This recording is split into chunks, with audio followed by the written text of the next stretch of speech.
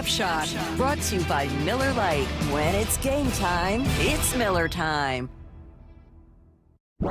From the Quantum Fiber Studio, this is Bump and Stacy on Seattle Sports. Streaming through the Seattle Sports app and at seattlesports.com. Now, here are your hosts, Michael Bumpus and Stacy Ross. Here we go now.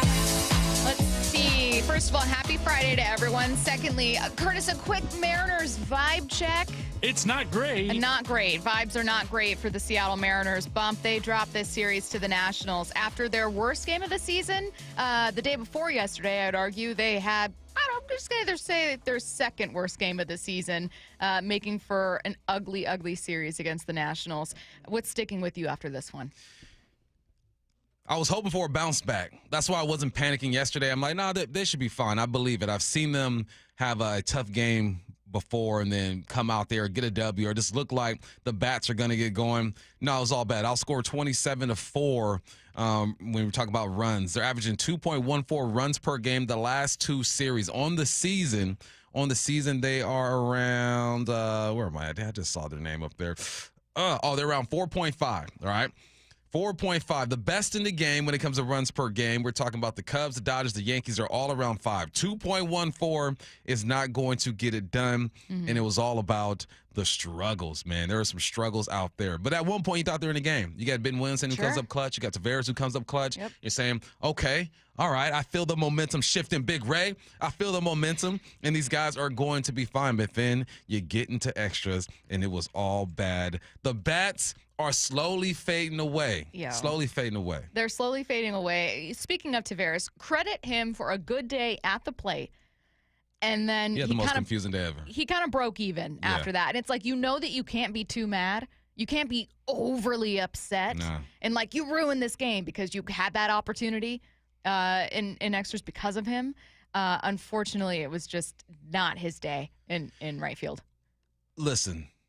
Tough catches out there, tough attempts out there. But when you're missing the ball by like 3 or 4 feet, I'm gonna go. I want to stand out there and just look into the lights and see if the lights got him or something, because that attempt was crazy. Didn't make any sense. What is my man's looking at right now? But I guess things like that happen, and you're right. If he didn't have the day that he had with his 3 hits and an RBI, then you're not in this situation. And I think Dan was after the game. He said, "Look, man, he's making a shift from center field. Where is he at? Left field, or right field. It's gonna be a challenge for him." But I'm thinking, man, if you're an athlete, if you're an outfielder. You're an outfielder. Track the ball, at least make a play. It made me think about that one time I was on Julio's head when the ball hit his glove and then it goes over the top. Julio was at least in position to make the play. Tavares was nowhere to be found when it comes to making a play on that ball, but I guess things happen. I am concerned. Real quick, Polanco is 2 of his last 31 with 1 RBI. All right. In April, he had 21 RBIs. In May, he has 5. In April, he has 6 strikeouts. In May, he has 13 strikeouts. Right. If there's anything, Polanco was hot. We knew he was going to calm down. And then we got JP. What's JP known for? Just get on base, baby. JP, get on base. In April, his on-base percentage was .447. Now it's .318. Last but not least, we got Randy. Now, Randy has struck out 68 times. I believe that's like top 5 in the majors. But it's okay. In April, he struck out 32 times, but we weren't tripping. You know why? Because he had those clutch moments, and he drove in 16 runs. All right, now he's struck out 30 times in this month, but he's only driven in 4 runs. It's like the thing that these guys were asked to do consistently in prior months just aren't happening anymore. I'm officially concerned. Yesterday, I was like, all right, let's see. I believe they can bounce back. But today, now I'm like, all right, I'm concerned. I was going to ask, so this is how I feel about it. Someone said, I'm not worried about the starters. Or excuse me, 240 says it's not the starters that are killing us. It's the bullpen. I think that yesterday, maybe a horrible call against JP goes a different way, and maybe this is a different outcome overall. But let's just say that everything else happened leading up to a bad inning from Colin Snider, and he gives up that many runs and you lose. Maybe this is just a game yesterday that you lose no matter what. I feel better about that loss if I see more from the offense and just think, bad day for a bullpen arm. It happens. A naturally volatile position. I can deal with just a horrible day from a reliever, especially one who was solid the year prior. It's an inherently up and down position, an inherently up and down group. I feel worse about the offense than anything else, even knowing that they would have had to score 9+ runs to stay in this game. Yeah. I still feel worse about the offense. I do too. And I also feel like some of the plays that weren't made would be made most of the time, right? Even the simple like Tavares out there struggling or whatnot, it seemed like there's like a feeling you get when you're in a game and you're watching a game. When you feel like, okay, something doesn't feel right, things just aren't going to go our way from the time being. And when you're an athlete, you feel it as well, and you try to block those negative thoughts out. But there's something in the atmosphere, there's something in the air, and it all started, I think, when Snider got in there and kind of got things rolling there. So, yeah, I'm worried about the bats up to this point. But when I look at the two big dogs, right, I'm talking Julio, I'm talking Cal. For the most part, they are moving in the right direction. It's not as fast as you want it to be with Julio, but he's moving in the right direction. It's the supporting cast as of late, the guys who really got the party started, who are now declining, that worries me the most. So what do you do in this situation, man? If you are upstairs, if you are DePoto, you are a Hollander, what conversations are they having to make this team better? Or are they looking at this stint and saying, no, it's just a dry spell. These guys are going to be okay. Me personally, I know a huge move can't be made right now, but I'm leaning more towards, okay, something has to change within the next couple weeks. I'm just looking at a team going, and again, we're going to talk more about this at 10:45, moves that we want to see this team make, but I agree with you. The feeling that I also had this morning is one of, okay, what do you do? You got to do something. You can't jump into a lull. And I also remember Tim Booth of the Seattle Times joined you and I for an interview last week, I believe a week from today, or a week prior to today, and said that we were like, what are you observing about Dan Wilson so far? Great dude. Guys seem to really like him. You can't fight the results, but still figuring things out. And one of the things he's still figuring out is he seems to kind of take losses tougher. And I was thinking about that last night also, of like, as a new manager, yes, I know he had a month plus at the end of the season, but as a new manager, how do you work through what feels like one of the worst spells? Again, I know it's a dropped series, but this feels like a not all is well moment for the Mariners. No, you're what, two for your last 7 at home, I believe, as well. Like, no, there's something going on. Is it his decision making, right, to pull Emerson? I think pulling Emerson was huge. I don't know what his pitch count was. I'm sure there's a reason behind him pulling him the data and all that good stuff. I feel it. Take care of your young arm. I just wish sometimes it was just some old school baseball being played, right? Where back in Nolan Ryan used to throw 110 of them things. And we're never going to get back to that. No, we're never going to get back to it. There's too much data out there. There's too much. But we don't have to get there. But can we just push it just a little bit? Because this game was so important to me, because it changes just the whole vibe of the team. It changes the way everyone is looking at this team. And what I love about our job is that we're connected to the people. Like, text lines blow up and they tell us exactly what they're feeling. And when this team is winning, the text lines is a bit different. They're still skeptical about some things, as they should be. And then when they lose, I think our listeners do a great job of pointing out what they feel should have been done and needs to be done. So the vibe has completely changed with this team. They are still in first place. Thank you, Astros, for tricking one off the other day. You're still in the driver's seat. That's the only positive I can take from this, is that Julio, the last month, has been playing okay, right? His RBIs are up. He's hitting bombs. On base went down just a little bit. You're looking at Cal. Cal's been playing fine the last month.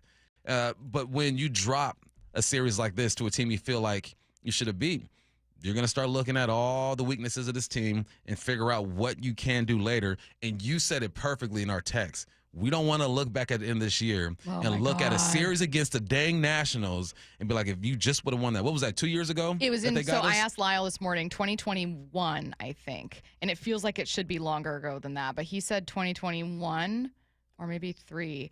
A series against the Nationals where you had like runners on and you lost. And then the next day it was the same situation. Brady, I don't know if you or Curtis remember, but it was just a very, very, very winnable series against the Nationals. And when you miss the playoffs by a game or two, you look back and go, what's the series that I kind of remember complaining about? And you're right. It was, once again, a national series. This one was different. This one you were absolutely blown out late, but it was a very beatable team. Yeah. 425 makes a good point, right? He took Emerson out because he wanted lefty on lefty matchup with excellent Aspire. It wasn't a bad move, totally logical. The Woods hitter is scary. Woods has been balling, and I get the matchup situation. And that when it comes, this is when like scheme, philosophy meets just pure human emotion and feel of the game, right? The logic and the strategy of baseball says, yeah, all right, take Emerson out, bring Snider, sorry. Bring your reliever in. Snider. Who gave up all the Yeah, Snider, because Wood has had himself an excellent series, right? The logic tells you to do that. But every now and then, man, I go against logic and say, all right, I want my dude out there. Let him become a man in front of all these people and sit Wood down on the bench, because Wood had himself an excellent series. This is the frustrating thing about struggling when you're still a ways away from the trade deadline, because no one's going to be making moves right now. No one's making any moves at all, or you're not going to be hearing anything until at least a couple weeks from now, much less heading into July. The frustrating thing is when you know your team should make a move, must make a move, will make a move, and you don't know what it's going to be or what it can be. Yeah. What do you do? What options do you realistically have? You know what people want?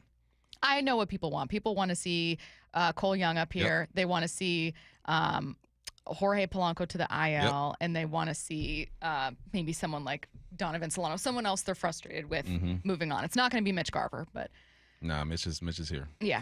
But, I mean, yeah, I know exactly what people want to see. I don't know that the club will do it. But I have a hard time looking at this club thinking, yeah, just ride this one out. Does anyone think that they should just ride it out and not make a single move? Right now, I think I know it's just baseball, so it's okay if that's your take. I think you got to push it another series. I think this Twin series is going to be interesting. They've been on a nice little run.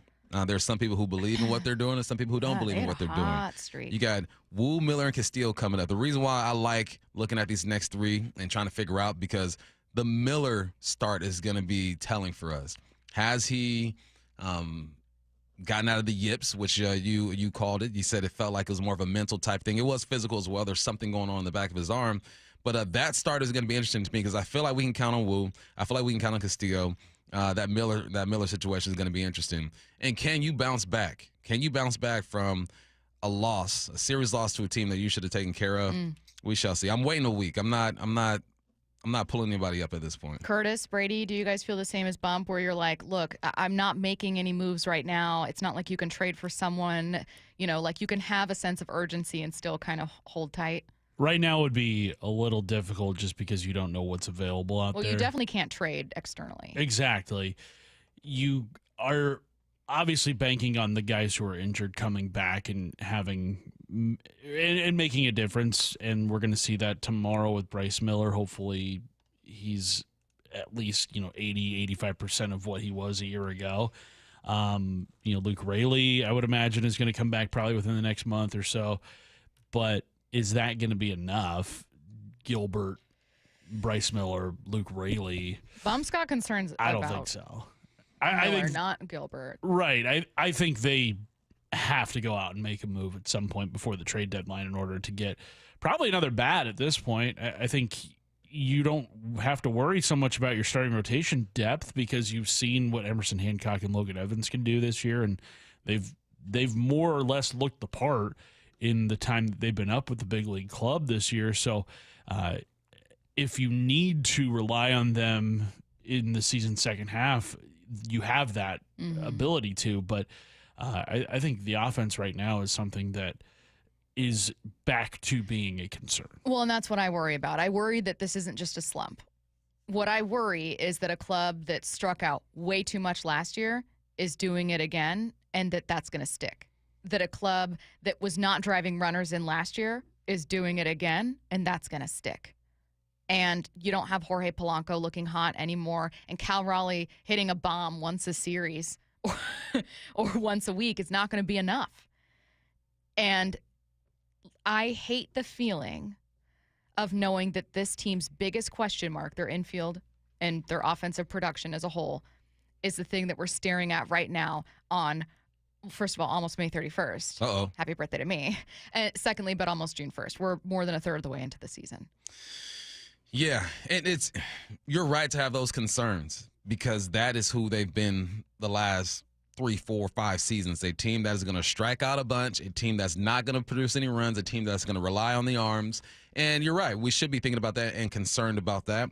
And it's all timing. All of this is timing. When does Cole come up?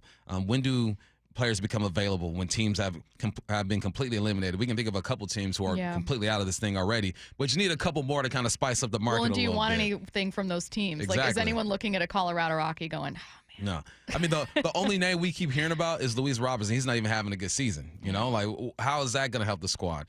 That's why I think you have to be patient, obviously externally, because moves won't be made. Internally is where it gets interesting, because how long are you going to let that young man, Cole Young, chill in Tacoma and do his thing? We are going to talk about that coming up at 10:45. As a reminder for you guys, another one of these young names you guys keep asking about, Harry Ford, is going to join us at 1:30. So going to talk a bit about Mariners prospects today and whether or not that's one of the changes Seattle should make. Again, the first part of that conversation coming up at 10:45. Talking about the new Kraken hire coming up at 10:30 and right now with Headline Rewrites. Extra, extra, read all about it. Headline Rewrites. We must make headlines. The real story behind the headlines in today's news with Bump and Stacy. Headline number one, the Kraken have named former Maple Leafs assistant Lane Lambert as the team's new head coach. What's the real headline? I wish I could Mitch love this hire. No disrespect to Lane Lambert. The one who got away. I know. I really don't mean that disrespectfully to Lane Lambert. I didn't know much about Lane at all. I should say Coach Lambert at all. And obviously we're going to hear from Jeff Marek coming up in about 15 minutes to learn a bit more about the Kraken, what they need to do, and about this new hire. But, Bump, what was your reaction? Well, now I can disclose this information. I had lunch with Mitch. We had a couple beers. We have a mutual friend, so they kind of got us connected. We could have had a Kraken insider, Michael Bumpus. We could have had it, man. Y'all messing up my street cred right now. I saw Mitch's name all over the Kraken subreddit. And Mitch felt good about his chances here with the Kraken. And obviously, you know, they met for a long time, and I spoke to him, and this is where he wanted to be. But there's something in Coach Lambert that they wanted.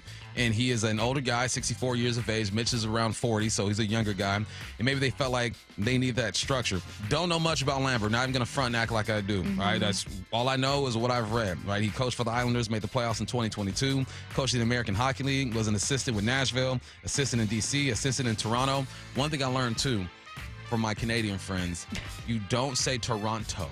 You say Toronto? Toronto. Yeah. You don't say say Edmonton. That one you told me you say about. Edmonton. It's like Renton. Yeah. That's what you said. Yeah, and they're laughing at me. I'm like, what? Like, you're saying the name's wrong. I'm like, all right, well. Is that your Canadian accent? Saying the name's wrong. Toronto. But saying the name's wrong. You got your coach. He's a seasoned vet, and let's see what he does with the talent here. Headline Rewrites. Headline number two, the Knicks forced a Game 6 with their win over the Pacers on Thursday night, much to the chagrin of Boomer Esiason. What's the real headline? Guess Timothée Chalamet isn't a big enough celebrity to scare the Knicks. If you guys missed it yesterday, Boomer Esiason said that maybe the Knicks are struggling because they're too intimidated by the celebrities that are there at Madison Square Garden. Crazy take. Horrible Crazy take, son. Kylie Jenner is there. Crazy take. These professionals. Miles Teller was there. Miles Teller. Ben Stiller. Ben Stiller was getting into it with Lefko on Great. Twitter last night. Was he? He was. Yeah. Lefko tweeted at Ben Stiller, and then He said it looks like Ben Stiller's so stressed that he's the chaperone for his whole row because he was sitting in a row with Timothée and he was the oldest Chalamet. person in his row by a number of years. And then Ben Stiller replied back, "That is my son next to me." So he really was the chaperone. He was a chaperone. Yeah. Here's the thing with this series. If you let the Pacers run up and down the court and they're able to put up 130, 120 points, the Knicks don't stand a chance. That's their type of game. If you can slow the game down like the Knicks were able to do last night, then you have a chance. The Pacers had one starter in double figures in Pascal Siakam, and then you had a guy off the bench in Benedict who had 23 points.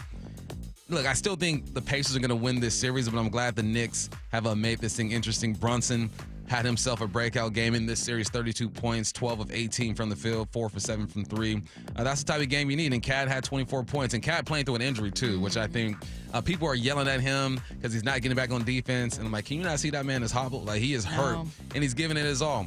I'm glad this has become a series. I thought it was going to be over last night. But like Curtis pointed out yesterday, we get the TNT crew one more time at least. No, I don't. Knicks in 7. Knicks in 7.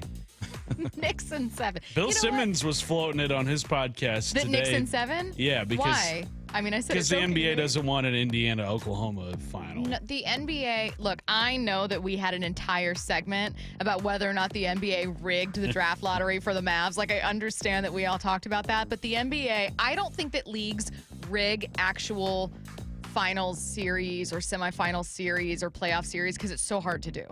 Mm-hmm. It's hard to do that and get away with it post, like, 1910. Headline rewrites. Headline 3, Logan Gilbert made his first rehab start last night with Tacoma, and Bryce Miller will return to the Mariners rotation tomorrow. What's the real headline? Maybe the change the Mariners need is coming. I mean, you heard Joe Doyle yesterday. Mm-hmm. He said, look, if Logan, once he comes back, he looks good. This is a playoff team. The fastball hit around 95 yesterday. Gave up a couple hits, had 3 Ks as well. This is just, 45 pitches. He's just getting loose. He's just trying to feel the fields and make sure that he's good to go. Can't wait to see Walter on the mound again. It's been so long. We miss you. We love you. And we just want you to be healthy and give this team a spark, man. Sometimes that's all it takes. It's just a spark, right? Seeing your ace on the mound once again, having one of your big dogs at the top of the order have themselves a decent day. Yeah. Something needs to kickstart this offense again. I will say there was a series maybe last year or the year prior against the Yankees where this team was just hemorrhaging. And then Logan Gilbert went out there, had an amazing game against New York. I think it was the series finale. And it's just, you kind of put a stop to the bleeding. Mm-hmm. And you're right. I can immediately was thinking of Logan in that moment in a previous season, having been what the team needed to kind of like, snap back to reality. Mm-hmm. Oh. Snap back to reality. Oh, there goes gravity. You know what I fear with the return of these guys? Mm-hmm. Another DFA of Casey Lawrence. Oh, it'll happen. That man has been through it this year. Yeah, it's one of the things that are inevitable. You know how they have like death, taxes, Casey and a Lawrence. DFA. Casey Lawrence. I think he's been DFA'd 4 times already this season by 2 teams. It is. Look, it's not a fun situation to be in. It's incredibly stressful. But he's getting those big league checks. Yeah, I was going to say at that point I'd have like a running joke with the front office of like, before I leave, just want to make sure you didn't want to DFA me. Just popping by. Someone also let us know it's Montreal. Yeah.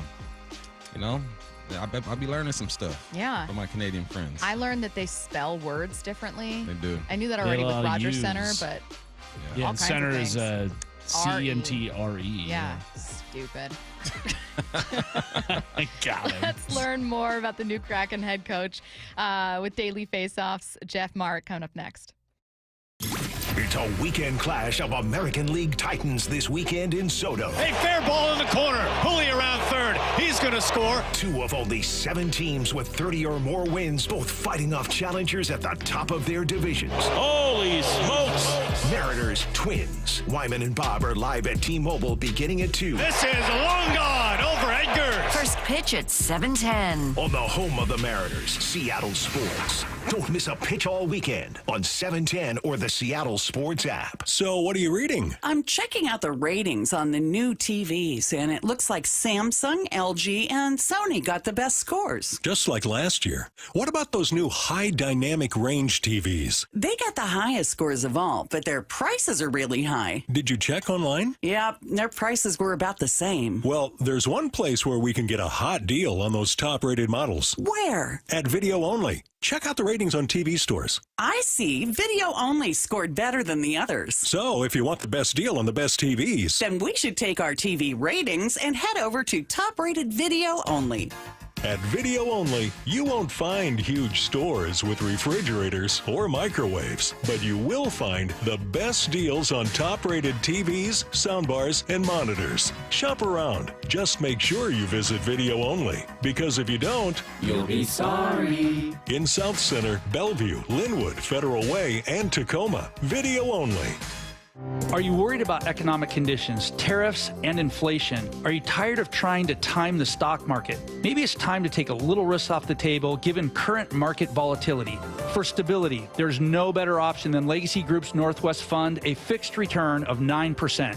Hi, I'm Scott Rurucka, CEO of Legacy Group Capital in Bellevue. We've been running local real estate investment funds for over 18 years with zero investor losses, averaging double-digit returns since inception, and we also accept IRAs. Over 1,000 local investors have invested over $250 million in our Legacy family of funds. Feeling uneasy? Don't gamble your hard-earned money or risk your retirement. Legacy Group's Northwest Fund, returning 9%, has limited openings for new investors right now.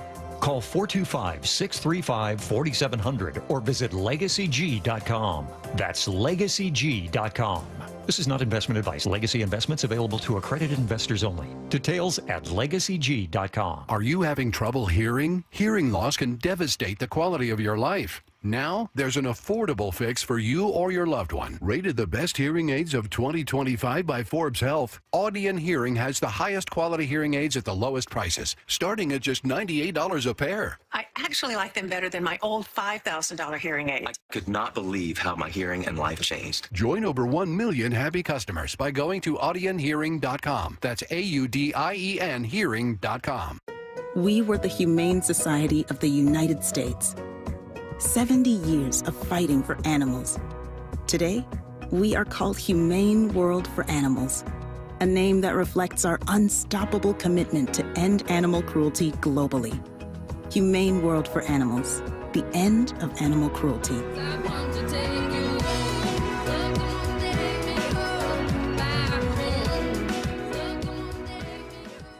John Curley here. Smart homeowners are upgrading heat pumps and air conditioners now before the summer heat wave with incredible rebates and discounts that'll save you up to $6,000. Home Comfort Alliance makes paying easy with 18 months, same as cash financing. Call Home Comfort Alliance today for a free quote and save up to $6,000. For your heating, cooling, plumbing, and electrical needs, visit HomeComfortAlliance.com today. That's HomeComfortAlliance.com. The home of the Mariners. It is gone! Cal Raleigh, two-run home run. Hear every pitch on 710 and the Seattle Sports app. Hey, Mike Salk here, and great news. This August, luxury awaits at Snoqualmie Casino and Hotel. Yes, the hotel is finally opening. You can book now for an unforgettable summer experience at snocasino.com. Breathtaking views of the Cascades in Snoqualmie Valley, an expanded non-smoking gaming floor, awesome destination spa, a 2,000-seat entertainment space and convention center, and yes, new food venues, restaurants as well. You can book at snocasino.com. Seattle's closest. It's now Snoqualmie Casino and Hotel. Free consultations, no fee guarantees, 5-star reviews. J.P. Pendergast with Pendergast Law explains the importance of going beyond these familiar offerings. Accident victims want an attorney, Tom, that satisfies their needs. Someone who handles those needs with the highest degree of care.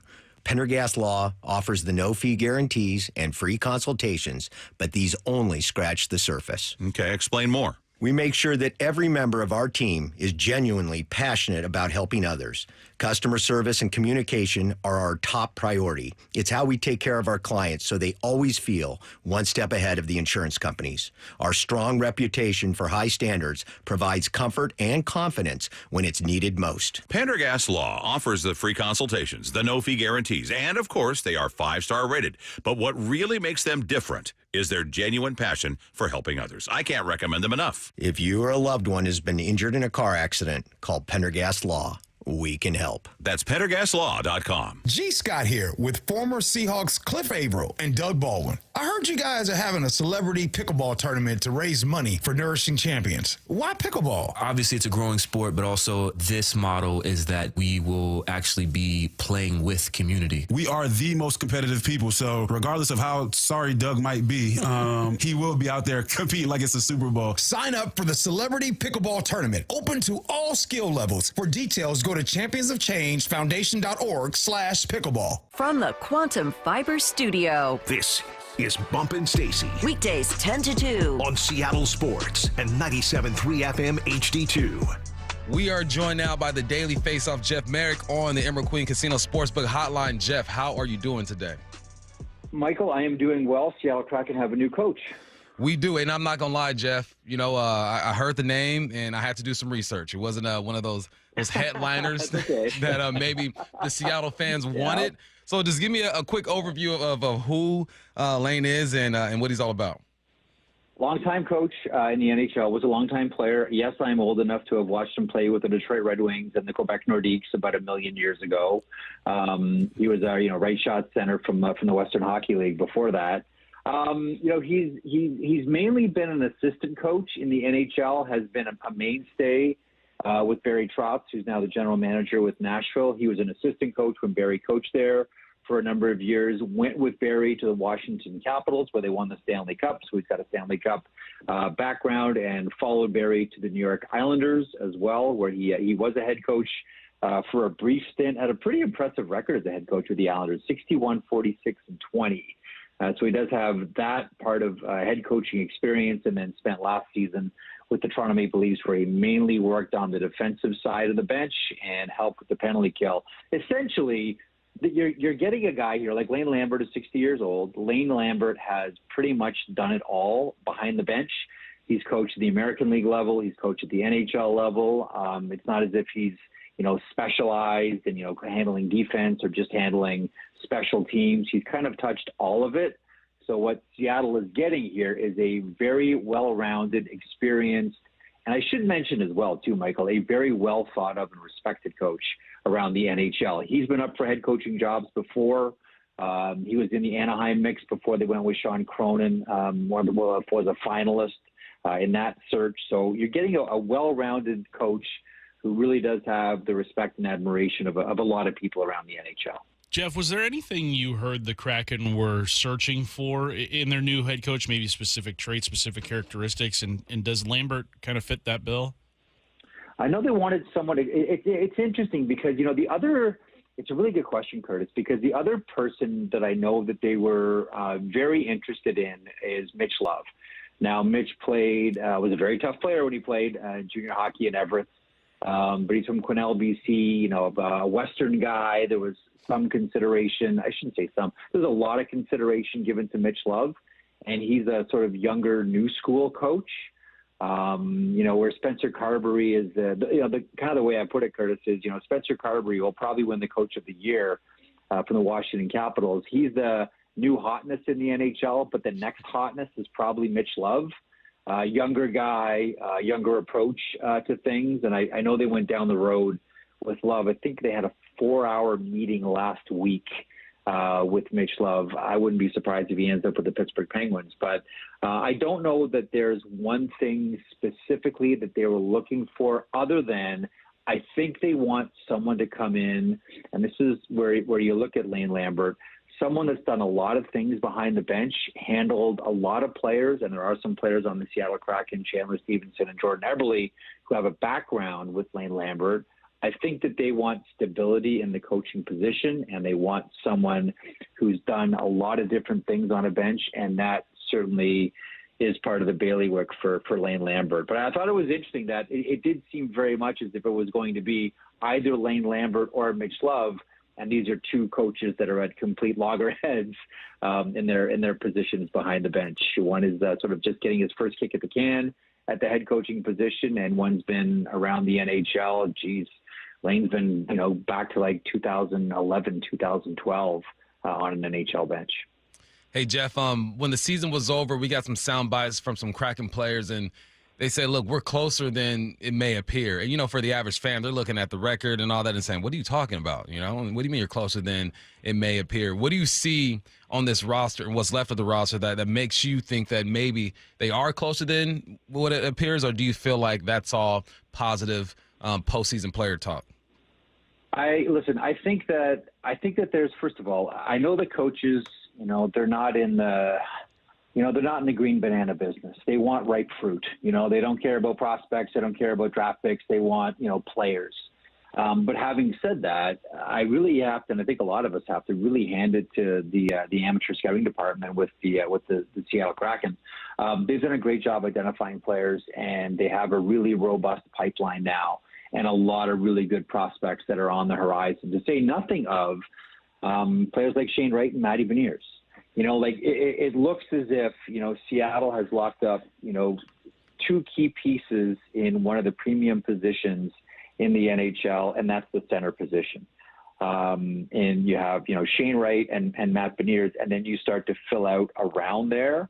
I think this is a team that's getting obviously excellent goaltending from Joey Decord. I think this is a team that, between Vince Dunn and Adam Larsson have a really decent first pair on the back end. I think goal scoring is going to continue to be an issue for the Seattle Kraken. I wonder if that's one of the areas they look to address here in the offseason. Bluntly, they just need more goals. But I know that when you look at the standings, it doesn't necessarily look like the Seattle Kraken are close. But right now, I think they're in the process of letting their young players mature.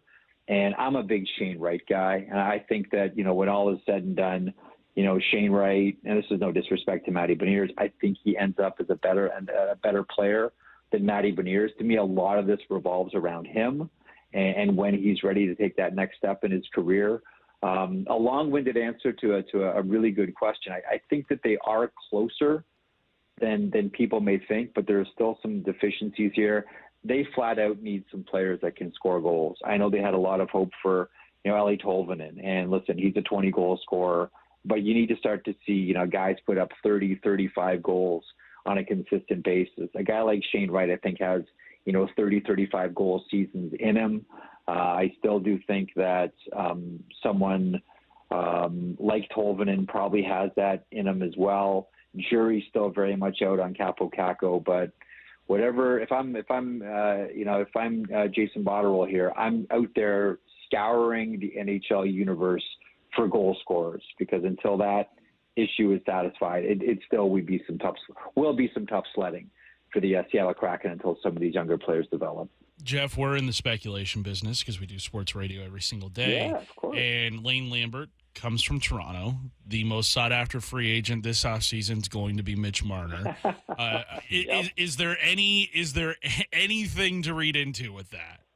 It's a great question. I think that's one of the things that people looked at right away. So Lambert's bringing Marner to the Seattle. I don't think it's that easy. Listen, we know that the Carolina Hurricanes, they tried to trade Mikko Rantanen for Mitch Marner. Right? You know the Carolina Hurricanes are interested and have a lot of cap space. And, I was talking to someone this morning who said, don't be surprised if Carolina offers as much as $14 million per season for Mitch Marner, which is an absolute whopper of a number. We wonder about the Vegas Golden Knights with Mitch Marner. We wonder about the Chicago Blackhawks with Mitch Marner. Now, with the way the Dallas Stars went out last night against the Edmonton Oilers, was talking to someone this morning who said, don't discount the fact that, Jim Nill and the Dallas Stars are right there, real close to a Stanley Cup appearance. Is it a player like Mitch Marner that put the Dallas Stars over the top? There's going to be a number of suitors. And I know it's easy just to say, whoever offers Mitch Marner the most money is going to win the Mitch Marner sweepstakes. But I think that, the money might end up being all the same everywhere, give or take $1, maybe $2 million. I think Marner wants to be in a winning environment. And no slight against Seattle, but, Vegas is where Vegas is, and they're closer to a Stanley Cup, and Carolina is closer to a Stanley Cup, and Dallas is closer to a Stanley Cup. And that's why I would put, any of those teams ahead of Seattle in the Mitch Marner derby. But, I think it's crossed everybody's mind. When you see Lane Lambert go from Toronto to Seattle, you wonder if there could be a lure there. And especially considering my last point, which was that Seattle's probably looking to do something with their offense and maybe pick up a star here in the process. But I think some of those other teams would be higher on Marner's list. He is Daily Faceoff. Jeff Marek, we appreciate your time, man. No problem. Buzz Mackey, anytime. I'm glad Seattle's coaching search has ended now. I'm looking forward to see what Jason Botterill can do to fill out the rest of the roster. Us too. Appreciate you. Have a good one. Thanks, Jeff. Be good. Coming up next, we'll discuss what changes we want to see the Mariners make. That's next on the Bump and Stacy Show. It's the next phase of the Seahawks offseason, OTAs. Jansen, he's going 40. And Seattle sports is all over it. The Seahawks, they're into it now. The one thing about Mike McDonald is he knows exactly what he wants to do. Wyman and Bob are live from the VMAC, Monday beginning at 2. Complete insider coverage at seattlesports.com, the Seattle Sports YouTube channel, and the Seattle Sports app. We are the home of the Seahawks. Seattle Sports. When businesses thrive, communities score. That's why Bank of America is the official bank of FIFA Club World Cup here in Seattle. And our more than 95 local business specialists are ready to help your business win. What would you like the power to do? Learn more at bankofamerica.com/local business. Bank of America, official bank of FIFA Club World Cup 2025. Bank of America Corporation, all rights reserved.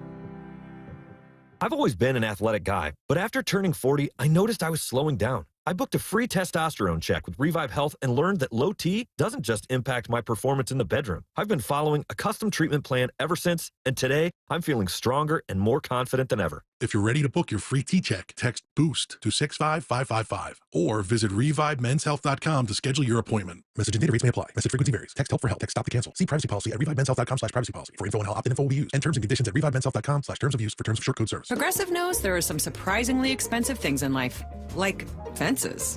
A house with a big yard and a white picket fence was always the dream. But then you saw the price to install a fence and you're wondering if the color is driving the price up. Nobody ever dreams of a beige or a gray picket fence, right?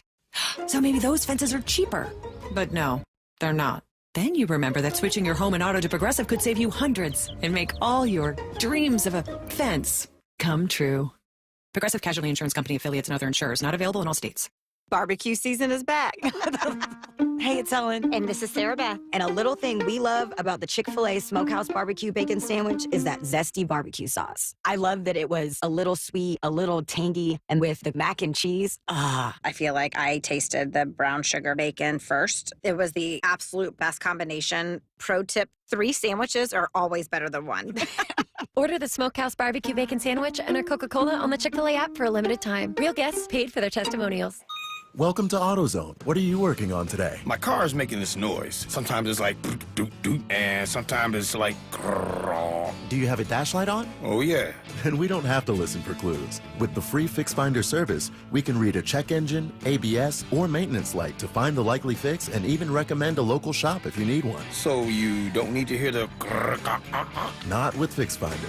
Everything you need, nothing you don't. Get in the zone, AutoZone. Restrictions apply.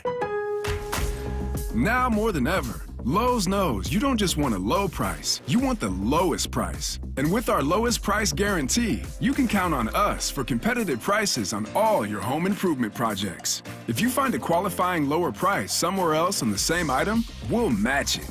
Lowe's, we help, you save. Price match applies the same item, current price at qualifying retailers. Exclusions and terms apply. Learn how we'll match price at lowes.com/lowest price guarantee. Fenders and Fins reminds parents the fatal crash rate for teens peaks at age 19, and we lose nearly 8 kids every day. Please make a family agreement to never drive under the influence of alcohol or drugs, text behind the wheel, or ride with anyone who is. Always designate a sober driver, call a parent or rideshare, and let's bring our sons and daughters home safely. Best wishes to the class of 2025 from the entire team at Fenders and Fins, giving every car the attention it deserves since 2002, online at fendersandfins.com. Heading outdoors or on the water this weekend? Check in with Joey and Nelly on the Outdoor Line from 6 to 8 a.m. every Saturday on Seattle Sports and the Seattle Sports app. Hey, it's Ryan Roland Smith for Eastside Weight Loss Clinic. I dropped 30 pounds and honestly, I feel amazing and it has been so easy to keep off. But I didn't want to just lose weight. I wanted to be in the best shape of my life. Look, I'm in way better shape than what I was even when I was playing. I've lost all that visceral fat, which is super crucial long term, and now I'm sleeping better. I've got way more energy, and I'm actually maintaining the results. I'm not guessing anymore when it comes to diet. I finally understand my body. The meals are simple, I'm never hungry, and they fit into my lifestyle. And yeah, now that I've dropped the body fat, I can still enjoy an Aussie meat pie on the weekend, and I'm not stressed about it. After speaking with Dr. Coogan, it all made perfect sense.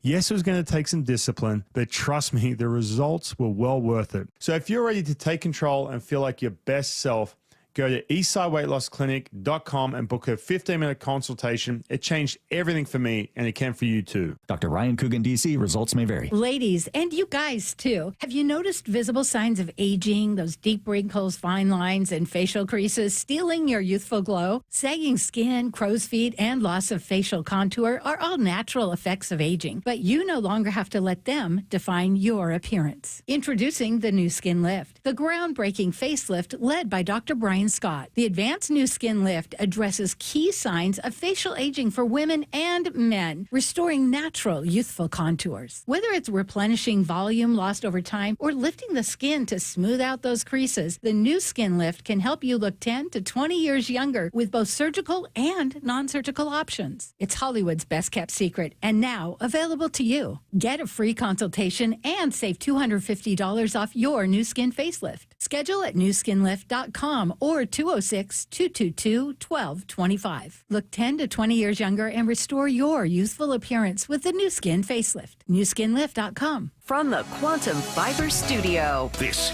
is Bumpin' Stacy. weekdays 10 to 2. On Seattle Sports and 97.3 FM HD2.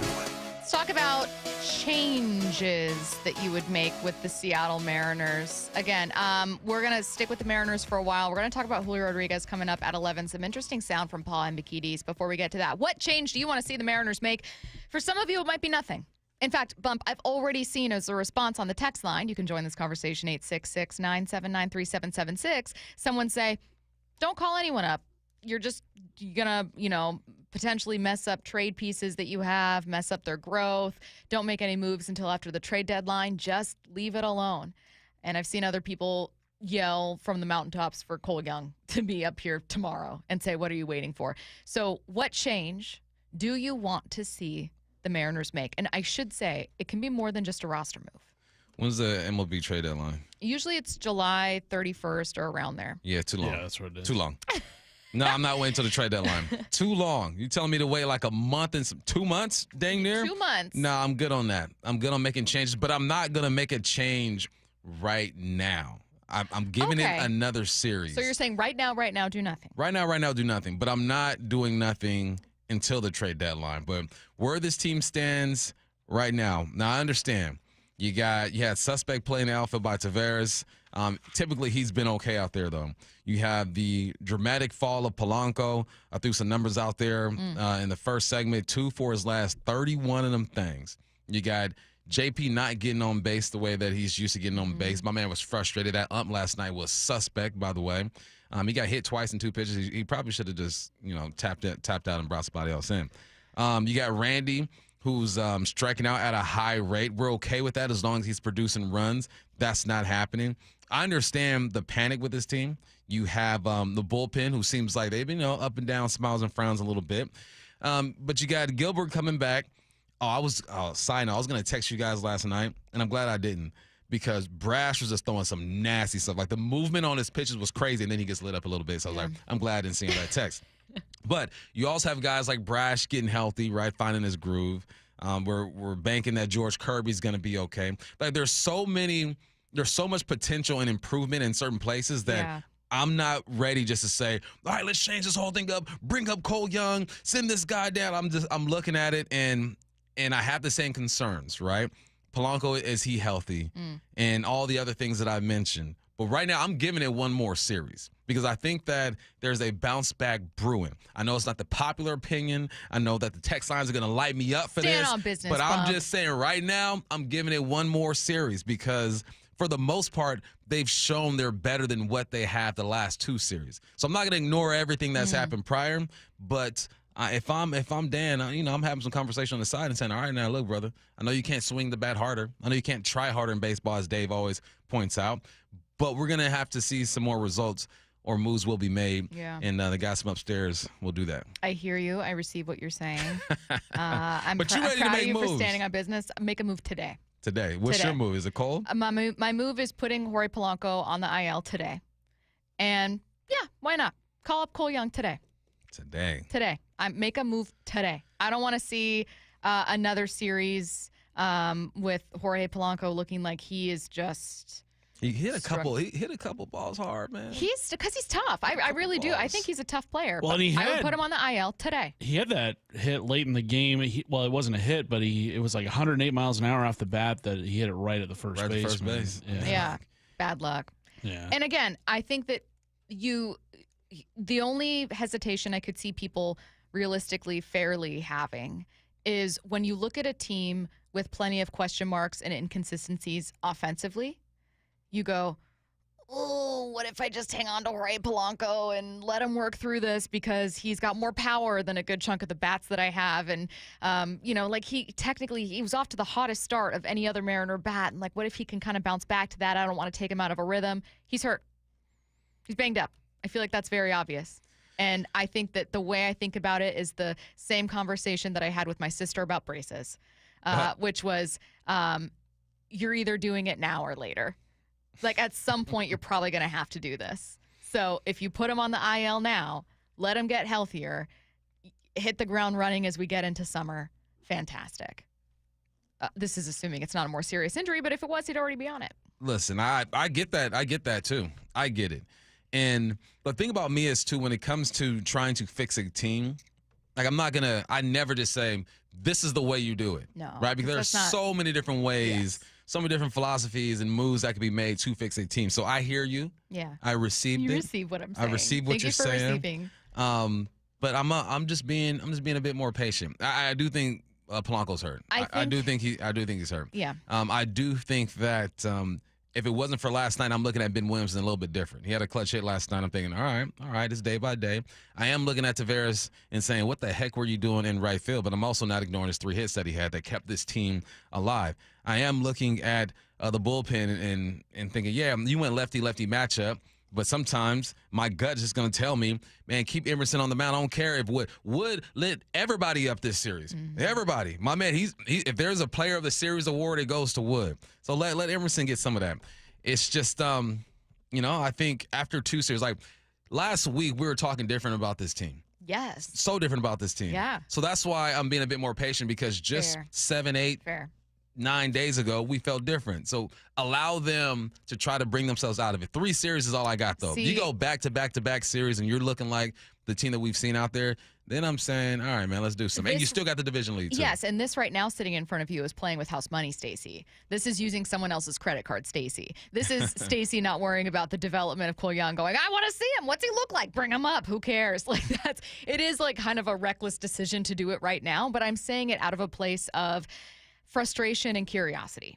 And I'm saying that also because I think the bulk of the texts that I'm seeing come in on the text line are saying, agree with letting Jorge get healthy, but maybe hit the pause button on bringing up Cole. I don't know. Curtis, Brady, where do you guys land in the last minute here before we hit break? In terms of what change you would make with the Mariners, or nothing at all. Bump is kind of like team, wait for the series against the Twins, maybe take a temperature check on Sunday, Monday. I'm firmly in the camp of promote Cole Young. I think there's not a whole lot left he can show at AAA. He had 3 walks last night and 5 hits the day before. Yeah, like he's tearing the cover off the ball when he does make contact. Like I don't know. Just say you hate Cole Young. I don't know what they're waiting on. I love Cole Young. Brady, are you on board with Bump or me and Curtis? I'm on board with you and Curtis, but the one other thing that I'd like to see is the Mariners just get somebody who can play first base that can bat right-handed.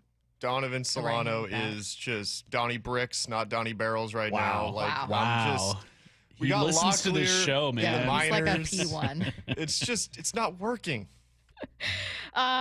Maybe a change that needs to come is another bat getting hotter. Pressure's mounting for Julio Rodriguez. That's coming up next.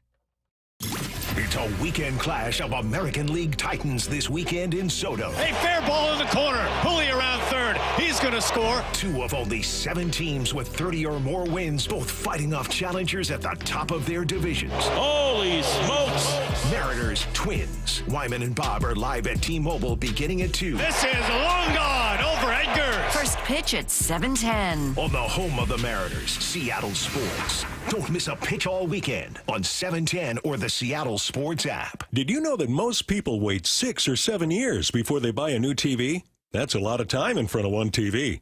So why not get one of the best sets for the next 7 years, like one of the top-rated Samsung, LG, or Sony models? Too expensive? What if you could get up to $1,000 trade-in for your old set? Who would do a stupid deal like this? Right now, at Video Only, you can get big bucks for your old set as a trade-in and a hot price on the new models. Don't be sorry. Check out video only. Emerald Queen Casino, the entertainment capital of the Northwest. The best place to watch all your favorite sports. Featuring wall-to-wall viewing screens, 6 windows, and 30 kiosks. Be there at emeraldqueen.com. Emerald Queen Casino, the entertainment capital of the Northwest. Do you have a car sitting around collecting dust? Well, turn that car into cash at Wayscar Ford in Auburn. Not only will they purchase your vehicle today, pay you right up front, but it gets way better. Once they resell your old car, they share 50% of their profit with you. I'm here with my friend Mark Clymer from Wayscar Ford in Auburn. So, Mark, it's been a few years since you started offering this. How's it going? And how much money have you given back to your customers that sold their cars to Wayscar Ford under this program? It's going great, Stacy. As a matter of fact, we've given back over $750,000 to the customers that have sold their cars to us on our vehicle profit sharing program. Wow, that's fantastic. Why do you think it's working so well? Let's face it, it's Thunderdome out there with all the auto theft, the identity theft, and the other scams going on today. Less and less people are comfortable trying to sell their car themselves. So we offer them a way to get a lot more money for their car without having to go through all the hassle of trying to sell it themselves. And it's only at Wayscar Ford, Isuzu in Auburn. WayscarFord.com.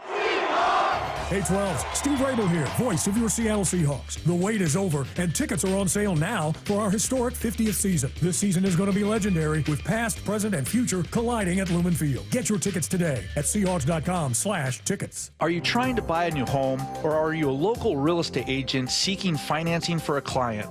We're all tired of dealing with banks, credit unions, and endless guidelines. Wouldn't it be nice to go back in time when we had common sense lending? Hi, I'm Scott Rireka, CEO of Legacy Group Capital based in Bellevue. We are one of the largest local private portfolio lenders in Washington. We've helped thousands of home buyers and real estate investors reach their financial goals by leveraging the Legacy Common Sense borrowing platform. What that means is we lend our own money, we make our own decisions. If your deal makes sense, we'll get it done. Whether you're purchasing a new piece of real estate or refinancing an existing loan, bridge loans, construction, or regular home loan, it doesn't have to be as difficult as banks and lenders make it. If you're trying to grow wealth through real estate acquisition, come talk to the experts in private lending. Call 425-635-4700 or LegacyG.com. Legacy Group Capital, your common sense lender. LegacyG.com. Get in the zone, AutoZone. Welcome to Bundle Deal Days at AutoZone. Well, I do need a bundle of things. When you bundle, you save. Do I save if I bundle oil with an oil filter? Save up to $12 on that bundle. What about brake pads and rotors? Bundle those and the brake pads are free. Can't save more than free. You can save on hundreds of deals during Bundle Deal Days. Ends June 2nd at AutoZone. Get in the zone, AutoZone. Restrictions apply. Duralast brake pads only. Now is the perfect time to start on your next success. An accredited state university, University of Maryland Global Campus offers online and hybrid courses. Plus, you can earn up to 90 credits toward a bachelor's for prior learning and work experience, or transfer up to 12 credits toward a master's. No application fee if you apply by May 30th. Learn more at umgc.edu. Certified to operate in Virginia by Chev. The success you've already had matters at University of Maryland Global Campus because we're a school for real life. An accredited state university, UMGC lets you earn up to 90 credits toward a bachelor's for prior learning, life, and work experience, or transfer up to 12 credits toward a master's. We offer affordable tuition and online and hybrid courses.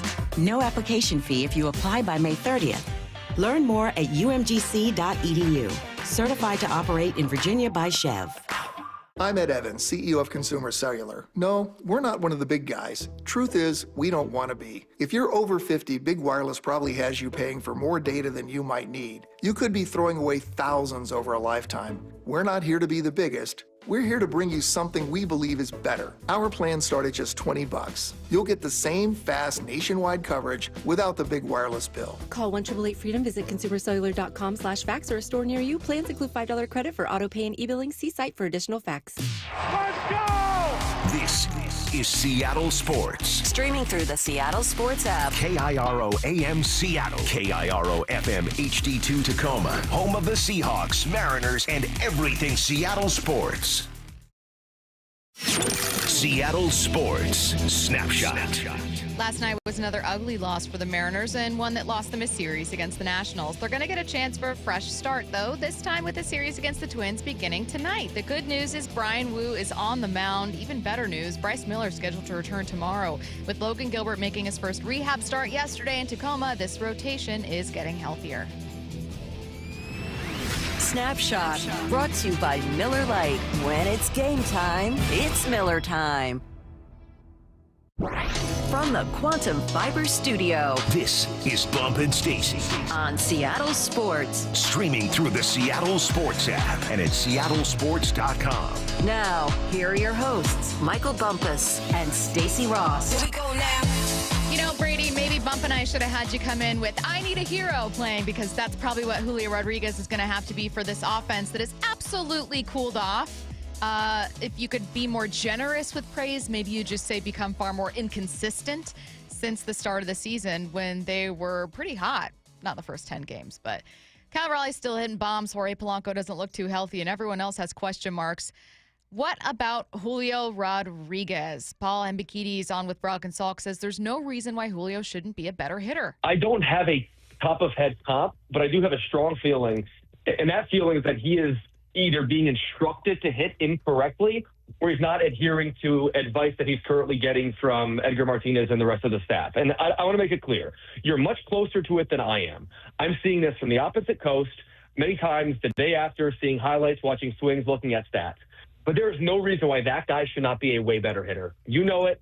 I know it. And we know for sure that he's able to accumulate WAR because the legs are so good, because the glove is so good. And so the floor is a 5 or 6 WAR player. But we know the reason we dream on him is because the ceiling's an 8 or 10 WAR player. And there's no obvious reason to believe, based on the bat speed and based on any of the other sort of go nuclear times that we've seen him go on, that he can't put it together. I like this cut, Bump. And I like it because one of the things that you and I get most from, let's say, a Julio critic is he just doesn't have it. And I think there are a number of experts and analysts and fans around baseball who go, I don't know, man. I see a checklist of tools that this guy has. Why isn't he hitting better? Yeah. And I don't know. I don't know either. It's all these are all guesses, right? Mm-hmm. And Paul said, he goes, look, I'm doing this from the other coast. This is just what I'm seeing. This is what I think. And that's a big assumption, that he's being coached poorly or not adhering to what they're saying. Huge assumption. Yes. But also, I mean, Paul knows ball. So it's not like he's just making this up. He's probably seeing something and have spoken to other hitting coaches and has an idea of what guys are being taught to do. Still a huge assumption. So when I hear takes like that, I listen to him. I respect it. This guy knows some ball, but I'm also like, I'm not sure if that's it. I can't go against it. And I can't be with it because there's nothing data-wise. Is there another that can factor tell you think could be at play when it comes to Julio? Mm-hmm. Just decision making, right? And I think this is where I got the from him. I got the idea of saying like he's not swinging. He's swinging at the pitch and not the spot of the pitch, right? I got it from him, and I'm listening to him saying, I go, yeah, that can make sense. Now that is something that you could see. Mm-hmm. That is something that you can watch his at bats, go back and replay it. This is what he should do with this baseball, and make that assumption. The coaching deal, that's a bit too gray for me. I don't think I can ride with that. It's because it's hard for me to think that Kevin Seitzer and Edgar Martinez are somehow teaching Julio the wrong thing. Yeah. Or Julio's just saying like, for me. no, I'm doing my own thing. Yeah, it's hard for me to co-sign either idea. I don't think the issue is that Julio isn't talented. And I also don't think the issue is that Julio isn't smart. I think baseball is exceptionally difficult. And it sure feels like there is something, a lesson, a habit, a trick that is not clicking. Yeah, and I think it's on Julio's side.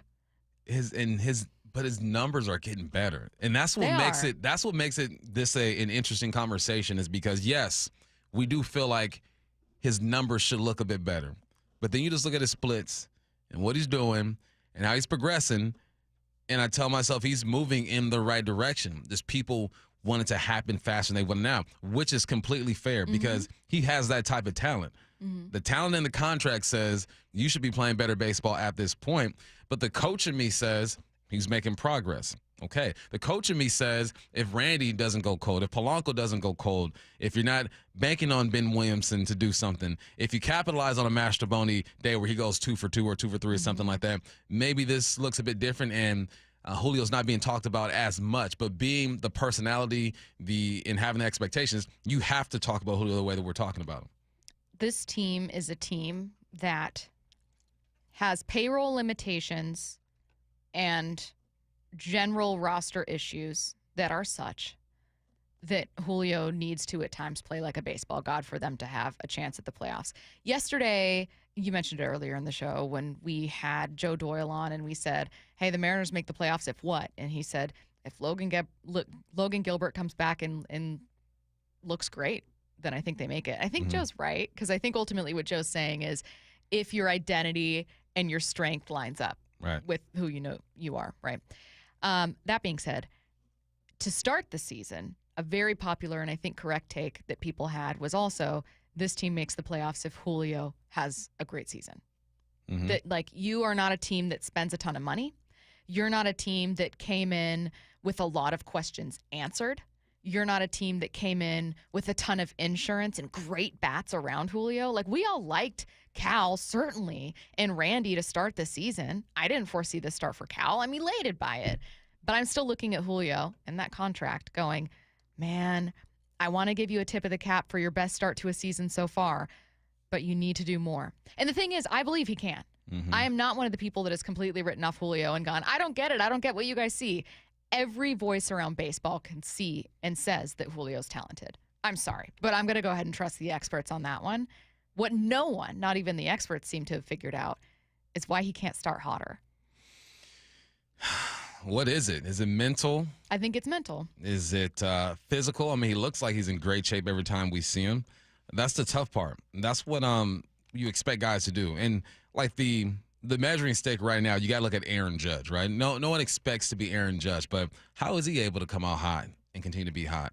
You know, and I'm not saying that Julio is that type of player. I don't think he is. I don't think he's Judge. I don't think he is Ohtani. I don't think he's Witt.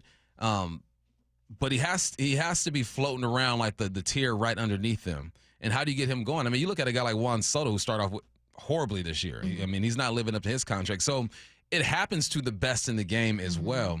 But when year after year after year you get off to that slow start, people start to think that it's just part of who you are and not what they paid for. So what is it? Couldn't tell you, man. I wish I was with him during the offseason. I wish I was talking to his hitting coach. I wish that I was at BP just listening and hearing these conversations. Who knows what it is? It's not physical. It has to be mental. His pitch recognition has gotten better, but still isn't where it needs to be, I feel like. His chase rate has gone down. He is swinging at more first pitches. We talked to Ryan Rollins-Smith the other day, and he says, look, everyone knows he's going to swing at that first pitch now. So what they're going to do? What they always done with Julio. Low and outside. Get him to chase so they get ahead. So there are a bunch of things that you can look at when it comes to Julio, and we can ponder and speculate why he's not off to a better start, even though it's his best start of his career. But it's not going to be good enough. And until you're being mentioned with some of the second-tier players in the game, it's never going to be good enough. I'm wondering the same thing you are, which is like, I wish I just got inside his head or inside Edgar's head and could hear and think and see exactly what the issue is. Paul Ambekides has 2 more takeaways. I'm going to couple them together. First, what Julio's doing wrong at the plate. This might have that cut you were talking about. It's very clear based on the numbers that he is timing the fastball to go to right center and timing the breaking ball to yank it. And that is without casting aspersions, is an elementary way of approaching hitting for a player of his stature. What Julio Rodriguez should be doing is for lack of a better term, positioning his barrel based upon the pitch location and not the pitch height. What he's doing is for lack of a better term, imagine 2 pitches going exactly down the middle. The first is a fastball. His timing is such where he's hitting that ball into the ground because it's beating him to the spot, for lack of a better term. The same pitch, a breaking ball, he's pulling that pitch. And the reason why that's an ineffective strategy for Julio Rodriguez is because the pull side power is so enormous, and when he can get on plane with fastballs to the pull side, he's one of the best hitters on the planet. Okay, so what he needs to do, if there's a little too much repetition here, I'm just going to stop the clip. It needs to be a location-driven swing and not a pitch-type-driven swing. And perhaps the reason he does it this way is because he doesn't have good pitch recognition, and that could be something that they could work on him throughout the course of time. But all the metrics suggest he should be way better, and what the numbers say to me is that the way in which he attacks the baseball is backwards. He needs to be aiming for location and not for pitch type. Even if I can't even tell if I completely agree with it, I absolutely agree with the takeaway on pitch recognition is clearly an issue. Mm-hmm. That was by far the most popular answer on the text line when we were talking about what's up with Julio, how can he take that next step, pitch recognition. Paul's analysis of what's wrong and what mistake he's making during pitch recognition, one that you pointed out earlier, is fascinating. I don't even know if it's entirely true, but it's exactly what I'm watching for now. Yeah, that gave us something to do. They gave us some homework to watch. On my birthday. On your birthday. Happy 28th. I love, this is what I love about what we do, is that we get to talk to and listen to so many different perspectives when it comes to these athletes. Mm-hmm. And that's the first time I heard that perspective on Julio's approach at the plate. And when you think about it and you watch him play, and I have that in my mind now as I'm watching his at-bats, I can see some of it to be true. And pitch recognition is so fascinating to me because you have to make decisions in 0.3 seconds whether you're swinging at that baseball or not. They're talking about guys picking up the spin of the ball. I ain't seen no dang spin. I see the ball spinning, but, I don't see it the same way that they do. So it's just such a skill thing that when I think about pitch recognition and recognizing the spin, so I would assume some guys just aren't as good at it. So what do? How do you get the most out of Julio? If Julio isn't great at pitch recognition, right? How do you make one better? It's almost like when I talk about receivers catching the football. I can help you catch the football a little better, but if you just can't catch, you just can't catch. Like, when does it get to a point, or does it get to a point with Julio where you just say, this is as good as it gets from Julio because this is his deficiency? You can only get so much better at that. I don't think we're definitely not there yet. And while there was a little bit of pushback when you've been talking about Julio's progress this season and, a better start to the season, because people want more. And I get it. I completely understand. You are right, like statistically correct. And because of that, I've once again pushed out that limit. You know what I mean? I've been like, well, now the leash is a little bit longer because even though you're not having the start that this team desperately needs, you're having the best start for you in your career. We just need to now get to the best version of Julio, and we need that to happen soon because you have a number of injured players. You have massive question marks on your infield. It sure looks like one of your best bats to start the season, Jorge Polanco, is dealing with some kind of nagging injury. And unfortunately, your pitching isn't healthy enough to just completely carry you and let you get by with 2 runs a game. No. And this is it. I mean, this is the year for Julio. This is where, at least for me. For you? This is the year where I form a solid opinion on him. Will he ever reach that Can I dig potential? Into this? Okay. Or is this all we're going to get from Julio? What do you need to see and when? I need to see within the next, because that's a statement. That's hard to say, right? I just need to, at the end of the season, feel like he's good enough to carry a squad. Okay. Because right now, fair. Cal's good enough to carry the squad. And his batting average is going to be bad. He's going to strike out. But Cal does what he does best, which is have those moments and be solid behind the plate. Well, Julio, what do we expect? He's got to be great defensively. He's got to drive run-ins. He needs to slug. I mean, he needs to be just the total package. He needs to steal bases. Like, there's a lot more of Julio. And when I look at, and it's hard saying these names and then throwing Julio in at the same time, right? But when I look at Judge, I look at Ohtani, I look at Freddie, like those dudes can carry a squad, right? You guys ain't playing well, don't worry. I'm going to come up with a couple clutch hits, man. I'm going to drive a couple runs in, and I got you. I just don't have that feeling yet with Julio.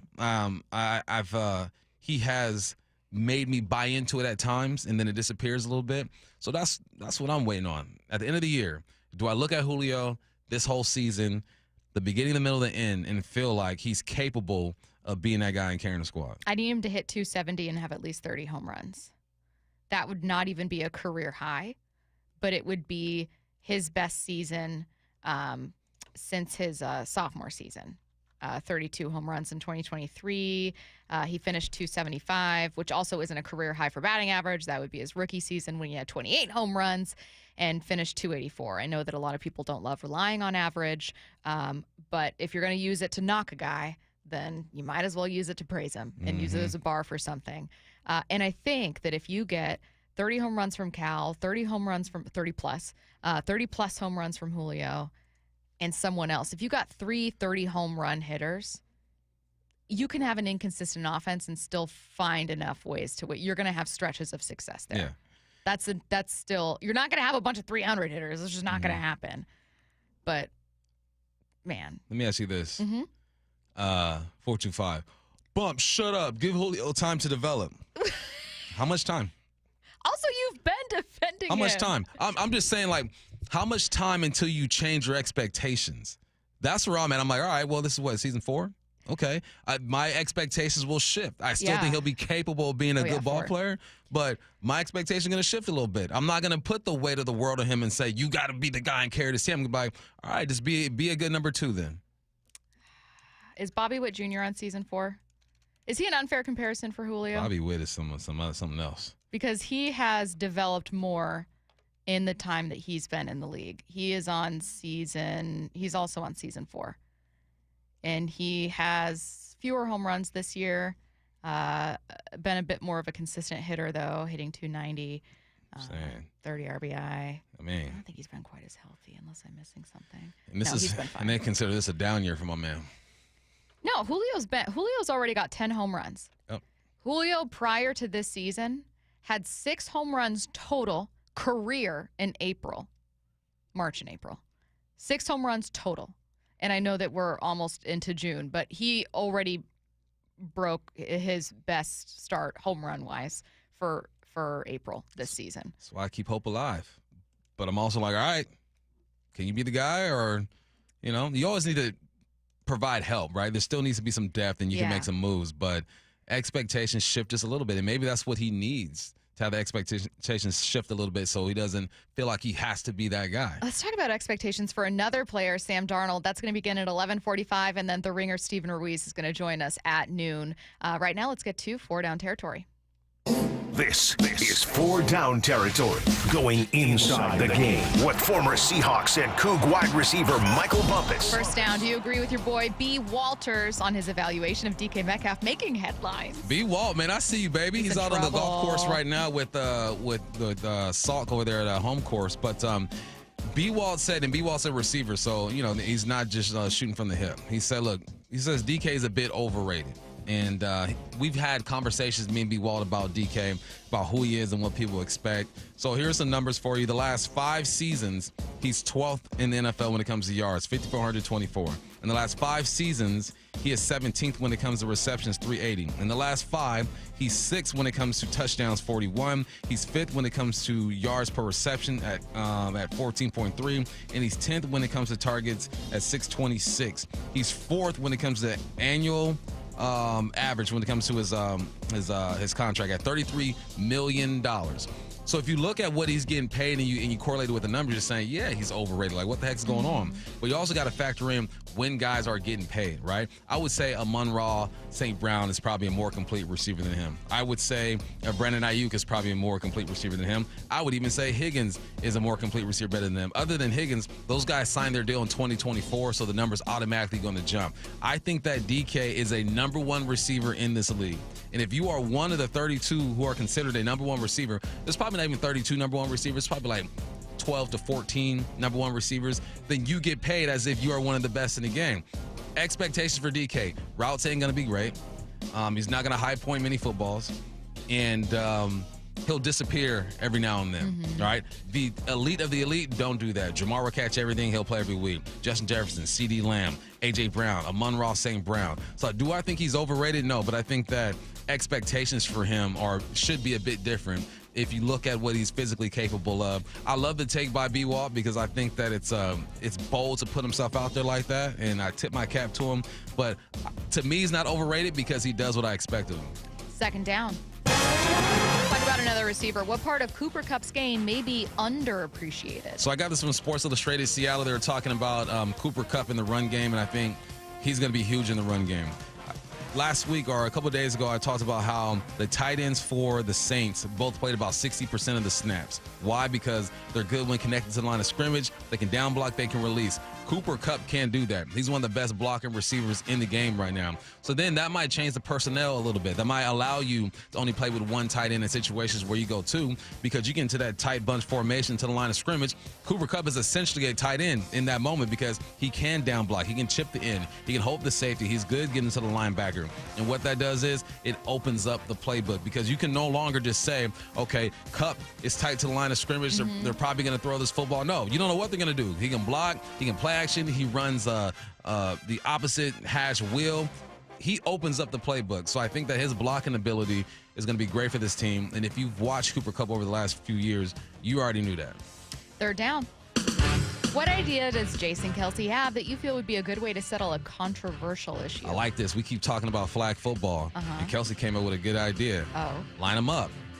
Flag football guys against NFL guys. In a fight. Let's just see who wins the ball game. I think that's dangerous, and I like it at the same time. It's dangerous because you're going to have 7 guys on one side who have played flag football for the last 4 or 5 years and know the ins and outs of the game. You're going to have guys on the other side who haven't. But what people forget, too, is that every practice, these NFL players play 7-on-7, which is essentially flag football. The rules are going to be a bit different, but there are no linemen out there, no defense, no offensive linemen. It's touch. You still got the same coverages on the back end. The field is going to be smaller with flag football, so the space isn't going to be the same. But it's not like these guys are just going to be walking out there not understanding what flag football is all about. Yeah. The guys who've done it have an advantage. I get that. But line them up. Let's see what happens. But if you do that, there's a chance that the guys who've been playing for a long time might get them. 4th down. Someone who might want to get one of those guys and play flag football for the Olympics. What's something Patrick Mahomes said you agree with? Yeah. So I wanted Pat Mahomes out there, and then he said, man, I'm going to leave that to the young guys. My man's 29. He's about to be 30. Oh. Leave it to the young guys. Okay. But this is why I kind of like that when it comes to the quarterback spot or wherever. I still want some stars in there, but these young dudes have grown up in the 7-on-7 era. Like the last 10 years, I own a business, Elite Training Academy, and we've done 7-on-7 for the last 10 to 12 years. Like we've been to Atlanta, we've been to Texas, Cali, all across the country doing this. So we're seeing like the first wave and second wave of these young athletes who have grown up playing a game similar to what you're going to see during flag football. So that's where I think the young guys can benefit a team. But there's nothing like having Justin Jefferson on the outside. Where you sprinkle in some young guys, maybe a young quarterback who's done this their whole lives, I can see an advantage there. But there's nothing like having a Pat Mahomes out there. Man, Pat Mahomes saying leave it to the young guys made me feel so old. Let the young dudes eat. Oh, God. And it's like, what do you mean, young dudes? But you're a baby. What are you talking about? Aren't you 24? No. No. About to be 30 We're now. just older. We're much older. All right, still to come. We've been talking a lot of Mariners, understandably so. Again, opening a series against the Twins coming up here. But we got to get to an interview from Sam Darnold. He spoke with Rich Eisen yesterday. 3 things we learned. That's coming up at 11:45. Then at noon, the Ringers, Steven Ruiz is going to join us. I'm going to spoil it a little bit and say something tells me Steven is not going to have a ton of faith in Sam Darnold. We are going to ask him why, though. Steven knows a lot about NFL quarterbacks, and even though he's not exceptionally high on Sam Darnold, we'd love to ask him some more questions about what he sees with this game and how Sam can take that step forward, what he needs to do in Seattle. So there's still a lot to pick apart there. He's going to join us coming up at noon. Timeline coming your way next. Wyman and Bob, afternoons 2 to 7. The one, the only John Morosi is with us. We're trying to figure out what's going to be happening as we approach the trade deadline. For me, the lineup is still the spot where I would focus on the most. This team has shown they've got plenty of pitching. They always do. The second half of the lineup, for me, is what's going to be the difference between them having a good chance at a postseason berth and a team that can win a round. Dave Wyman and Bob Stelton, afternoons 2 to 7 on Seattle Sports, the app, YouTube, and your smart speaker. My wife and I have been married for over 15 years, and I've never had any complaints about my performance in the bedroom. But after I turned 40, things started feeling different. I was gaining weight, losing muscle, and I just wasn't interested in sex anymore. My wife told me her friend's husband went through the same thing, and it turns out he had low testosterone. So we booked a free T-check at Revive Health, and that's when I learned that my testosterone levels were low too. We worked with a provider to create a custom treatment plan. And today, my wife and I are having more fun than we did on our honeymoon. My only regret is not reaching out sooner. If you're ready to book your free T-check, visit ReviveMen'sHealth.com or call 206-529-1111. Again, that's 206-529-1111. Need a new roof but not in the budget? A new roof doesn't have to break the bank. Justin Shirley, CEO of State Roofing and Exteriors here. Right now, State Roofing and Exteriors is offering 0 down, 0 payments, and 0 interest for up to 24 months. That's 2 years with no payments while getting the protection your home deserves. But this offer won't last forever. Call 866-ROOF-ROOF or visit stateroofing.com today to get on our summer schedule now. State Roofing and Exteriors, held to a higher standard since 1968. Ready to order? Yes. We're earning unlimited 3% cash back on dining and entertainment with the Capital One Saver card, so let's just get one of everything. Everything? Fire everything. The Capital One Saver card is at table 27, and they're earning unlimited 3% cash back. Yes, Chef! This is so nice. Had a feeling you'd want 3% cash back on dessert. Ooh, tiramisu. Earn unlimited 3% cash back on dining and entertainment with the Capital One Saver card. Capital One, what's in your wallet? Terms apply. See CapitalOne.com for details. Barbecue season is back.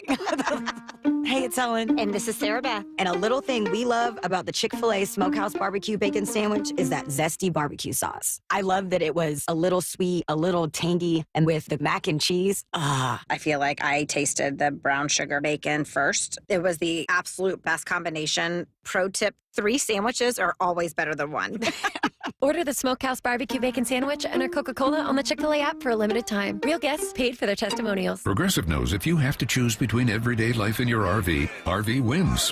What, are you going to take the RV to the mountains or go pick up your dry cleaning? RV wins! Are we cleaning the gutters or taking the RV camping? RV wins! Are we getting a new passport or cruising up the coast? RV wins! Don't forget, you got that trip to Sweden coming up. Oh, yeah, passport, then RV. With Progressive, you can bundle your RV with your home or auto and save with a discount and spend more time enjoying those savings in your RV. Progressive Casualty Insurance Company affiliates and other insurers. Not available in all states and situations. Wesley Financial Group is not a law firm. Are you a victim of the timeshare trap and think there's no way out? I'm Chuck McDowell, founder of Wesley Financial Group, the original timeshare cancellation expert. And I'm here to tell you that there is a way out. All you need to do is give my office a call. I will send you a timeshare exit information kit absolutely free, explaining how the timeshare industry works and your options for cancellation. Call Wesley now for your free info kit. 800-961-5544. 800-961-5544. The Bump and Stacy Show is powered in part each day by the caring and compassionate team at Pendergast Law Personal Injury Lawyers. Go to pendergastlaw.com. Feeling lucky? Don't miss the Lucky Classic Collector Car Truck and Boat Auction, Saturday, May 31st at Tacoma's LeMay Marymount Event Center. Hundreds of cars, vintage, muscle, exotic, classics, trucks, boats, and more. Saturday, May 31st at Tacoma's LeMay Marymount Event Center. Millions of dollars in inventory, many must sell with no reserve whatsoever. Get lucky, get local, and get in line for the Northwest's greatest collector car auction. Auction details at luckyoldcar.com. Hey, Brock Hewitt here for my friends over at Xfinity. You know, change is always happening. It's part of life. And when it comes to music, we know that change is all around us. Songs are rewritten and remade. Classics are remixed. Bands and artists, well, they come and go. Even our taste in music, as we get older, can change a bit. But no matter how things change in 5 years, there's one thing that will stay the same, and that is the price of your internet. That's right. Xfinity is introducing a 5-year price guarantee. It means you get 5 years of the most reliable Wi-Fi with their best equipment included for a price that stays exactly the same.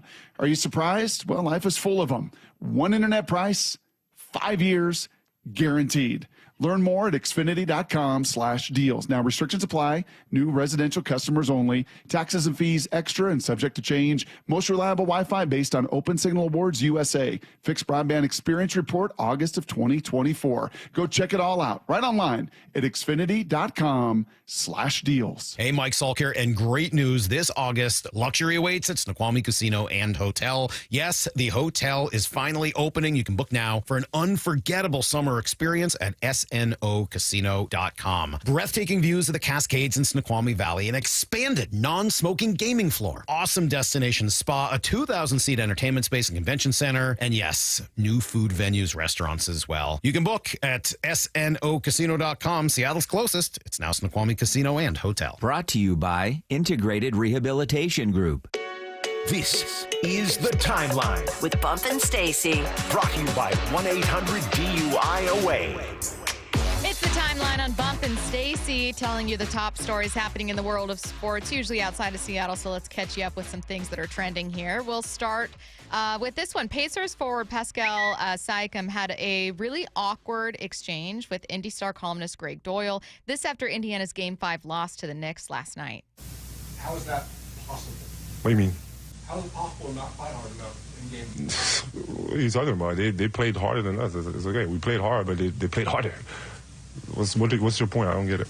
My point is you're saying you guys got out fought, and I'm saying... That happens in the game, though. That's basketball. In game 5, we didn't play. You're good? You're good, bro? You're looking for something, I know, but damn. No, but I'm telling you, though. I told you. What else you want me to tell you? Well, what you tell me how. That's all I'm asking. Well, what about you tell me? So go ahead. Who's this guy? What's your name, bro? Oh. I think Siakam might know who that is. Maybe not. I don't know. The Doyle, O at the end was like, this guy. So Doyle's the same reporter who stopped covering Indiana Fever games in person last season after he had another awkward exchange with Caitlin Clark. Siakam's like, whose man's is this? Whose man's is this? And it sounds like the reporter is asking, like, how can a team play better or play harder than you? Because it just happens. That's part of the game is, you have, if you're looking at the Pacers, you had Halliburton who only shot like 7 to 8 times. Pascal was the only guy who was in double figures there. They were at home. The Knicks were at home. Momentum shifts. It happens like that. I don't know what. It sounded like that reporter was trying to get an answer that he didn't get out of Siakam. So, yeah. And Siakam's been in the game for a while. He's a pro at these post-game interviews. And once again, what's his name? Doyle? Strikes again. Greg Doyle, yeah. He strikes again. I also think there's like some... What did he ask Caitlin Clark? I have a video of it, but I don't want to play it on air without censoring. He made her little heart hand gesture towards her, and she was like, you like doing that? Like, I like... because she flashes that gesture to, I think, her family who's in attendance at every game, and he was like, yeah, I'd like it more if you did it to me. And it's like, that's really creepy, dude. Weird, bro. Weird, man. Yeah, he's one of those, he sounds like one of those guys, and I don't like to like slander random people I don't know per se.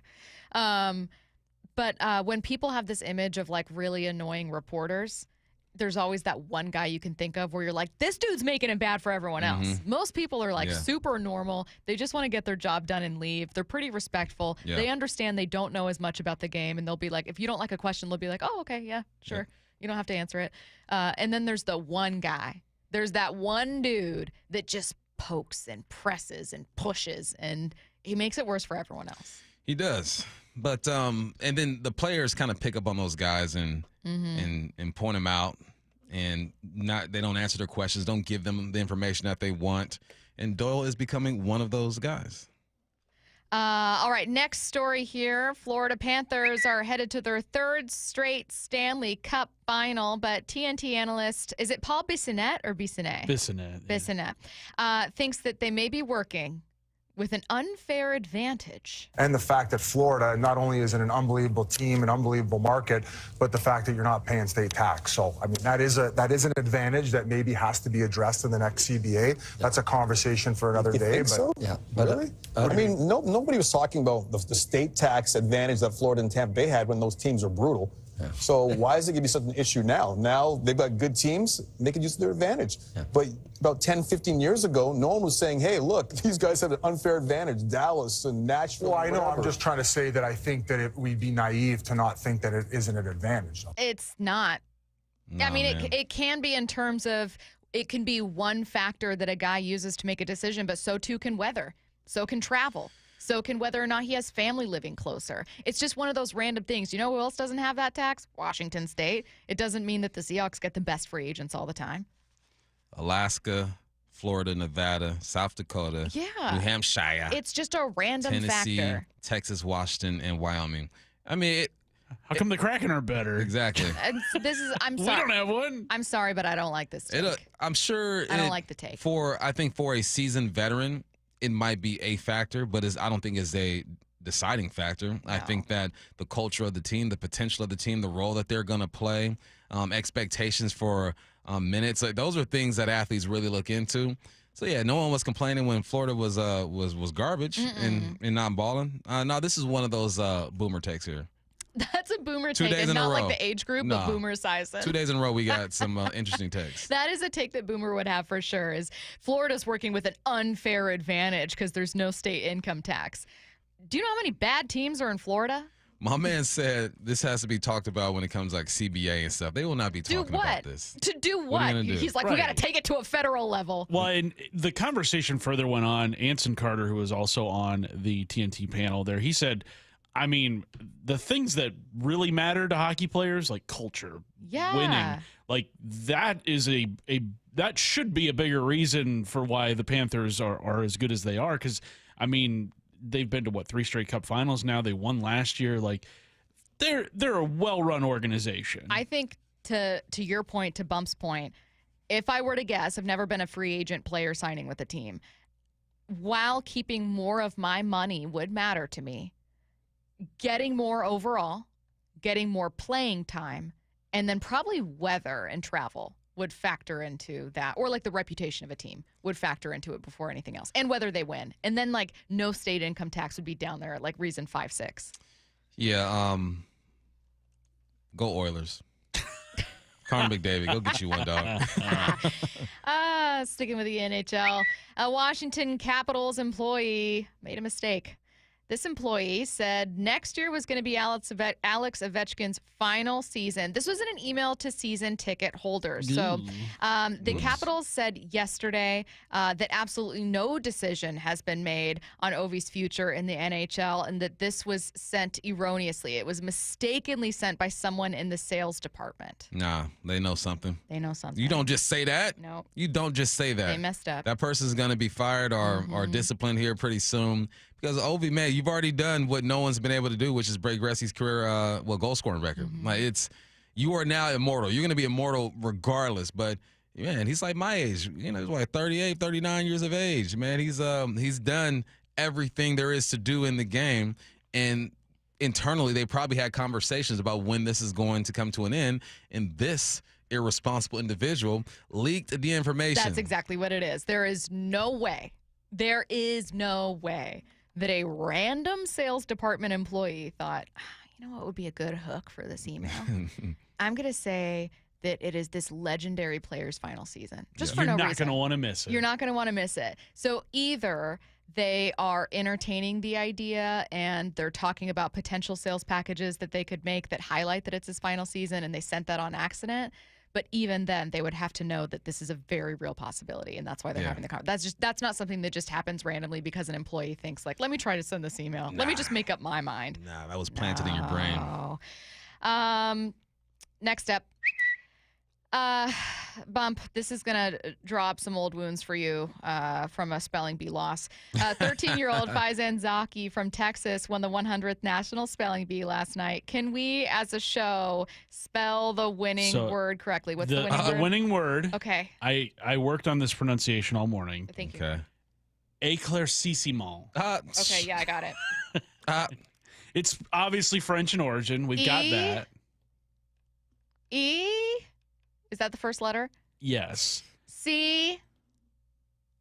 Am I right still? Éclair. Yes. E. C. L. Yes. A. Just finish it out. I'll tell you if you're right or wrong. I-R. Éclair. Simone. And now we're on to the Simone. C. Yes. I. C-I. C-I-M-O-U-N-T. No, you are incorrect. Where's she I messed failed up? French. How do you spell it? Let's take a listen here. So if you spell this next word correctly, we will declare you the champion of the historic 100th year of the Scripps National Spelling Bee. Now, let's all of us take a deep breath. And let's... That did not help at all. Bro. Smile. Well, your word is éclaircissement. Éclaircissement. If it was pronounced that way. E-C-L-A-I-R-C-I-S-S-E-M-E-N-T. Éclaircissement. That is correct. I didn't think you'd be that far off. Once you got I the question the C, pronunciation. Well, the C, I figured I did actually take French. I failed it. So that's the second part of the problem that I'm facing, is that I did take this class and I did learn like 5 words and then I didn't pay attention at all. Also, the MC, don't make it about yourself. Get this over with. Yeah, I feel like he tried to take the spotlight. Like, let the kid shine, man. Shut up and give him the dang word. Éclaircissement means a clearing up of something obscure, enlightenment. Obviously. Time for the IRG injury report. Wait, can I just quickly remind people that bump wasn't a spelling bee and your word in second grade? Okay, I'm just saying your word was eagle and you E-G-L-E. let's go. Next. Eagles. IRG injury report brought to you by IRG Physical and Hand Therapy. Logan Gilbert threw 45 pitches for the Tacoma Rainiers yesterday night in his first rehab start. Also, Bryce Miller will make his return to the rotation Saturday against the Twins. Sam Darnold spoke to the Rich Eisen show yesterday. Everything you need to know next. It's a weekend clash of American League Titans this weekend in Soto. Hey, fair ball in the corner. Hooley around third. He's going to score. 2 of only 7 teams with 30 or more wins, both fighting off challengers at the top of their divisions. Holy smokes. Mariners, Twins. Wyman and Bob are live at T-Mobile beginning at 2. This is long gone over Edgar. First pitch at 7:10. On the home of the Mariners, Seattle Sports. Don't miss a pitch all weekend on 710 or the Seattle Sports app. Welcome to IRG Sports Injury Update. We're here with Shannon O'Kelly, physical therapist and president of IRG Physical and Hand Therapy, and our guest, Dr. Jason Boyer, fellowship-trained orthopedic surgeon who treats shoulders, hips, thighs, knees, hands, wrists, elbows, feet, and ankles at Ortho Washington. Dr. Boyer, thanks for joining us. Let's talk about AC joint separation. What is it? Yeah, my pleasure, Shannon. So the AC joint is the joint the end of your collarbone makes with a big hook that comes off of your shoulder blade. And it's often injured when you fall or land on your shoulder or on the point of your shoulder because it's in that vicinity, and it's very apt to injury if you land in that position. How do you treat this, and how do you diagnose it? You diagnose it with a combination of physical exam and x-ray. You can actually see in the more severe sprains, you can see the collarbone sitting up higher. You can actually look at the patient and see a big bump under their skin where the collarbone is sticking up. And treatment really comes down to how severe the sprain is. For grade 1, 2, and sometimes 3 tears, it can be time, it can be physical therapy, and the shoulder can be as good as new, although it does take a while. In the higher level sprains, where a bunch of ligaments have been disrupted and the collarbone is really nowhere in the zip code it's supposed to be, that's going to be a surgical fix. And return to play, generally pretty good? Return to play is good if they give it time. Unfortunately, a lot of people try to come back sooner than they should, and then they're playing with pain. And of course, if you're trying to throw with that arm, as you can imagine, it's a huge problem. Thank you, Dr. Boyer. If you want more information regarding sports medicine injuries, you can contact Dr. Boyer at orthowashington.com. That's orthowashington.com.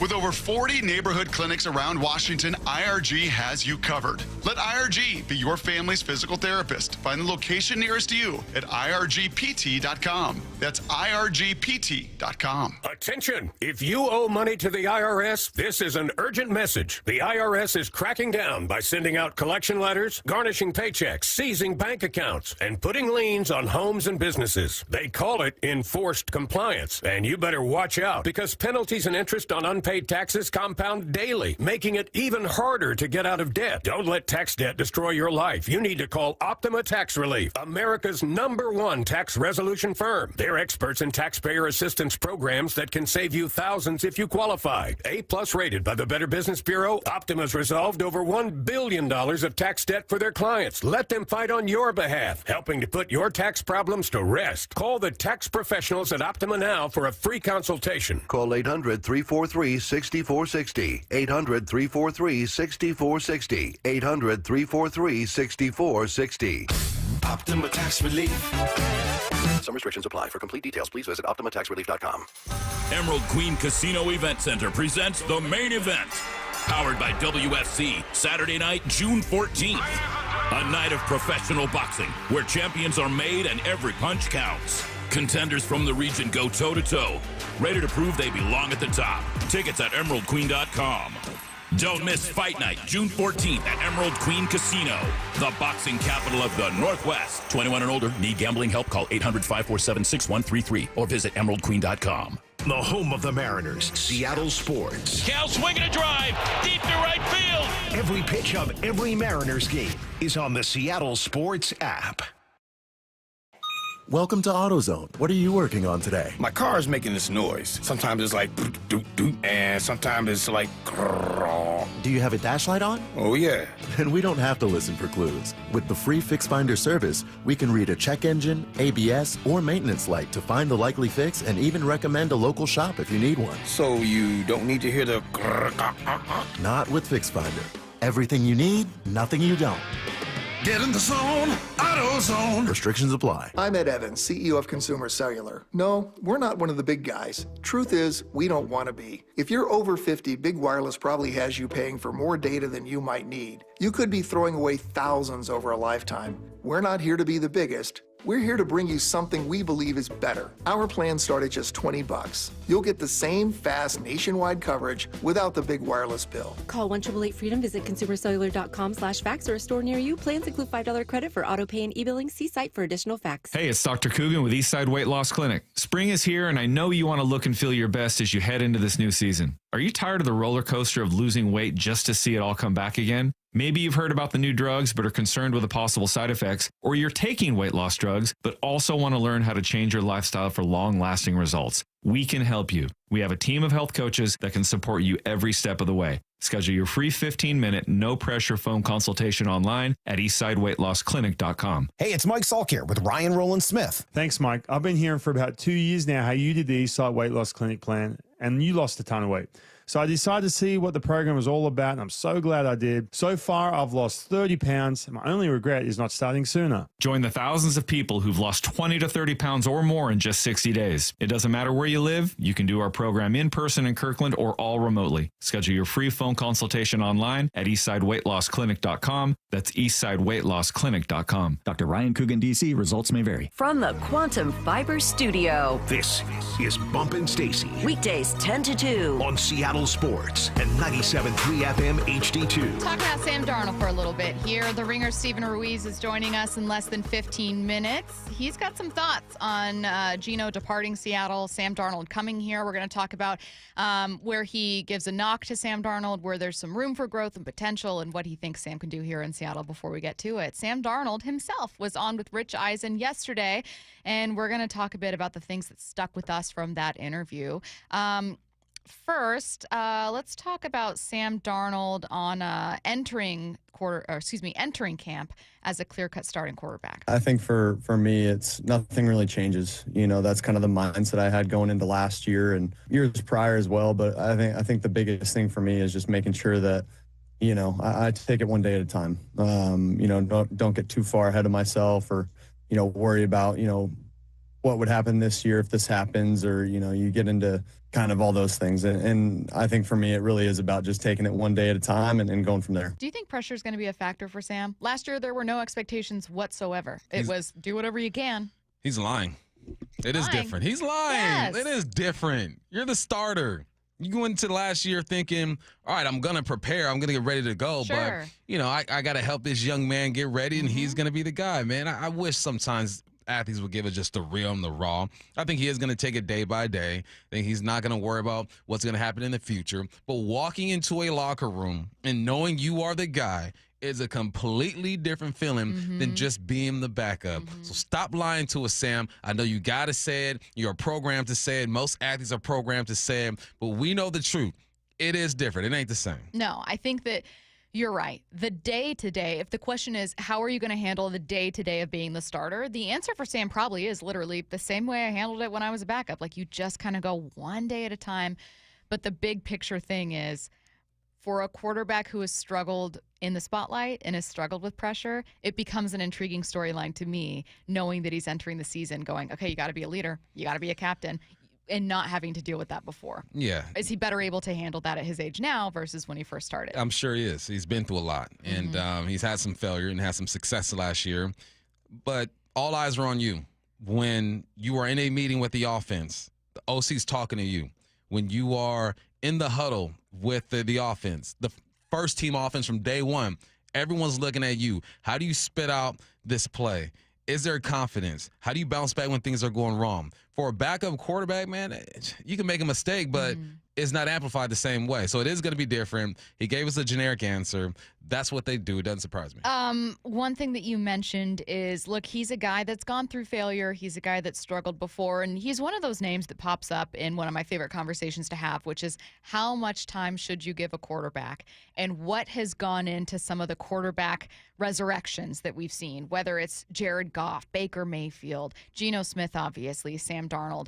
Darnold was asked about quarterbacks like himself needing more time to establish themselves as starters. There's a timeline to everything. You know, you have guys like myself, Geno, that learn a lot throughout their career and played better in their later years. You know, same thing as Baker, Jared, you know, but also, you know, you have guys like CJ Stroud who just go out there, ball out, and also Jaden Daniels. Like, there's so many different situations around the league that you can point to that are so different. I think that's kind of what I'm getting at is, you know, you can see the talent. Just meeting someone, I feel like you can get a sense of kind of their, you know, how their brain works a little bit. You know, are they personable? Can they hang in a room with a bunch of different people? And I think that goes a long way as well. So I do believe that it can take some time, especially, you know, in college. These offenses that colleges are running now are a little bit different than some of the offenses that we're running here in the NFL. And so I think there definitely is a learning curve when you get to the league, for sure. Has the more recent stories that we've seen from these guys, again, I mentioned like Baker, Sam Darnold, Geno, what have you, changed your own opinion about how many chances you should give a quarterback? No, because I always felt like that quarterbacks were done dirty, and that if you weren't a star by your first or second year, they're already looking to replace you. But I also understand the pressure that these GMs and head coaches and coordinators are under. So therefore, their leash isn't long, so their leash isn't going to be long. But I think that teams are going to be more likely to give a guy like Sam Darnold more opportunities when it comes to him. And Sam has gotten his opportunities. I mean, he was with the Panthers for a little bit, with the Niners for a bit. But maybe just changes the way you eval them at practice, because coaches have a tendency just to pigeonhole people and say, all right, well, he is who he is. He's only going to be a backup. He can have a great week of practice, a great training camp, but you know what? We've already seen him in Carolina, so we understand who he is. I think it might change the way that they view people, but obviously if you invest in a young quarterback, they're going to get more opportunities. You know what I think part of it, too, is where those failures happen. Like, no, the leash is not longer if you're a team that takes a guy first, second, third overall. Because like you said, that pressure already exists for GMs. But outside of that, you're like, we need to figure this out. Like, if we're not winning, we need to find a solution, because we're still one of those teams that's looking at a top pick. I don't think it's a coincidence that these guys struggled under pressure and then found success with teams where there was less pressure. I think pressure does a lot to a person. Expectations, especially when they're too high or unfair, does a lot to a person. And so, too, does a more functional organization. Sam Darnold and Geno, previously with the Jets, failed with the Jets. What are the Jets doing? Nothing. Still trying to figure out their lives and figure out their quarterback situation and their futures. Baker Mayfield, obviously, with the Browns. What are the Browns doing right now? Nothing. Still trying to figure themselves out. Like, sometimes it's just bad organizations. Yeah, it is. And it's crazy how, well, it's not crazy, because most of these teams have had the same ownership forever. So once you're trying to change the culture, you can attempt to with a Ben Johnson, but it all starts upstairs, right? That culture doesn't go anywhere. It's harder to really shift it. And the people calling the shots are still calling the shots. And it amazes me that an organization, say like the Bears, haven't been able to really produce a quarterback. They've had different coaches, different coordinators. There's been a lot of turnover over there, but for some reason, just the not being able to develop a quarterback stigma, it stays there.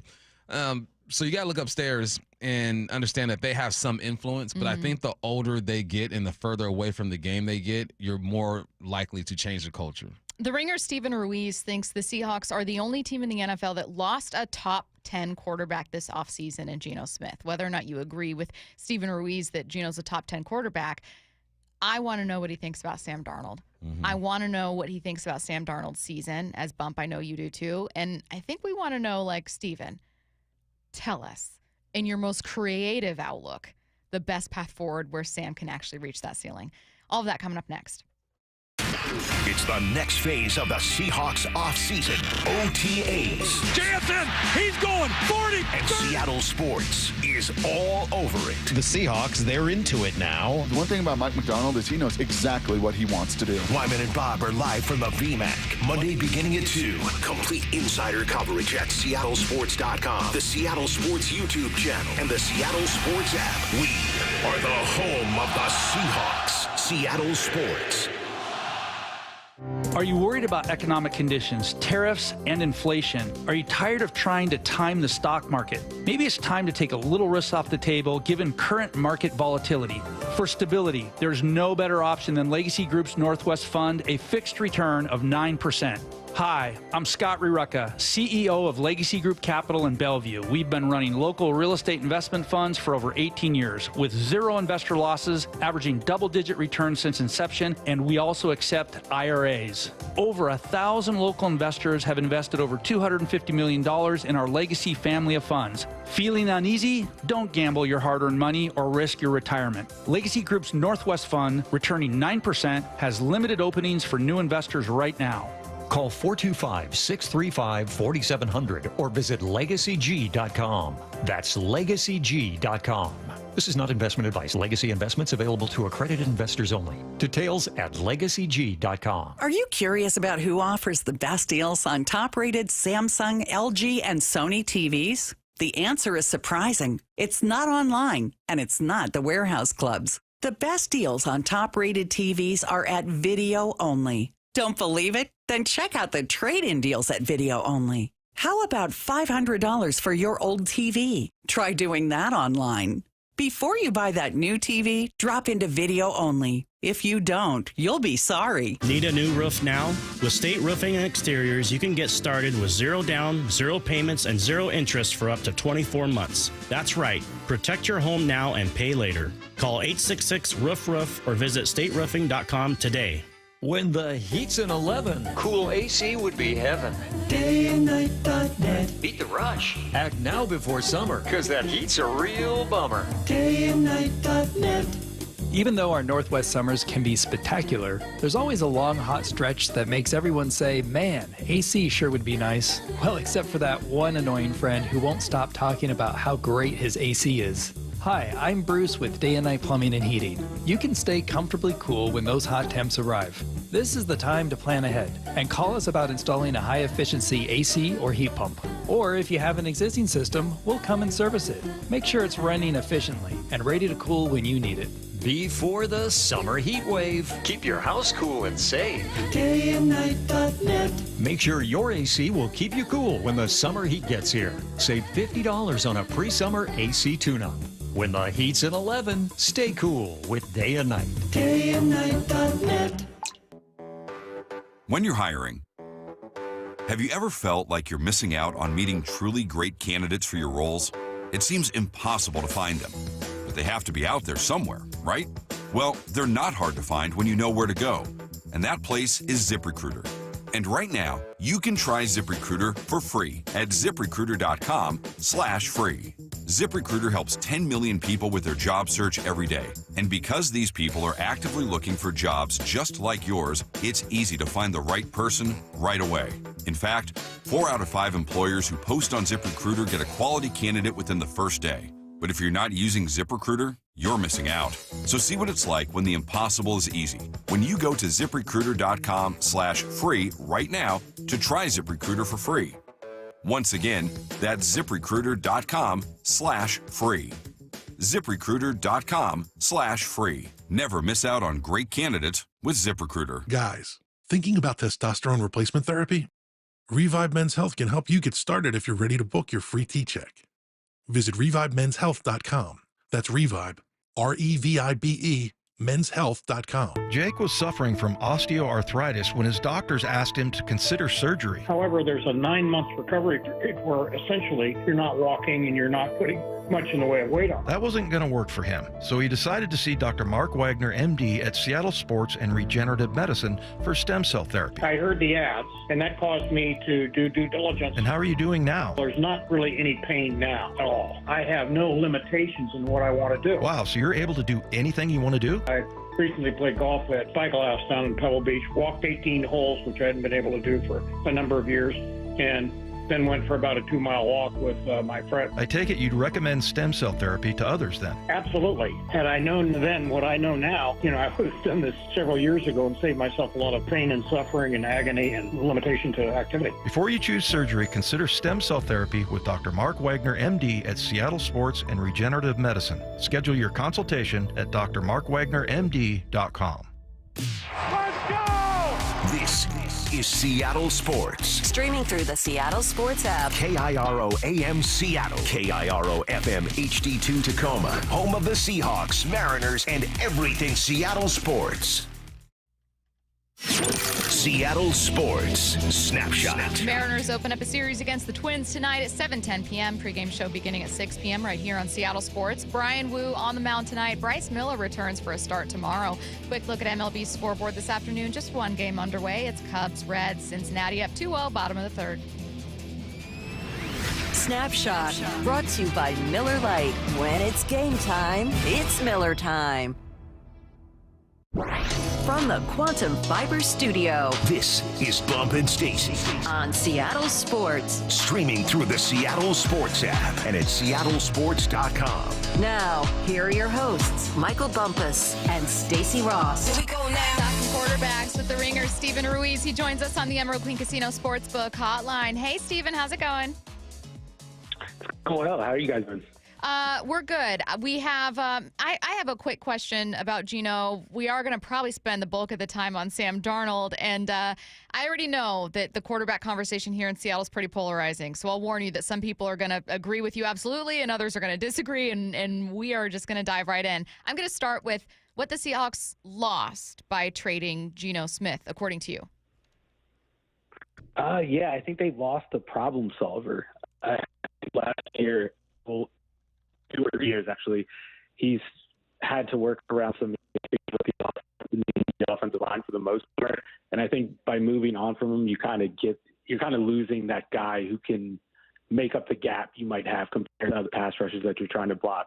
I think that's the big thing, is you're losing him also as a brain, as a football savant. I would think if you hear the reports out of Raiders camp, like, they're loving the fact that he knows so much about football and like he can help out the coaches and they can exchange ideas. I think that's the one thing you're really losing with him. And then you're losing the ability to throw the football. I think you're losing his ability to throw the football, but Sam Darnold is obviously a guy with a nice arm, a good arm, one of the, I would say, a top 10 arm in the NFL. So that's less of a loss, but I do think the brain and the football IQ is something that you're really going to miss in Seattle. Flip side, what are you gaining?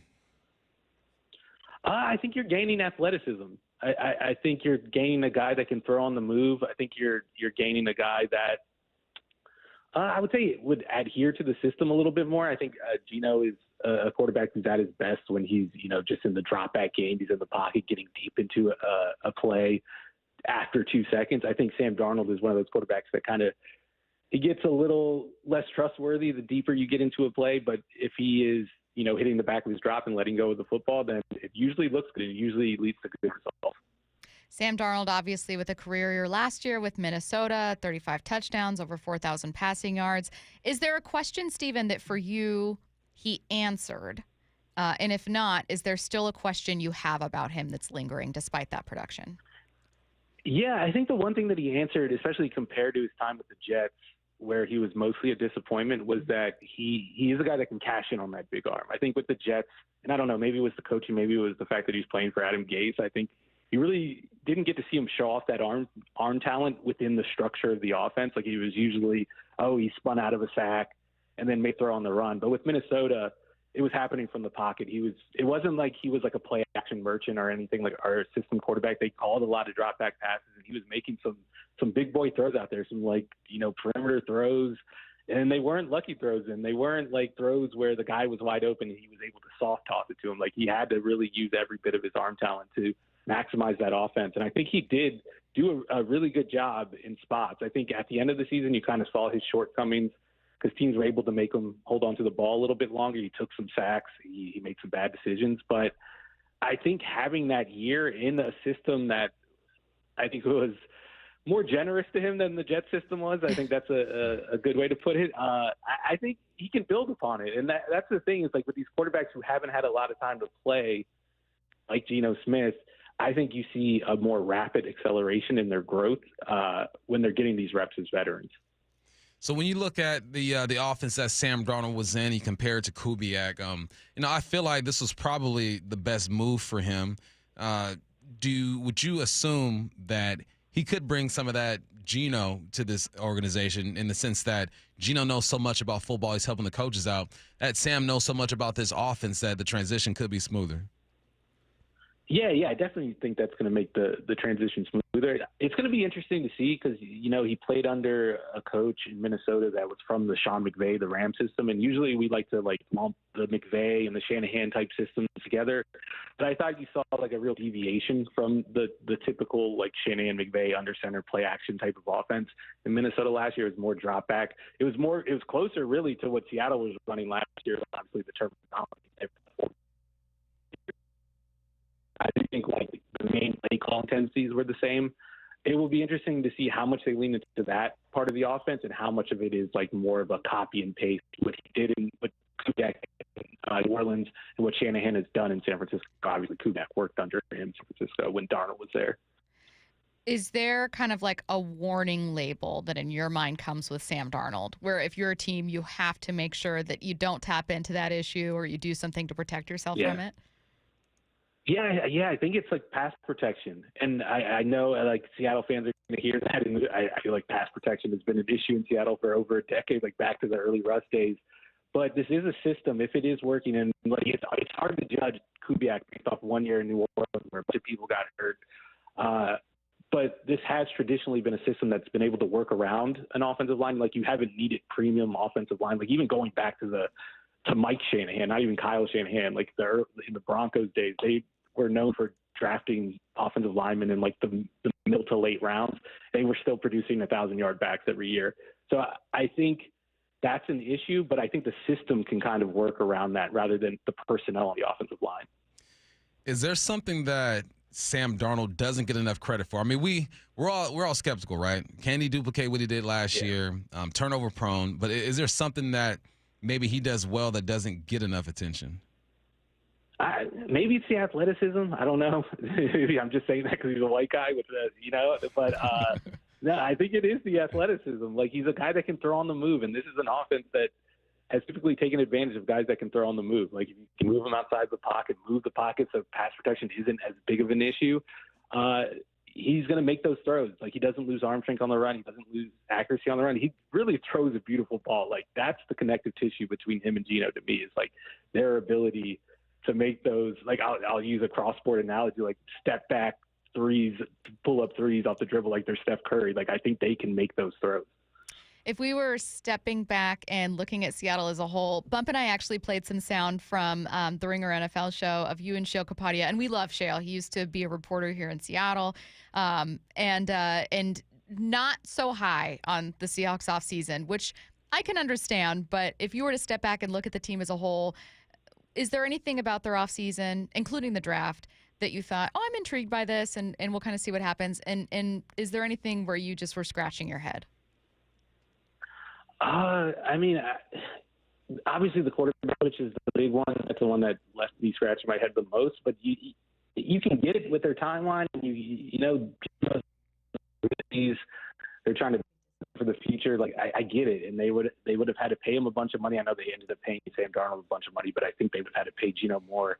But I'm optimistic about the defense, and I think like our conversation on the podcast, that was very clear. Like we were very high on the defense, Mike McDonald, and the moves they've made this offseason.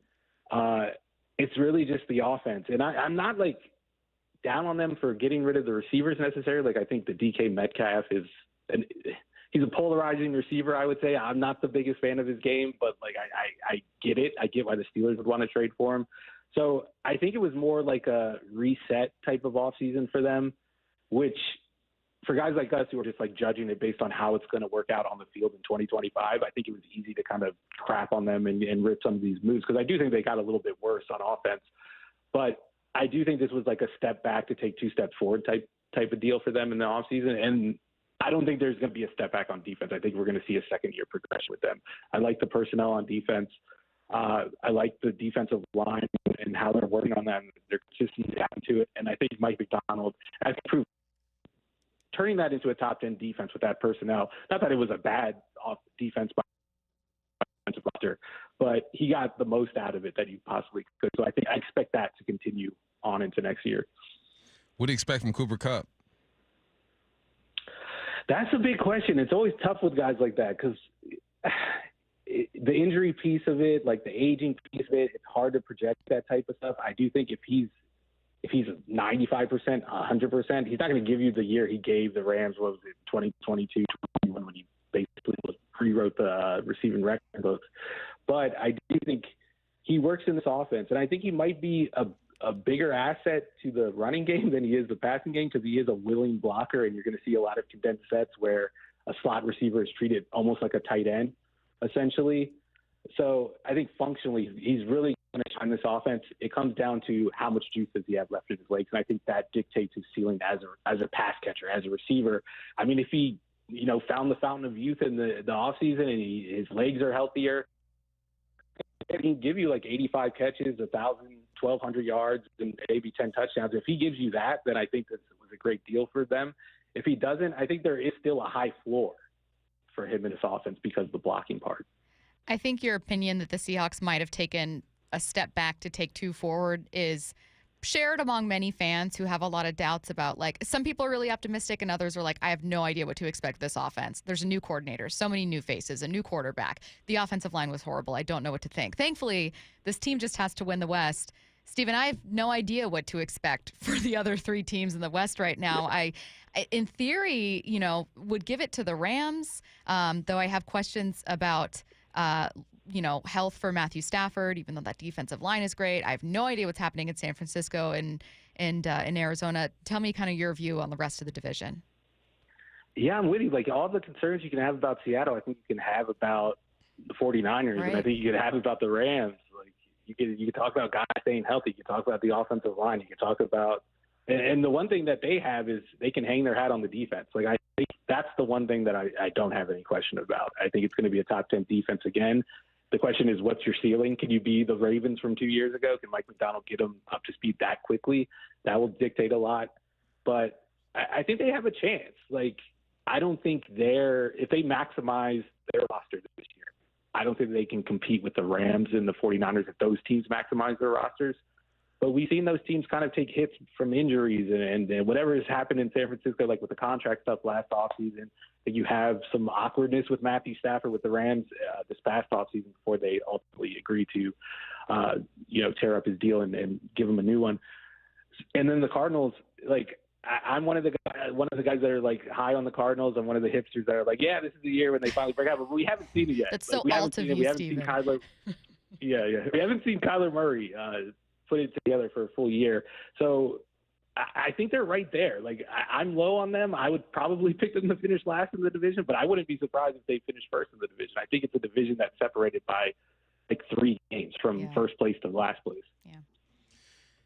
They got a new weapon on defense, Nick Imawari, and everyone's trying to figure out where he should play. And I think that's a good problem to have, right? Can he be a nickel? He's going to be a safety in the box, help out with the corner spot, assuming it's going to be safety and in that box. How does he enhance this defense? Because I always go back and look at what Mike McDonald had in Baltimore and how great that defense was. Hard to duplicate that, but you try to draw comparisons and see how guys are going to be used.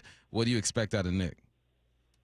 Yeah, the Kyle Hamilton comp is the obvious one. I wouldn't go that far. I don't think he has the agility that Kyle Hamilton had at his size. And Kyle Hamilton is a generationally big safety. Like, if you've ever seen him in person, you're like, this guy's a defensive end, right? He's a defense. Like, when you see him stand next to defensive ends in practice, you're like, he's in that position group. So I think that's a rich comparison for him. But with these hybrid guys, it always, for me, it comes down to what coaching staff they land with. Like, Isaiah Simmons was probably the last guy where it's like, oh, he could do everything, and his athleticism is off the charts. And he landed with a coaching staff in Arizona that didn't really know how to use him and didn't really figure out how to use him, and then they just traded them off to the Giants. But I think with Mike McDonald, you're going to find him in a distinct role. I don't think it's going to be like, oh, I'm a nickel one week, deep safety the other week, and maybe I'm playing in the box as like a ancillary linebacker the next week. I think he's going to give him a narrowed, focused role and then kind of expand from there. That just seems to be the type of approach he takes with football for the most part.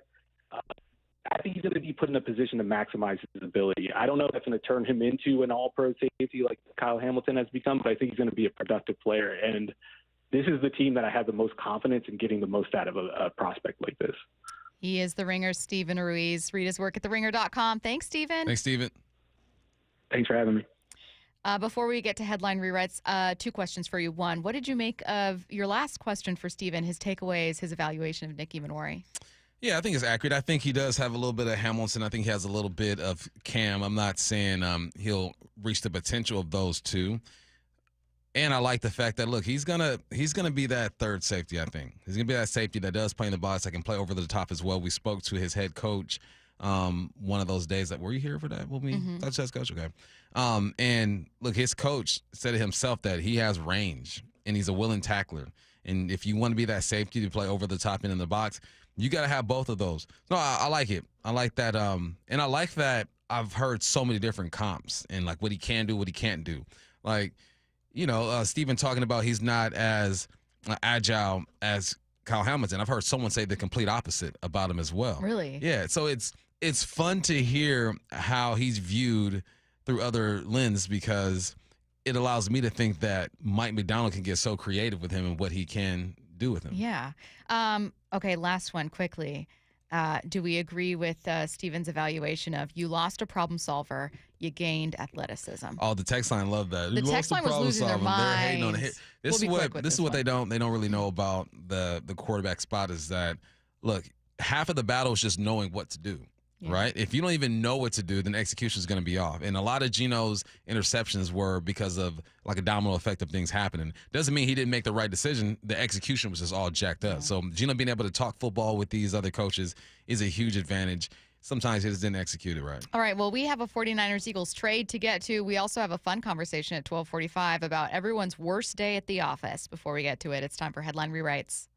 Extra, read all about it. Headline Rewrites. We must make headlines. The real story behind the headlines in today's news with Bump and Stacy.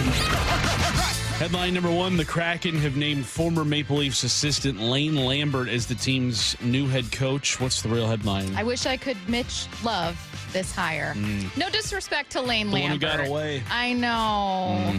I really don't mean that disrespectfully to Lane Lambert. I didn't know much about Lane at all. I should say Coach Lambert at all. And obviously we're going to hear from Jeff Marek coming up in about 15 minutes to learn a bit more about the Kraken, what they need to do, and about this new hire. But, Bump, what was your reaction? Well, now I can disclose this information. I had lunch with Mitch. We had a couple beers. We have a mutual friend, so they kind of got us connected. We could have had a Kraken insider, Michael Bumpus. We could have had it, man. Y'all messing up my street cred right now. I saw Mitch's name all over the Kraken subreddit. And Mitch felt good about his chances here with the Kraken. And obviously, they met for a long time, and I spoke to him, and this is where he wanted to be. But there's something in Coach Lambert that they want him. And he is an older guy, 64 years of age. age. Mitch is around 40, so he's a younger guy. And maybe they felt like they need that structure. Don't know much about Lambert. Not even going to front and act like I do. Right? That's all I know is what I've read. Right? He coached for the Islanders, made the playoffs in 2022. Coached in the American Hockey League. Was an assistant with Nashville. Assistant in D.C. Assistant in Toronto. One thing I learned too from my Canadian friends: you don't say Toronto.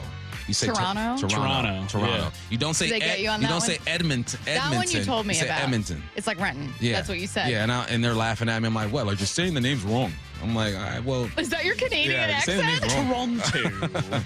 But Saying the name's wrong. You got your coach. He's a seasoned vet, and let's see what he does with the talent here.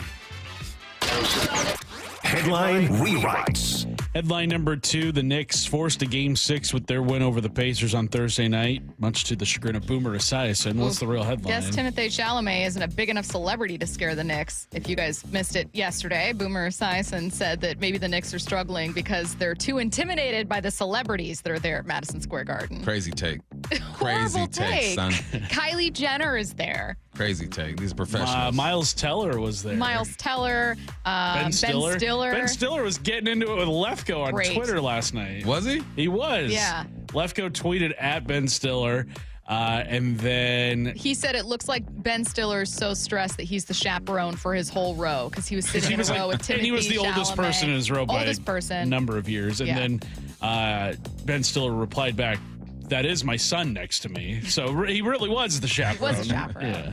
Here's the thing with this series. If you let the Pacers run up and down the court and they're able to put up 130, 120 points, the Knicks don't stand a chance. That's their type of game. If you can slow the game down like the Knicks were able to do last night, then you have a chance. The Pacers had one starter in double figures in Pasquale Siakam, and then you had a guy off the bench in Benedict who had 23 points. Look, I still think the Pacers are going to win this series, but I'm glad the Knicks have made this thing interesting. Brunson had himself a breakout game in this series, 32 points, 12 of 18 from the field, 4 for 7 from 3. That's the type of game you need, and Cat had 24 points. And Cat playing through an injury, too, which I think people are yelling at him because he's not getting back on defense. And I'm like, can you not see that man is hobbled? Like, he is hurt, and he's giving it his all. I'm glad this has become a series. I thought it was going to be over last night, but like Curtis pointed out yesterday, we get the TNT crew one more time at least. No, I don't. Knicks in 7. Knicks in 7.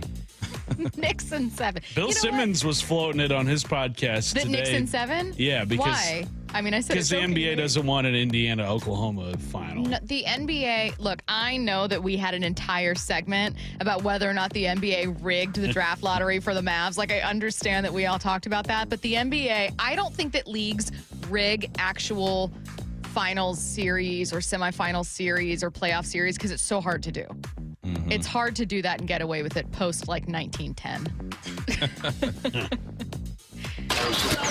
Headline rewrites. Headline 3, Logan Gilbert made his first rehab start last night with Tacoma, and Bryce Miller will return to the Mariners rotation tomorrow. What's the real headline? Maybe the change the Mariners need is coming. I mean, you heard Joe Doyle yesterday. Mm-hmm. He said, look, if Logan, once he comes back, he looks good. This is a playoff team. The fastball hit around 95 yesterday. Gave up a couple hits, had 3 Ks as well. This is just, 45 pitches. He's just getting loose. He's just trying to feel the fields and make sure that he's good to go. Can't wait to see Walter on the mound again. It's been so long. We miss you. We love you. And we just want you to be healthy and give this team a spark, man. Sometimes that's all it takes. It's just a spark, right? Seeing your ace on the mound once again, having one of your big dogs at the top of the order have themselves a decent day. Yeah. Something needs to kickstart this offense again. I will say there was a series maybe last year or the year prior against the Yankees where this team was just hemorrhaging. And then Logan Gilbert went out there, had an amazing game against New York. I think it was the series finale. And it's just, you kind of put a stop to the bleeding. Mm-hmm. And you're right. I can immediately was thinking of Logan in that moment in a previous season, having been what the team needed to kind of like, snap back to reality. Mm-hmm. Oh. Snap back to reality. There goes gravity. You know what I fear with the return of these guys? Mm-hmm. Another DFA of Casey Lawrence. Oh, it'll happen. That man has been through it this year. Yeah, it's one of the things that are inevitable. You know how they have like death, taxes, Casey and a Lawrence. DFA. Casey Lawrence. I think he's been DFA'd 4 times already this season by 2 teams. It is. Look, it's not a fun situation to be in. It's incredibly stressful. But he's getting those big league checks. Yeah, I was going to say at that point, I'd have like a running joke with the front office of like, yeah, before I leave, just want to make sure you didn't want to DFA me. Just popping by. Someone also let us know it's Montreal. Montreal. Yeah. You know, I'll be learning some stuff. Yeah. From my Canadian friends. I learned that they spell words differently. They do. I knew that already with Rogers Center, but yeah, and center is CNTRE. Yeah, stupid. The 49ers and Eagles have a trade. We'll tell you everything you need to know next in NFL headlines. Wyman and Bob, afternoons 2 to 7. The one, the only, John Morosi is with us. We're trying to figure out what's going to be happening as we approach the trade deadline. For me, the lineup is still the spot where I would focus on the most. This team has shown they've got plenty of pitching. They always do. The second half of the lineup, for me, is what's going to be the difference between them having a good chance at a postseason berth and a team that can win a round. Dave Wyman and Bob Stelton, afternoons 2 to 7 on Seattle Sports, the app, YouTube, and your smart speaker. Hey, Brock Hewitt here for my friends over at Xfinity. You know, change is always happening. It's part of life. And when it comes to music, we know that change is all around us. Songs are rewritten and remade. Classics are remixed. Bands and artists, well, they come and go. Even our taste in music, as we get older, can change a bit. But no matter how things change in 5 years, there's one thing that will stay the same.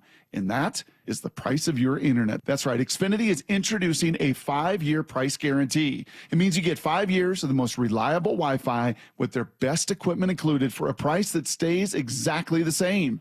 Are you surprised? Well, life is full of them. One internet price, 5 years, guaranteed. Learn more at Xfinity.com/deals. Now, restrictions apply. New residential customers only. Taxes and fees extra and subject to change. Most reliable Wi-Fi based on Open Signal Awards USA. Fixed Broadband Experience Report, August of 2024. Go check it all out right online at Xfinity.com/deals. If you want that summer body you've always dreamed of, then this message is for you, ladies, and you men too. Get rid of extra stubborn fat and address areas of loose skin around the waistline, chin, and under the upper arms with ProSculpt, the new one-day instant permanent fat removal and skin tightening treatment. Maybe you've tried the lasers, fat freezing methods, even those new pills, but without the desired results. ProSculpt is different. It's minimally invasive, performed while fully awake, gentle, yet powerful. Designed to target the waistline, chin, neck, arms, and thighs, ProSculpt uses FDA-cleared plasma technology to deliver immediate, permanent fat-reducing and skin-tightening results, all in just one visit. If you want that summer body this summer, then you must act now. Go to ProSculpt.com today to schedule your free consultation. Get $250 off. For instant, permanent fat reduction and skin tightening, visit ProSculpt.com. Need a new roof but not in the budget? A new roof doesn't have to break the bank.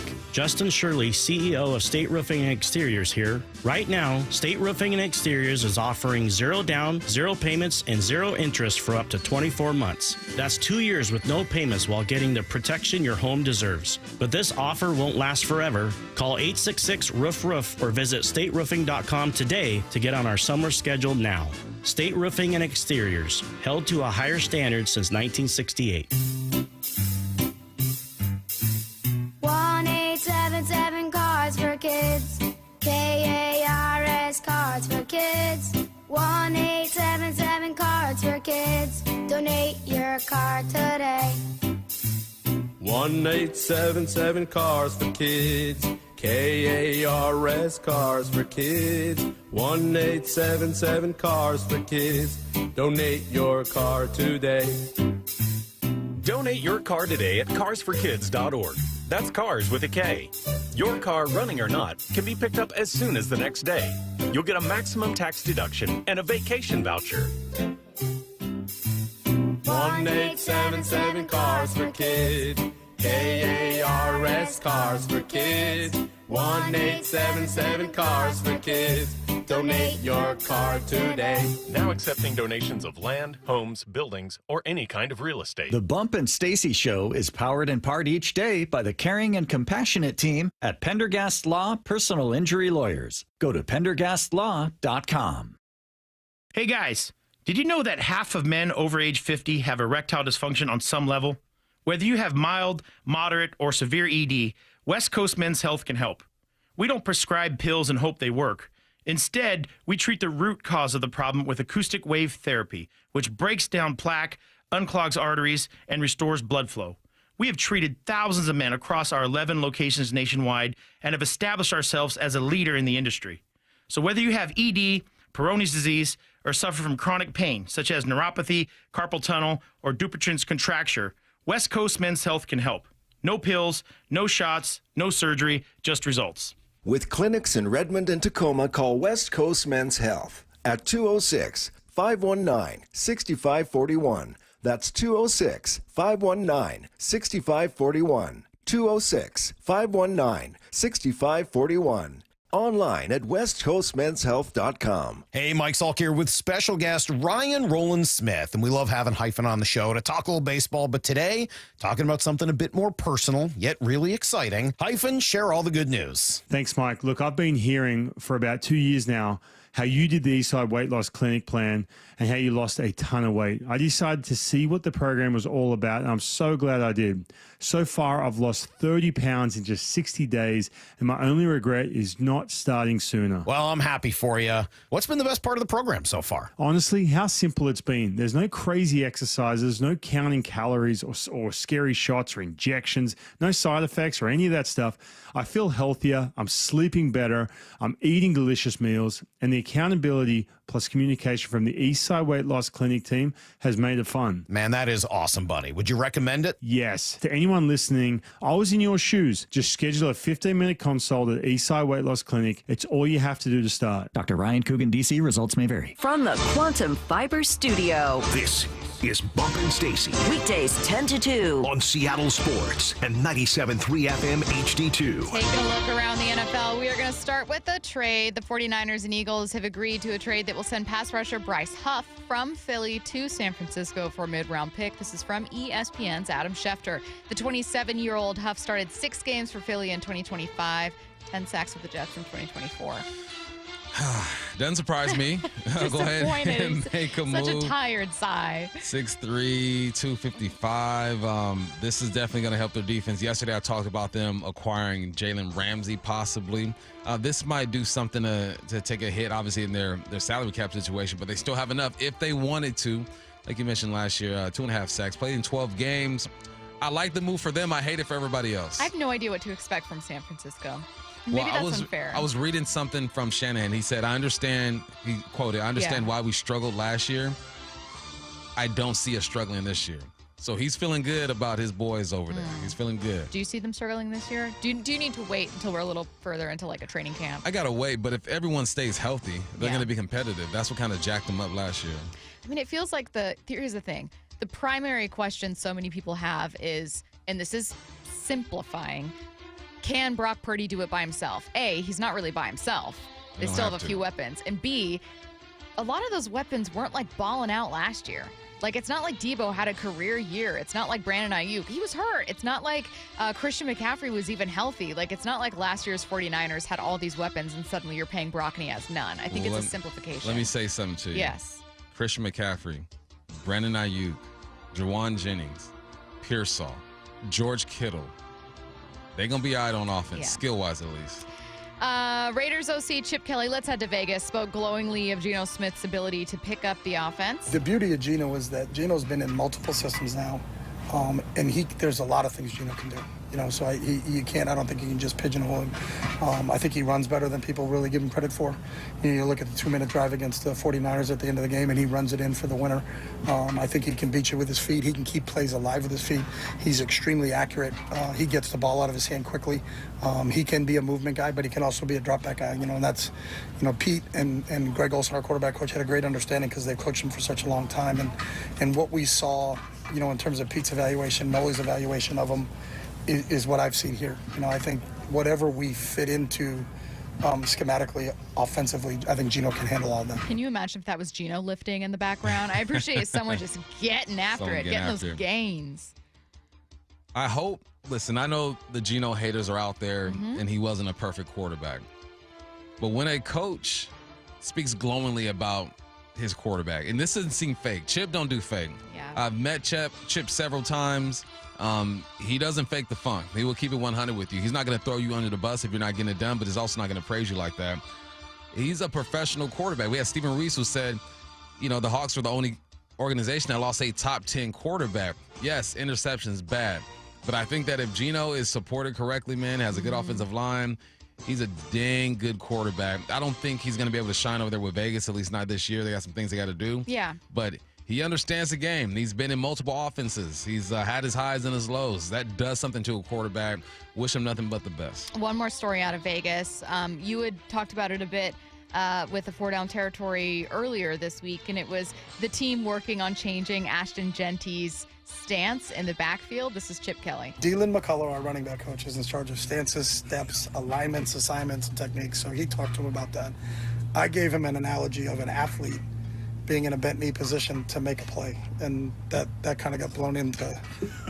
I haven't told anybody on this team to be in any stances because I don't coach a position. So, but it's a bent knee game. Baseball is, if you look at before the ball snapped in baseball or the pitch is thrown in baseball, everybody's got their knees bent. In any athletic sport you're playing, you got to bend your knees. And if you got to run a flat route on Fred Warner, you better be in a position to run because that dude can fly. So all we're trying to do is put guys in positions to make plays, and he's adapted really well from going from here to here. So it literally is about 3 inches. So I really don't think that is that big a deal. So yeah, maybe it's not, and I don't disagree with Chip Kelly at all. That being said, Bump, I'm gonna miss Ashton Genty standing upright like he's in line at a grocery store, just nonchalant, not a care in the world.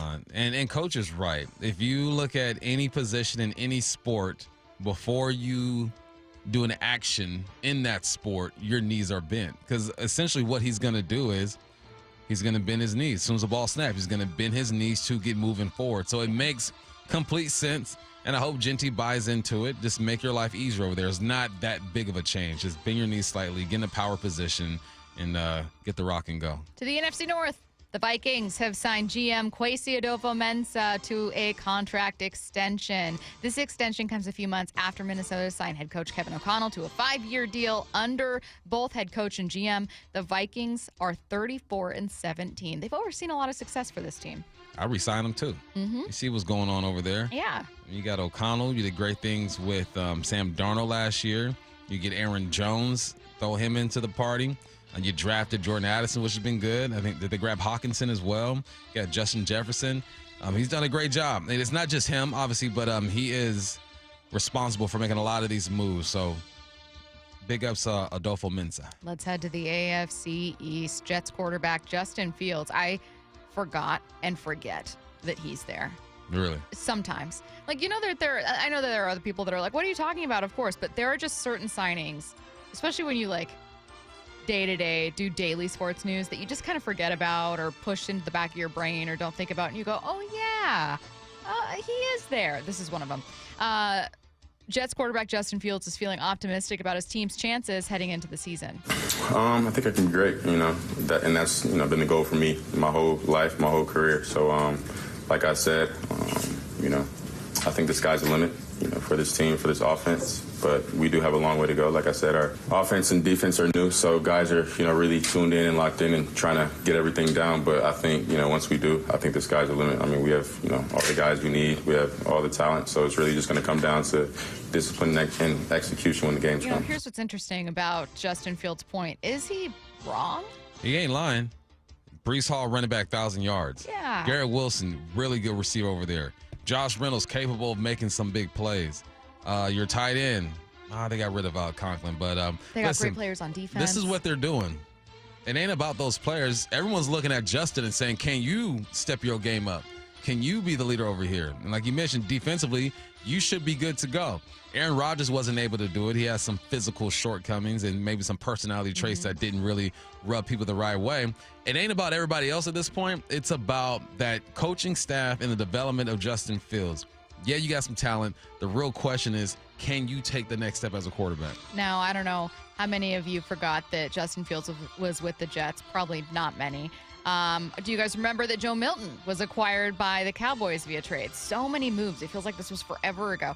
How are the Cowboys handling Joe Milton as Dak Prescott's backup? Here's Schottenheimer. I think they all are. I mean, I think Dak is in the developmental phase, and that sounds crazy for a guy that's played that much, but like there's things that we're tweaking with Dak, so I don't think it's just for Joe. Joe is a guy that we obviously know all about the talent, but the system that he came from in Tennessee, created some challenges in terms of just what he has to learn and things like that. But the minute these quarterbacks think that they've figured it all out, that's when it's probably time for them to think about doing something different, because the way defense is attacking this league, it makes it almost impossible to ever relax.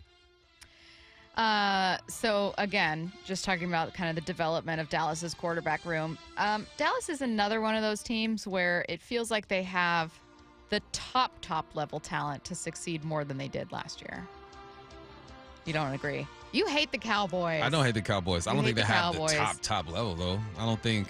I mean, Dak Prescott, what has he done? Top. He's all right. Micah, CeeDee Lamb. Then you got Dak's solid. You got a few headliners. That's what I'm saying. The top level talent. You got a few headliners. George Pickens. Thank you, Curtis. That offensive line is still suspect. I mean, we're talking with Trayvon Diggs. Is he going to come back at the corner spot? You got some headliners. Yeah. But they're like the music festival where like the main act on each day looks great, and then you're like, but who are these other people? I have to sit through 6 hours of a concert with this person? Yeah, but same old story. I mean, until they do something they haven't done, Cowboys don't get much love from me. You got some guys, but we know what the problem is over there.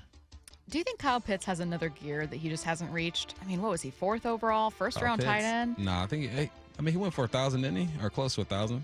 Kyle Pitts is good. According to Fox's Jordan Schultz, multiple teams have reached out to the Falcons about the availability of tight end Kyle Pitts.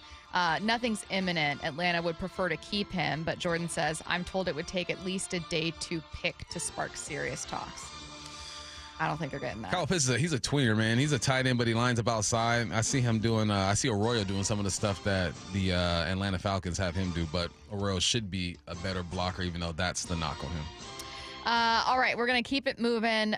In honor of Colin Snider's horrible outing, no offense, Colin, I think everyone knows it was a bad day. We're going to lighten it up a little bit as we put this game in the rear view and look ahead to a series against the Twins. What was your worst day at work? That's next. It's a weekend clash of American League Titans this weekend in Soto. Hey, fair ball in the corner. Julio around third. He's going to score. 2 of only 7 teams with 30 or more wins, both fighting off challengers at the top of their divisions. Holy smokes. Mariners, Twins. Wyman and Bob are live at T-Mobile beginning at 2. This is long gone over Edgar. First pitch at 7:10. On the home of the Mariners, Seattle Sports. Don't miss a pitch all weekend on 710 or the Seattle Sports app. Hey, what's up? It's Michael Bumpus, man. Do you want to get away? Do you want to recharge? I got the perfect place for you. It's an easy drive. You go I-5 North, get off on exit 260, and you will find Silver Reef Casino. I did it a month ago. It was awesome. I checked in. They got deluxe king rooms with great views, free Wi-Fi, and they have tablets, man. High technology over there at Silver Reef Casino. Also, time to eat. I went downstairs. I went to the steakhouse, had myself a steak. It was awesome, and stopped by the cantina to check out. I know the Mexican vibes they got over there. Play 18 at Loomis Trails Golf Course. There's water everywhere. Bring lots of golf balls. Be patient. Just have fun. Enjoy the weather. They also have great events. Beatles versus the Stones, man. You cannot miss that. The secret is out about Silver Reef Casino, man. If you're getting FOMO, don't worry about it. I got you covered. Visit silverreefcasino.com. Book your stay today. It is that simple. Visit silverreefcasino.com. Progressive knows when you're in your RV, you're already on vacation. That's when you become Vacation You, who just camped where there's absolutely no shade.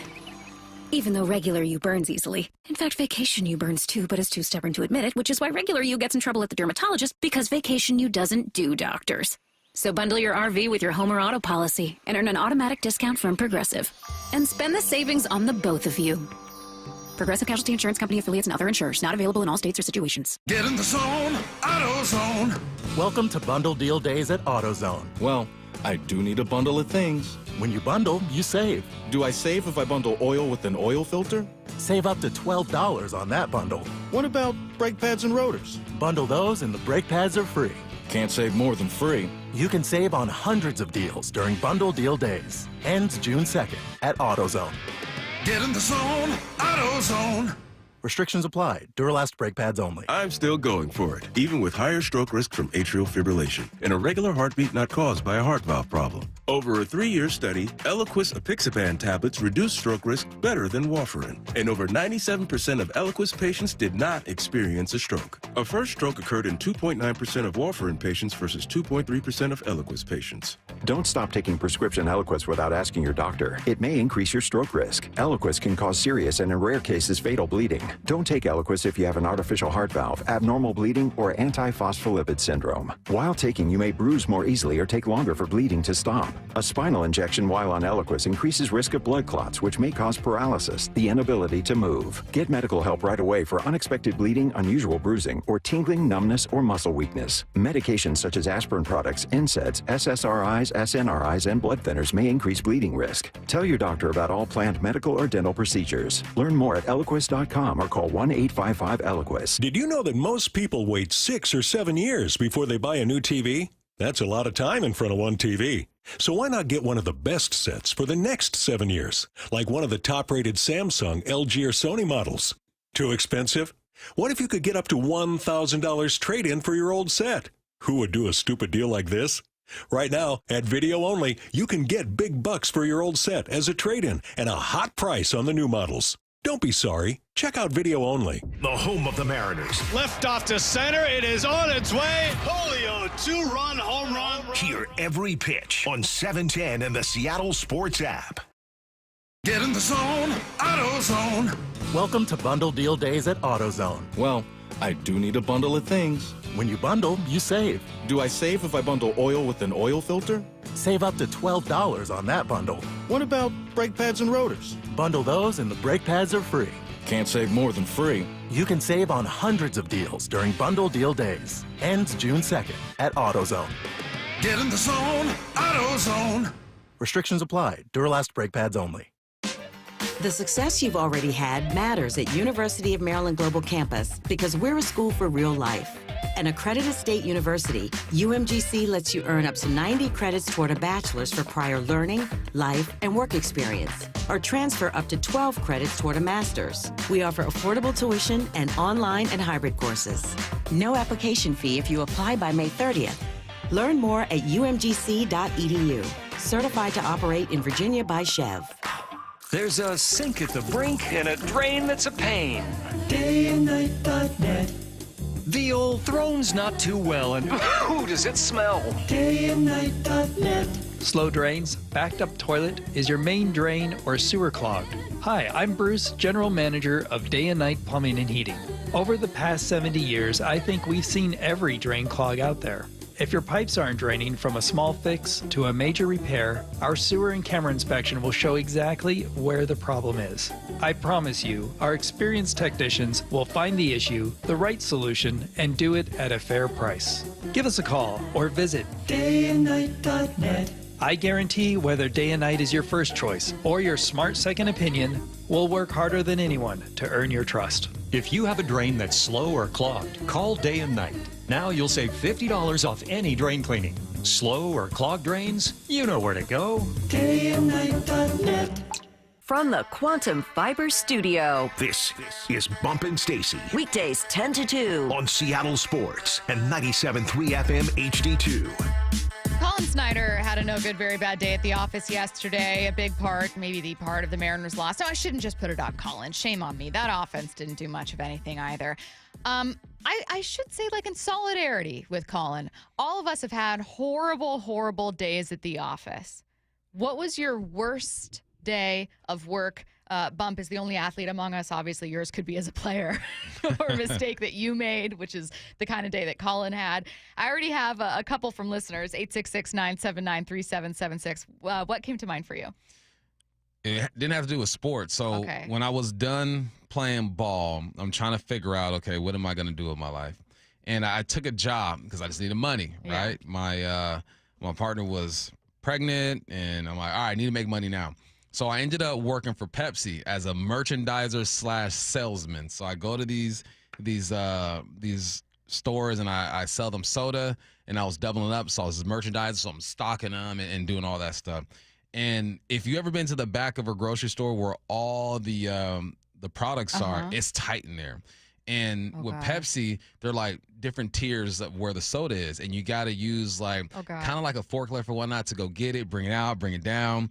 And I was using it, bam, brought it up, and I turned in the forklift and bam, it hit the side of something and boom, like hundreds of dollars of product is all on the floor. There's water, soda splashing everywhere. No. And the jacked up part about that industry, most people who are in that industry, in the grocery store industry, they hate their job. They hate it. So they watch this go down. Nobody helps. Nobody. I'm like, for real? I would have helped you. So then it jacked up my whole day because I got to stop at different stores. So I was behind like 2 hours. It was bad. Brady, Curtis, do you guys have one?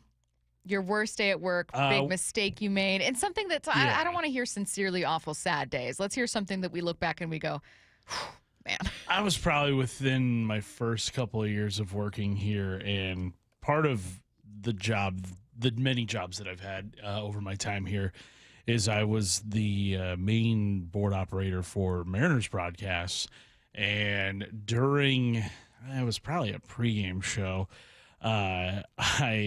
so part of how our board is laid out, and this is also the same when we had our old board, is that when they pause for legal ID, when you hear like Aaron, Gary, or Rick, or like, let's pause for station identification, this is the Mariners Radio Network, we have to hit a button to notify all the other affiliate stations who are connected, like, hey, it's legal ID time, here we go, everybody get ready.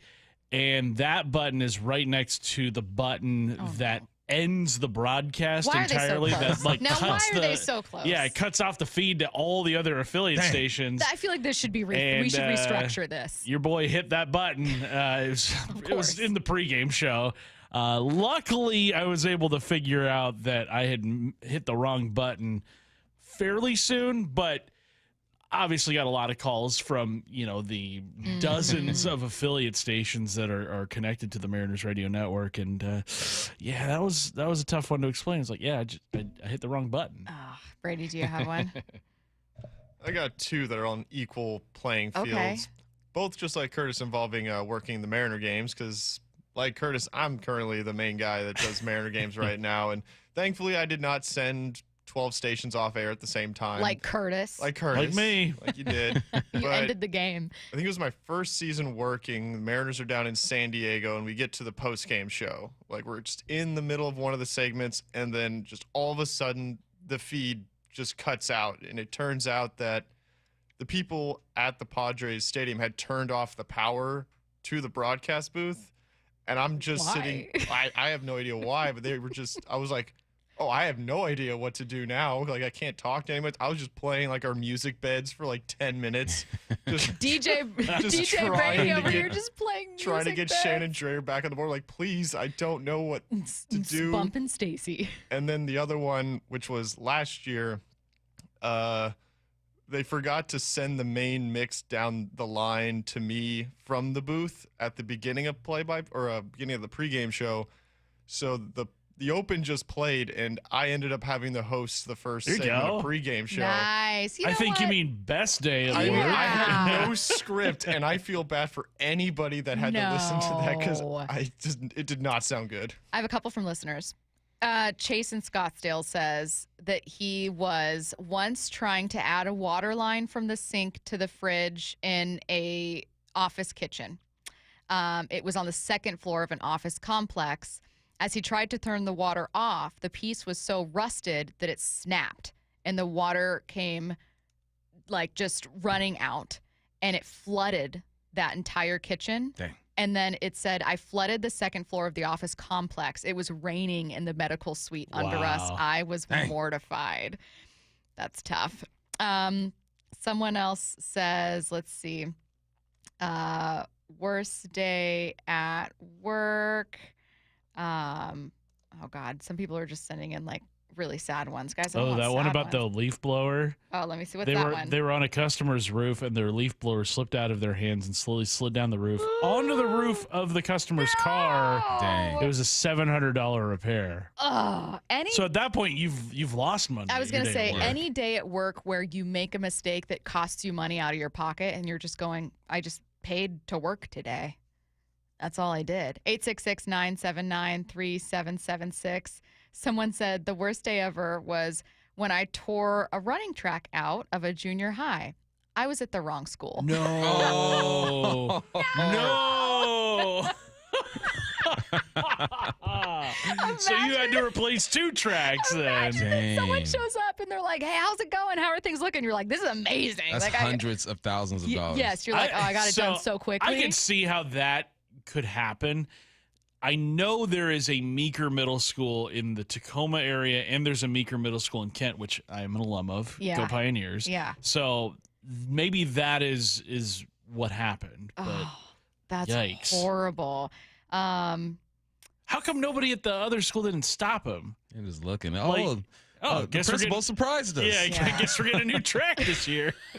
Oh, you're getting a new track for sure. Yeah. It's the idea of removing the whole track. Like, it's not even like, hey, just wanted to confirm I'm at the right spot. Looks like like you tore up the whole track and removed it. And then you were like, let's get this thing laid out. Like, let's get this thing going. Dang. Oh, my God. I'm going to keep looking at a few of these.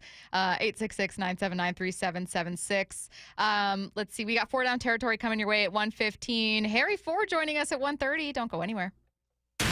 It's the next phase of the Seahawks offseason, OTAs. Jansen, he's going 40. And Seattle sports is all over it. The Seahawks, they're into it now. The one thing about Mike McDonald is he knows exactly what he wants to do. Wyman and Bob are live from the VMAC, Monday beginning at 2. Complete insider coverage at SeattleSports.com, the Seattle Sports YouTube channel, and the Seattle Sports app. We are the home of the Seahawks. Seattle Sports.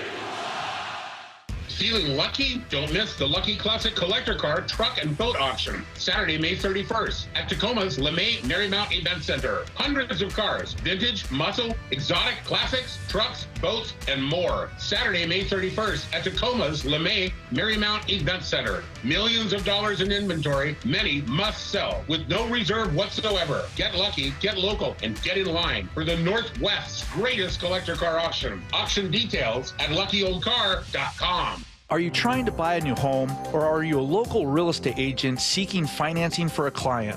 We're all tired of dealing with banks, credit unions, and endless guidelines. Wouldn't it be nice to go back in time when we had common sense lending?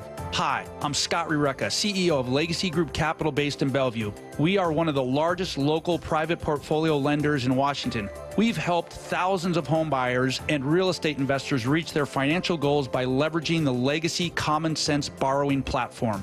What that means is we lend our own money, we make our own decisions. If your deal makes sense, we'll get it done. Whether you're purchasing a new piece of real estate or refinancing an existing loan, bridge loans, construction, or regular home loan, it doesn't have to be as difficult as banks and lenders make it. If you're trying to grow wealth through real estate acquisition, come talk to the experts in private lending. Call 425-635-4700 or LegacyG.com. Legacy Group Capital, your common sense lender. LegacyG.com. I've never had any complaints about my performance in the bedroom. But after turning 40, I noticed my libido just wasn't what it used to be. That's when I reached out to Revive Health. Their team knew exactly what I needed, which is why today, my wife and I are both more satisfied than ever. If you're ready to book your free T-check, text BOOST to 65555 or visit ReviveMen'sHealth.com to schedule your appointment. Message and data rates may apply. Message frequency varies. Text help for help. Text stop to cancel. See privacy policy at ReviveMen'sHealth.com/privacy policy. For info on how opt-in info will be used and terms and conditions at ReviveMen'sHealth.com/terms of use for terms of short code service. Hey, Brock Ewart here for my friends over at Xfinity. You know, change is always happening. It's part of life. And when it comes to music, we know that change is all around us. Songs are rewritten and remade. Classics are remixed. Bands and artists, well, they come and go. Even our taste in music, as we get older, can change a bit. But no matter how things change in 5 years, there's one thing that will stay the same. And that is the price of your internet. That's right. Xfinity is introducing a 5-year price guarantee. It means you get 5 years of the most reliable Wi-Fi with their best equipment included for a price that stays exactly the same. Are you surprised? Well, life is full of them. One internet price, 5 years, guaranteed. Learn more at Xfinity.com/deals. Now, restrictions apply. New residential customers only. Taxes and fees extra and subject to change. Most reliable Wi-Fi based on Open Signal Awards USA. Fixed broadband experience report August of 2024. Go check it all out right online at Xfinity.com/deals. This just in. The NFL schedule has dropped, and you know what that means. It's go time. Adam Schefter here with the Insider Tip. If you're trying to catch your team live this season, Vivid Seats is the move. For the best selection of games and seats, it's time to snap your tickets up now. Vivid Seats has great deals on great seats and the only rewards program in the game. It's no wonder they're the official ticketing partner of ESPN. So don't wait. Head to vividseats.com or download the app and lock in those game days. Well, these polymers aren't as flexible as batch K3. Researcher Laurie is stretched thin. Did you get the vulcanization analytics from V66? Oh, wait, are these rubber scores from last week? She needs to hire new lab technicians so she can bounce back into her old self. I need Indeed. Indeed you do. Our matching platform lets you spend less time searching and more time connecting with candidates. Redeem your $75 credit at Indeed.com/credit. Terms and conditions apply. Prescriptions require an online consultation with a healthcare provider who will determine if appropriate. Restrictions apply. See website for details and important safety information. Price varies based on product and subscription plan. Hey guys, let's talk ED because millions of men experience it, but not everyone can access or afford treatments like Viagra. Well, Hims can help. Through Hims.com, you can get a full range of treatment options for ED, including daily or as-needed meds through a 100% online process. It all starts with an online intake form. Get started at hims.com/joy, and from there, a medical provider licensed in your state will determine if ED treatment is right for you. If prescribed, your medication is shipped to you for free. Find the ED treatment that fits your needs with options up to 95% less than the brand names. Millions of men experience ED, but Hims can help. To start your free online visit and save up to 95%, go to hims.com/joy. That's hims.com/joy for your free online visit. HIMS.com/JOY. This is Seattle Sports. Streaming through the Seattle Sports app. KIRO AM Seattle. KIRO FM HD2 Tacoma. Home of the Seahawks, Mariners, and everything Seattle sports. Seattle Sports Snapshot. Mariners open up a series against the Twins tonight at 7:10 p.m. Pre-game show starts at 6 p.m. right here on Seattle Sports. Brian Wu on the mound. Don't forget Bryce Miller makes his return for a start tomorrow. Speaking of tomorrow, you're going to have Game 6. The Knicks beat the Pacers to force that Game 6. Game tips off at 5 p.m. Saturday. Snapshot brought to you by Miller Lite. When it's game time, it's Miller time. This hour is brought to you by Mazda of Everett. From the Quantum Fiber Studio. This is Bump and Stacy. On Seattle Sports. Streaming through the Seattle Sports app and at seattlesports.com. Now, here are your hosts, Michael Bumpus and Stacy Ross. Here we go now. I have a couple more worst day at work responses from listeners, and then we're going to get into kind of a roundtable of our favorite bits of sound from guests this week. So things that are kind of sticking with us. It's a Friday roundup of like, hey, what am I heading into the weekend kind of thinking about that we learned from interviews with so many guests, and this includes guests on other shows first. I have a couple more to read for you. Bump, we asked listeners, hey, what was your worst day at work? Someone said, worst day ever for my buddy, best day ever for a random homeowner. You can guess where this goes. My buddy owns a roofing company and spent the entire day tearing down an old roof and putting up a brand new roof on the wrong house. The house just happened to be the exact same color, trim, and house number. The only difference was the street indicators. Both homeowners had just left for the weekend. Dang. I know. Somebody came home to a new roof. I know. Someone said, worst day at work. I used to work at the Sonoma Cheese Factory. Oh, no. One day after making habanero jack, I forgot to wash my hands before going to the bathroom. Woo! Dang. Ow. No, that's not nice. Bad. How do you recover from that? I don't know. Time? Yeah, someone said, I'm a mailman. All letters are sorted and arrive at my office in the order that I deliver on my route. I was bringing in a bunch of trays of letters. I ended up tipping over 4 trays that all belonged to my coworker's route. Roughly 1,000 letters spread out across the floor, and I spent 2 hours with my poor coworker reorganizing and sorting these letters one by one. Yeah, whenever your day is extended, that is the worst, man. Because you got plans, and mentally you're getting to say that 6 o'clock mark you're supposed to be out, and you're still there, and you get even more frustrated.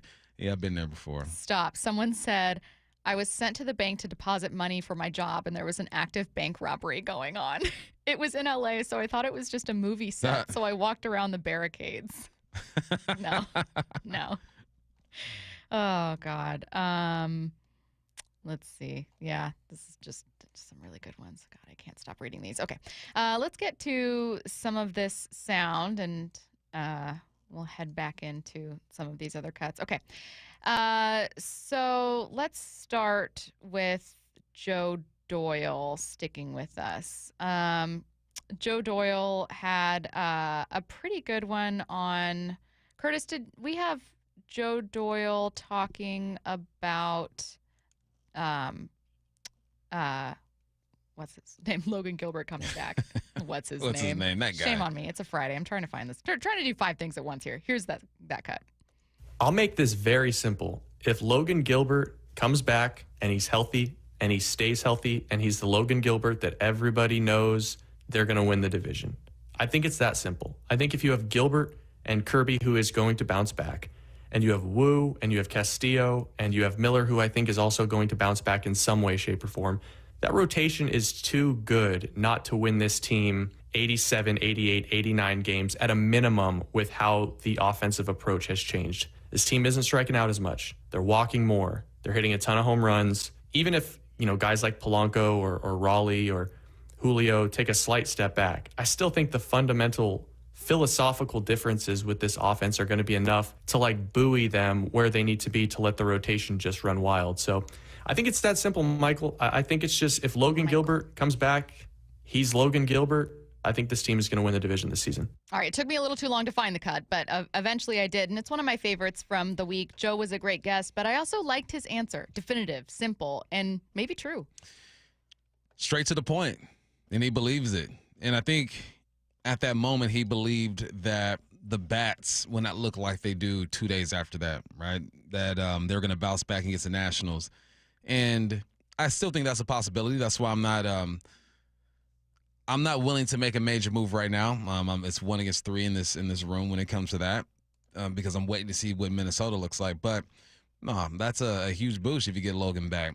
What are expectations for him too, though, right? Mm-hmm. George Kirby came back, and I'm thinking, all right, well, just find your timing, find your groove. You'll be all right. Yeah. Maybe your second or third start, you'll look like the guy that we know and love. Now, we haven't seen him in 2.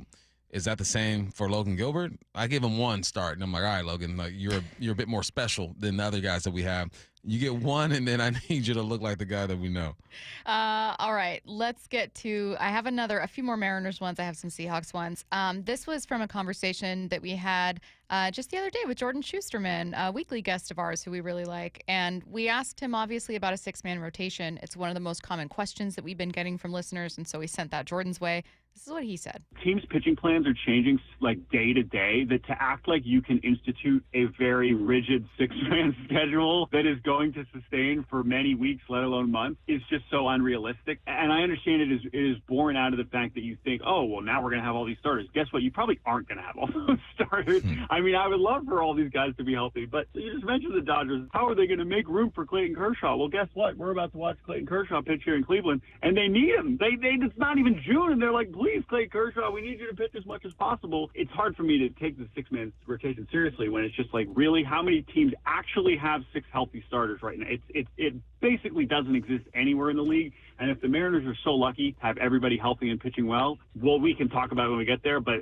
just projecting and being like, oh, look at all these great 6 pitchers, we got to use all these guys. It's just not a thing that usually ends up actually happening. Jordan not only not a fan of the idea of a 6-man rotation, but says it doesn't really work.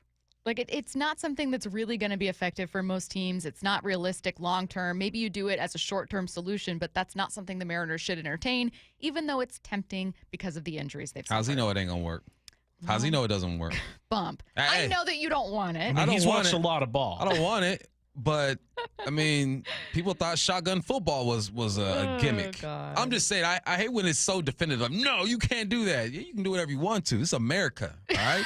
Do whatever you want to. And if you want a 6-man rotation, you want to experiment with a 6-man rotation, Yeah. experiment with it. You know, I think short term I'd be okay with it. Long term, nah, because I want I want Wu to keep developing. I want our guys out there as quickly as possible when it comes to Castillo and all those dudes. I get it. Yeah. I just don't like when, especially in sports, when there's a concept and people definitively say it's not going to work, because we've heard people say that before and we've seen things work. But yeah, I'm not for it. I might have some Mariners ones to get back to, but I want to get to some Seahawks guests. So this was not an interview with us. Our next cut that we really liked was from Shale Kapadia, who had the Ringer podcast, gave the Seahawks a C grade, and then Brock and Salk invited him on to explain himself.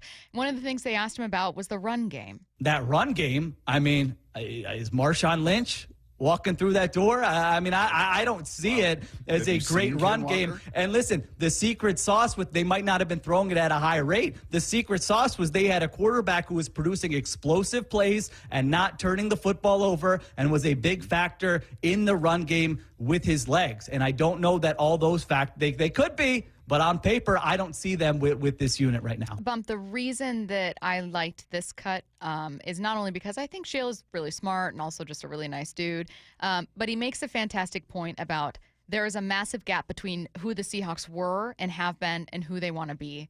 And I'm struggling to figure out how they're going to close it. This is why I think they'll be okay in the run game. Okay. When Kubiak got the job, I looked at PFF and all that stuff and saw where these offensive lines were ranked as far as the Saints and the Seahawks. Seahawks obviously like bottom 3. Saints were around like 19, 20.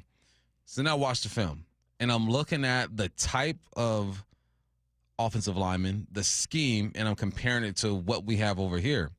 I looked at the two offensive lines, and I didn't see like a 10 to 11 place gap in between the talent that was there.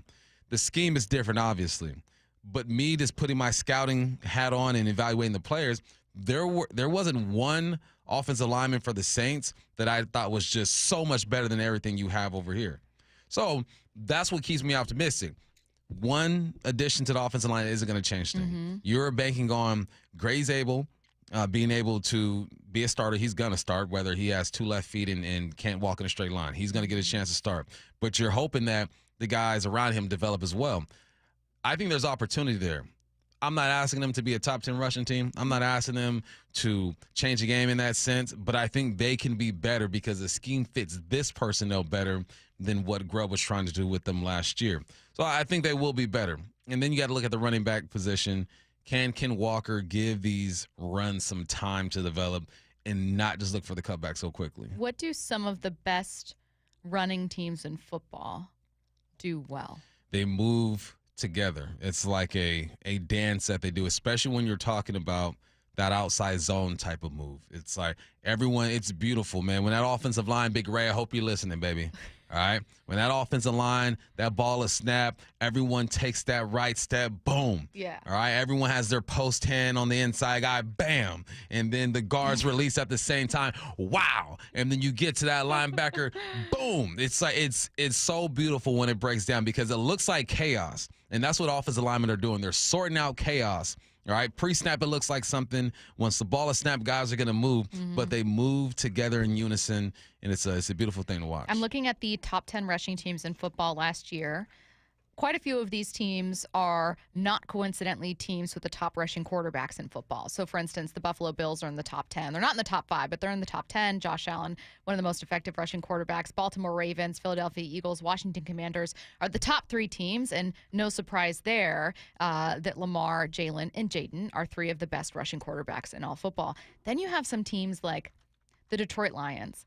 Jared Goff is not an especially athletic mobile quarterback, but that offensive line is maybe the best in football, certainly a top 3-4 offensive line. Yeah, man. I mean, I'm trying to find the outlier with these teams is what I'm saying. The offensive line makes everyone look better. The offensive line is a 24 rack of Busch Light at the beginning of a Cougar football game. And then it's going to go and you fast. kill it all by yourself, and everything just looks better. Everything, that's what an offensive line does, makes everything better. That is what the big boys can do for you. Okay, let's see. I've got a couple other Seahawks ones that I really liked. None of them were with us. Okay, so this was Mark Schlereth. He was on with Wyman and Bob. Earlier, you and I talked to Steven Ruiz about the quarterback competition. Yesterday, we talked about what this team gained and lost in the quarterback room. Mark Schlereth isn't sure why people are down on the Seahawks offseason, especially since he doesn't think there's much of a difference between Darnold and Geno. I mean, Sam Darnold was absolutely unbelievable last year, right? Like 4,400 yards. He had a bunch of touchdowns. I mean, he was great. And, of course, everybody points to the last 2 games of the season where they didn't play as well. But Sam Darnold had a phenomenal all-pro type season. So, I mean, that's number one. Do I think that Sam Darnold and Geno Smith, or Sam Darnold's better or worse than Geno Smith? I think they're very like quarterbacks. So, like, I wouldn't look at that and say, wow, we really downgraded the quarterback position. And then ultimately, offensive line wise, philosophy of offensive line and philosophy of run game and philosophy of tying the run game to the passing game, those things are important. This reminds me a bit of the conversation you and I had with Wyman the other day, where he said, I'm also not sure. Like, is there something I'm missing? Like, when I look at it and when I analyze it, I don't see a bad offseason. I don't see a massive gap between what they lost and what they added. What do you think? I don't see a massive gap, but I understand why people could see it that way, because you knew what you had in DK and Geno Smith. With Cooper Kupp coming over, and I think with Cooper Kupp coming over, people expect him to be a number one type of guy. He's not going to be a number one guy. This is JSN's receiving core when it comes to the physical, comes to mentorship. Obviously, Cooper Kupp has that on lock. With Sam Darnold, you don't know what you have in him. You have 3 years of Geno. Geno's of his highs and his lows. You understand what he's good at, what he needs to work on, and you can place him in an offense in a situation and say, okay, this is typically what we're going to get. With Sam Darnold, you have 1 year, so people are skeptical, and they could be. But I don't think that Sam Darnold is 3 steps behind Geno when it comes to physical capabilities. No, I think Sam Darnold might have just as strong of his arm, if not better. I think that he might run a little bit better than Geno too. But I think Geno's better under pressure. He's better in the pocket when chaos is going down around him. I think that Geno throws a pretty deep ball. So it's all about familiarity, and there's no real familiarity with Sam Darnold, and you're questioning the capabilities of Cooper Kupp at this stage of his career. But if you look at him for what it is, a number 2 receiver, he should be just fine if you just do what you did last year. All right. I'm going to get back to the Mariners for one of our last cuts. This was an interview with Paul Hembekides, who was on with Brock and Salk, and they were talking a lot about Julio. We actually played this earlier in the show, but Bump, I think both you and I really liked this interview. And while we didn't entirely agree with Paul's take, it was spicy. He was definitive with it on what Julio needs to do at the plate. It needs to be a location-driven swing and not a pitch-type-driven swing. And perhaps the reason he does it this way is because he doesn't have good pitch recognition, and that could be something that they could work on him throughout the course of time. But all the metrics suggest he should be way better, and what the numbers say to me is that I cut that off a little bit early, but I'm combining it with this one. He says there's no reason Julio shouldn't be a better hitter. I don't have a top-of-head comp, but I do have a strong feeling, and that feeling is that he is either being instructed to hit incorrectly or he's not adhering to advice that he's currently getting from Edgar Martinez and the rest of the staff. And I want to make it clear. You're much closer to it than I am. I'm seeing this from the opposite coast many times the day after, seeing highlights, watching swings, looking at stats. But there is no reason why that guy should not be a way better hitter. You know it. I know it. And we know for sure that he's able to accumulate WAR because the legs are so good, because the glove is so good. And so the floor is a 5 or 6 WAR player. But we know the reason we dream on him is because the ceiling's an 8 or 10 WAR player. And there's no obvious reason to believe, based on the bat speed and based on any of the other sort of go nuclear times that we've seen him go on, that he can't put it together. You can hear Brock just kind of laughing in the background, like, this guy's going to town right now. I think that might have been one of my favorite interviews all week on our station. Yeah, I liked it. And if you listen to it, he was juiced up off of C4 too. So he was going in. But it gave a perspective that we're not used to hearing. Like, he's saying some of the same things in general that we read on the text lines that we hear, but this is the way that he's saying it and describing it and the detail that he uses which I appreciate. Even if I don't agree with some of it, I still appreciate that perspective. It allows you to look at him in the game a little differently. Don't forget you can catch any interviews you missed with Bump and I on the Bump and Stacy podcast on seattlesports.com or wherever you get your podcasts. And then you can find any of our show podcasts on seattlesports.com, Apple Podcasts, Spotify, wherever you listen. Let's get to 4 Down territory.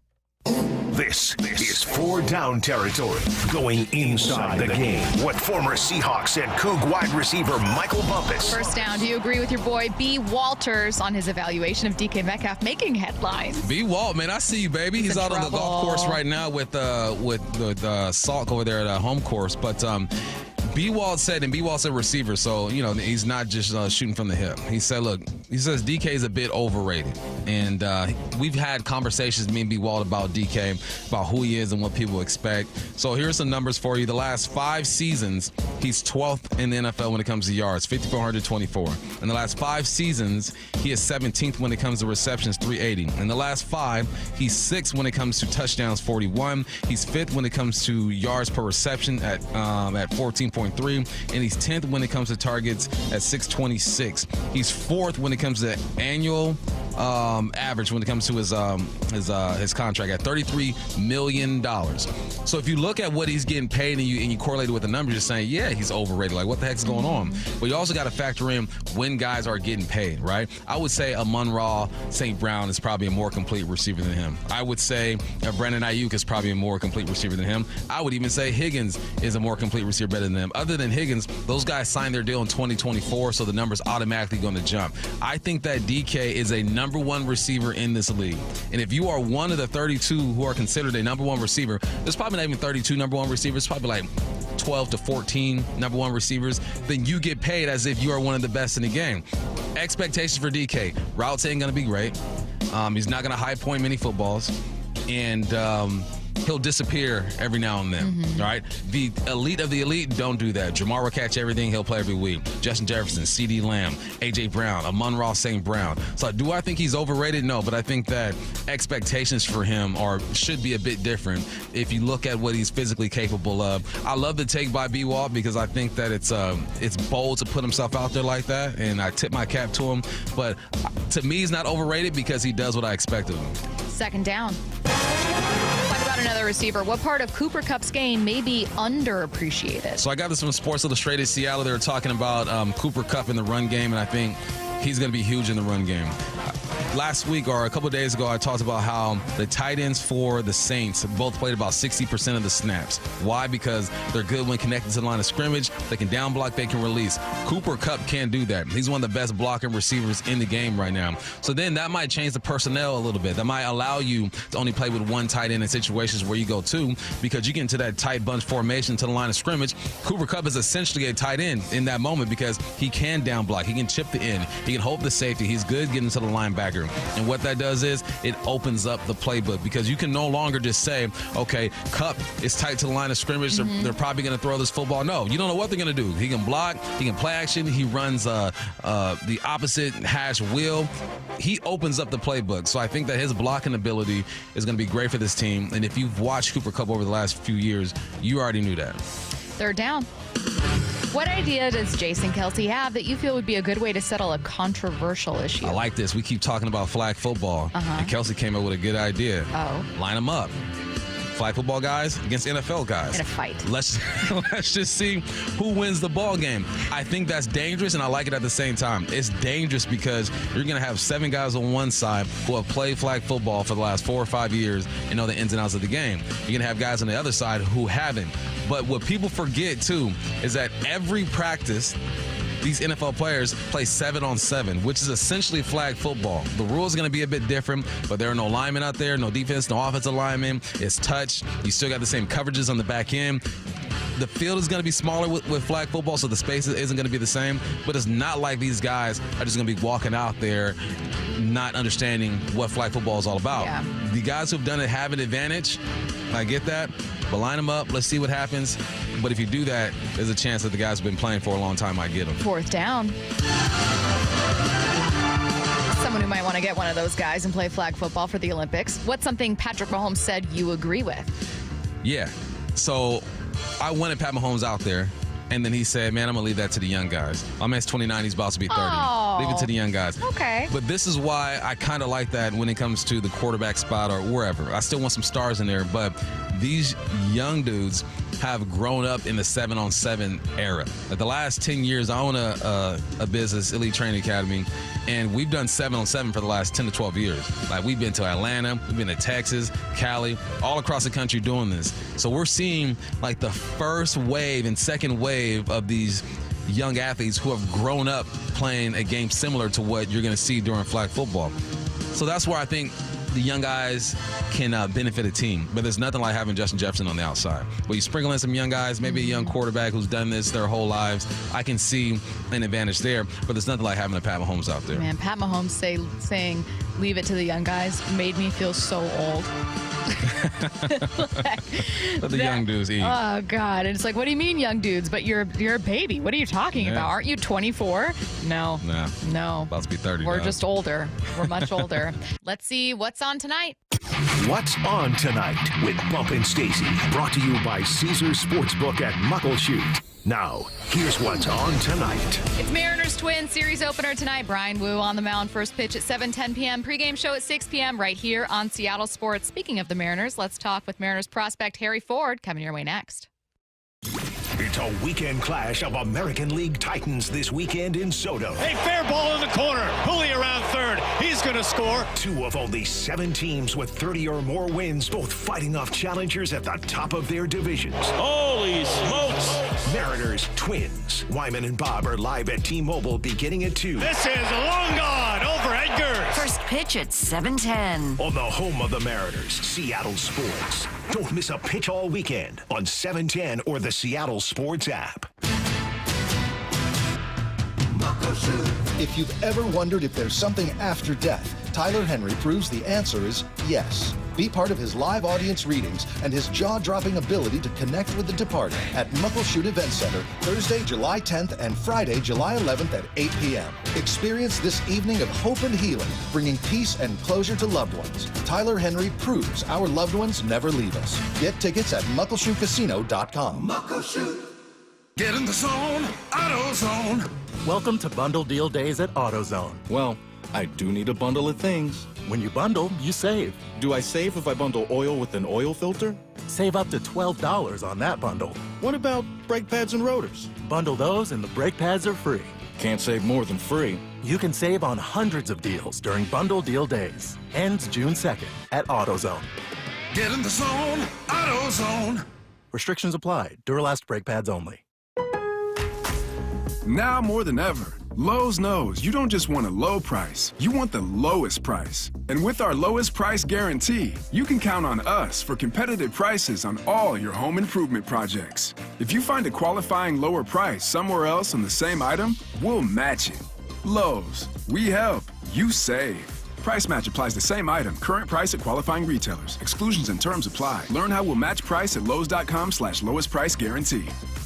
Testing. We're live from Chick-fil-A. This is Grant. And this is Laura. And a little thing we love about the Chick-fil-A Smokehouse Barbecue Bacon Sandwich is that sweet bun. And that chicken filet was perfectly crispy and soft at the same time. And that Smokehouse Barbecue sauce, it's a lot of fun. And the brown sugar bacon definitely had a little bit more pizzazz. Also, the Mac, one of the all-time greats. Man, I'm getting hungry.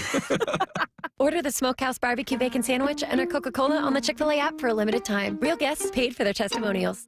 Ready to order? Yes. We're earning unlimited 3% cash back on dining and entertainment with a Capital One Saver card. So let's just get one of everything. Everything? Fire everything. The Capital One Saver card is at table 27 and they're earning unlimited 3% cash back. Yes, Chef!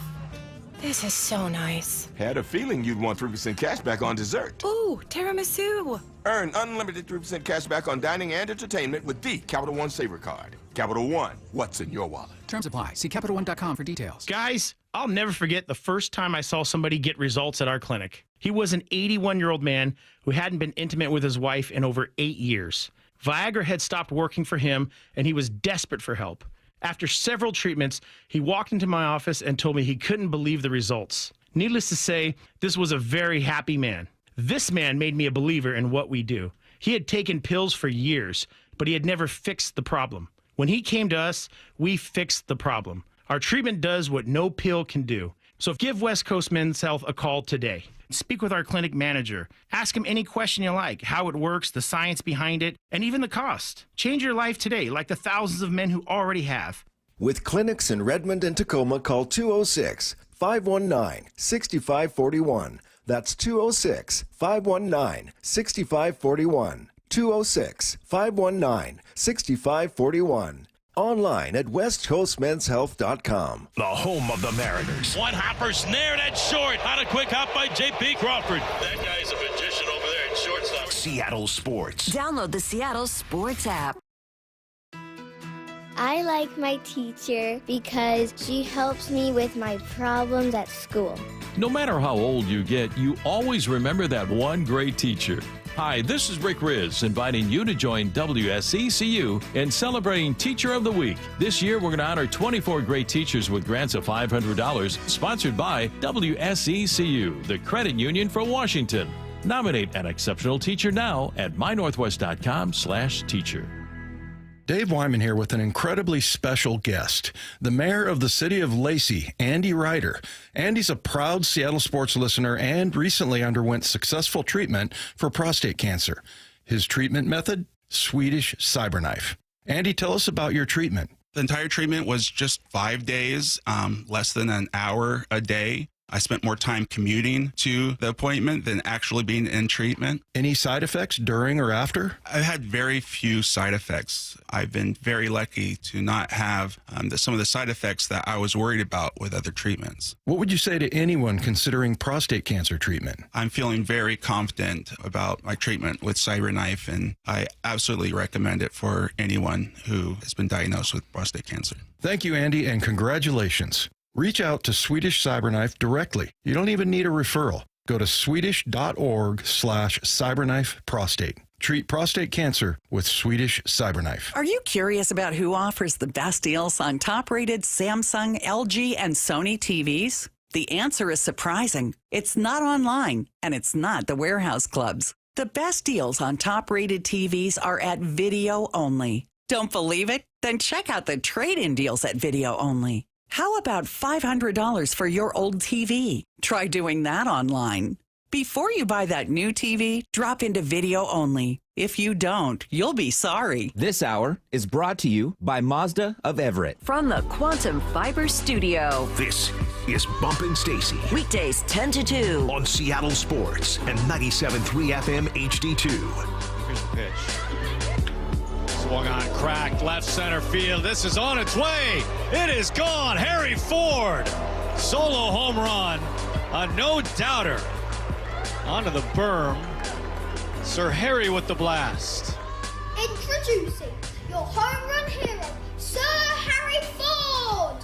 Mariners prospect Harry Ford joining us now on the Emerald Queen Casino Sportsbook Hotline. Harry, in your first year with Tacoma, you're 39 games into the season. What feels different so far?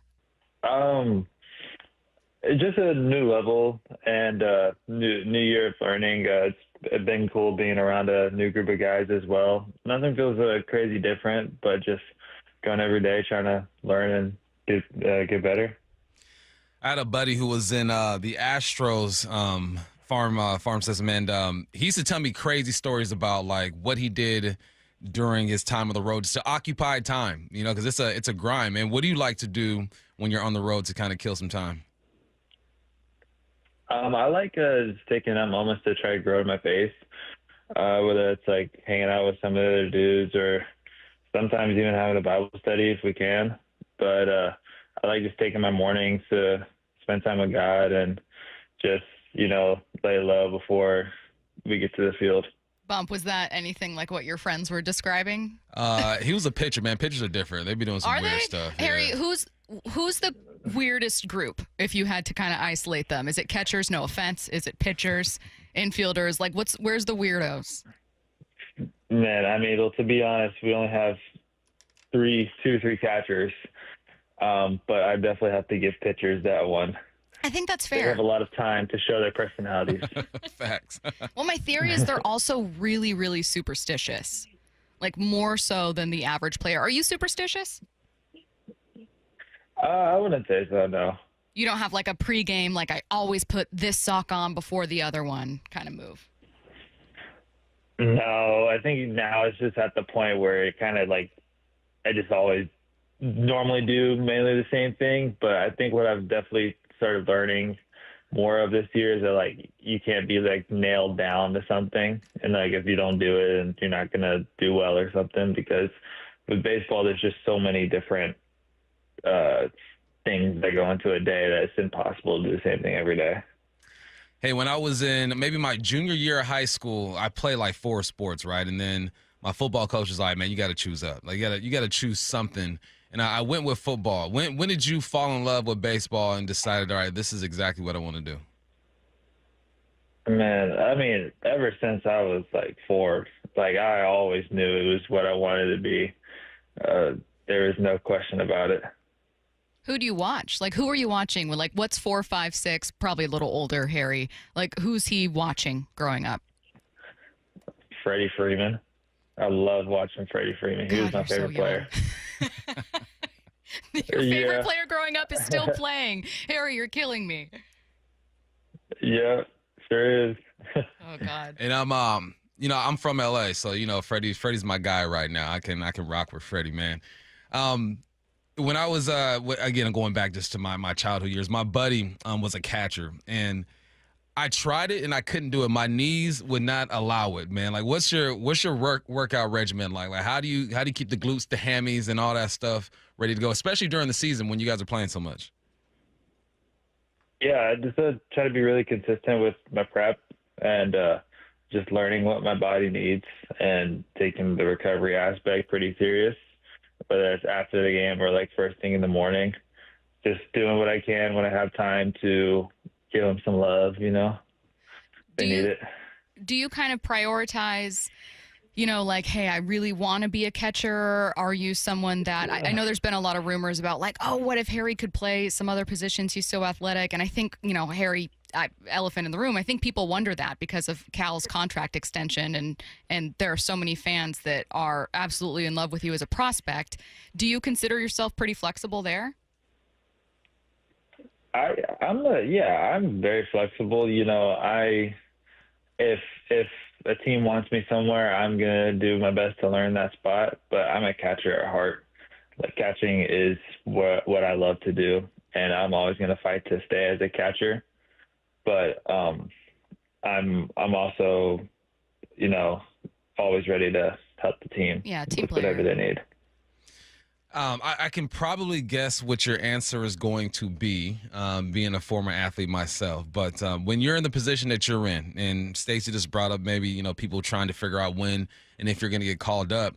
I mean, what's your mental like, your day in and day out? Because obviously you have to be where you are. You got to be present, but you're trying to get to that next level. Like, what's the mental game like when you're in the position you're in?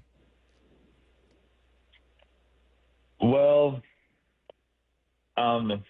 I'd say for me, like, it really goes back to my faith. Like, I trust that the Lord has a good plan for me and that he's got me where I'm at for a specific reason, whatever that may be. And, Cal is awesome and he's doing a great job and I'm so pumped for him. And that doesn't, take away anything from me. I'm glad to be where I'm at, and I'm glad that, I get to be serving where I'm at, and so I just trust that God has me exactly where he wants me to be. Now, Logan Gilbert's out there starting yesterday, right? Have you had a chance to, outside of just the game, kind of hang with him, talk with him, chat him up? Yeah, I've gotten to talk with him. He's someone I've definitely looked up to as well because he's also a big faith guy, and so we've talked about that a lot and how he goes about, playing baseball and being a Christian. And he does an amazing job. He's an amazing competitor, and he has an outstanding, work ethic day in and day out. And he's also just a good guy. So he's awesome. Are there any other mentors that you have? Like maybe a guy that plays your position, maybe a guy who's up in the bigs already. Like, who do you lean on when you just need someone to talk to? Right now would be one of our other catchers, Jacob Nottingham. He is amazing guy. He's helped me so much in AAA. I mean, without him, I'm not like 80. I'm not the catcher I am right now without him. And he's helped me so much. Alvin Davis is another guy who is awesome every time he comes, whether it's baseball or face. He's an amazing guy to lean on. Zach Livingston, our catching coordinator, he's always a good guy he's always a good guy just to ease you a little bit when he's around. That's the great thing about the Mariners. I mean, we just have so many guys, and like whether that's the coaches I have right now, like my hitting coach and catching coach and pitching coach, like we just have a great staff all around. What do you love about catching? It sounds like it's something that you are very passionate about, and there's clearly things unique to that position that you feel like really speak to you. Well, I first got into catching just because, I get to be in every single pitch, and like I loved putting the gear on for the first time. It was so thrilling and so just a different experience that I'd ever had. So I've always loved it for that reason. But now I say I love it even more because like as I said before, for me, my faith is super important. I believe that me as a catcher, it gives me a place to be able to serve others like Christ serves others. And so I have it on my mind every day to just try to serve my teammates and serve the pitchers. And it gives me a chance to do that, which is really fun. Harry, you're about the same size as me, like 5'11", 2 bills. And I tell my kids, I go, man, I'm like the perfect size to try almost any sport, right? I'm not going to be great in basketball because I'm not 6'4", 1 out, but I'm good enough to where I can try it. Have you tried to play any other sports? What's your second love when it comes to the athletics? I'd say I tried basketball in high school, but I wasn't very good. I was just athletic, so I could play it. But I would always love if I got the chance to play soccer. I'd want to play soccer outside of this. What if you were not in sports at all? Obviously you are, and there's so much of your career that's still to unfold, and thank goodness for that. But like, what if you weren't doing sports? Like, is there anything else where you're like, man, I really feel like I'd be a great blank? It's hard to say because, like, so much of our lives is wrapped around baseball, and so it would definitely take me some time to figure out what that would be. Yeah. Well, thankfully you don't need to. Yeah, I mean, you never know. We'll see. But I'd be interested in looking into some type of ministry thing, or maybe go back to school, or something where I get to serve. Well, it sounds like you have many, many, many years still with this whole baseball thing. So that's the good news. He is Mariners prospect Harry Ford. Harry, you've been wonderful. Thanks so much for taking the time. Thanks, Harry. Yes, thanks. Get your questions in 866-979-3776. Any question for What I Need to Know coming your way next. Wyman and Bob, afternoons 2 to 7. The one, the only, John Morosi is with us. We're trying to figure out what's going to be happening as we approach the trade deadline. For me, the lineup is still the spot where I would focus on the most. This team has shown they've got plenty of pitching. They always do. The second half of the lineup, for me, is what's going to be the difference between them having a good chance at a postseason berth and a team that can win a round. Dave Wyman and Bob Stelton, afternoons 2 to 7 on Seattle Sports, the app, YouTube, and your smart speaker. Hey, Brock Hewitt here for my friends over at Xfinity. Change is always happening. It's part of life. And when it comes to music, we know that change is all around us. Songs are rewritten and remade. Classics are remixed. Bands and artists, well, they come and go. Even our taste in music, as we get older, can change a bit. But no matter how things change in 5 years, there's one thing that will stay the same, and that is the price of your internet. That's right. Xfinity is introducing a 5-year price guarantee. It means you get 5 years of the most reliable Wi-Fi with their best equipment included for a price that stays exactly the same. Are you surprised? Well, life is full of them. One internet price, 5 years, guaranteed. Learn more at Xfinity.com/deals. Now, restrictions apply. New residential customers only. Taxes and fees extra and subject to change. Most reliable Wi-Fi based on Open Signal Awards USA. Fixed Broadband Experience Report, August of 2024. Go check it all out right online at Xfinity.com/deals. At Fisher Investments, we may seem like other money managers, but we're different. Are you really that different than the rest of us? We are.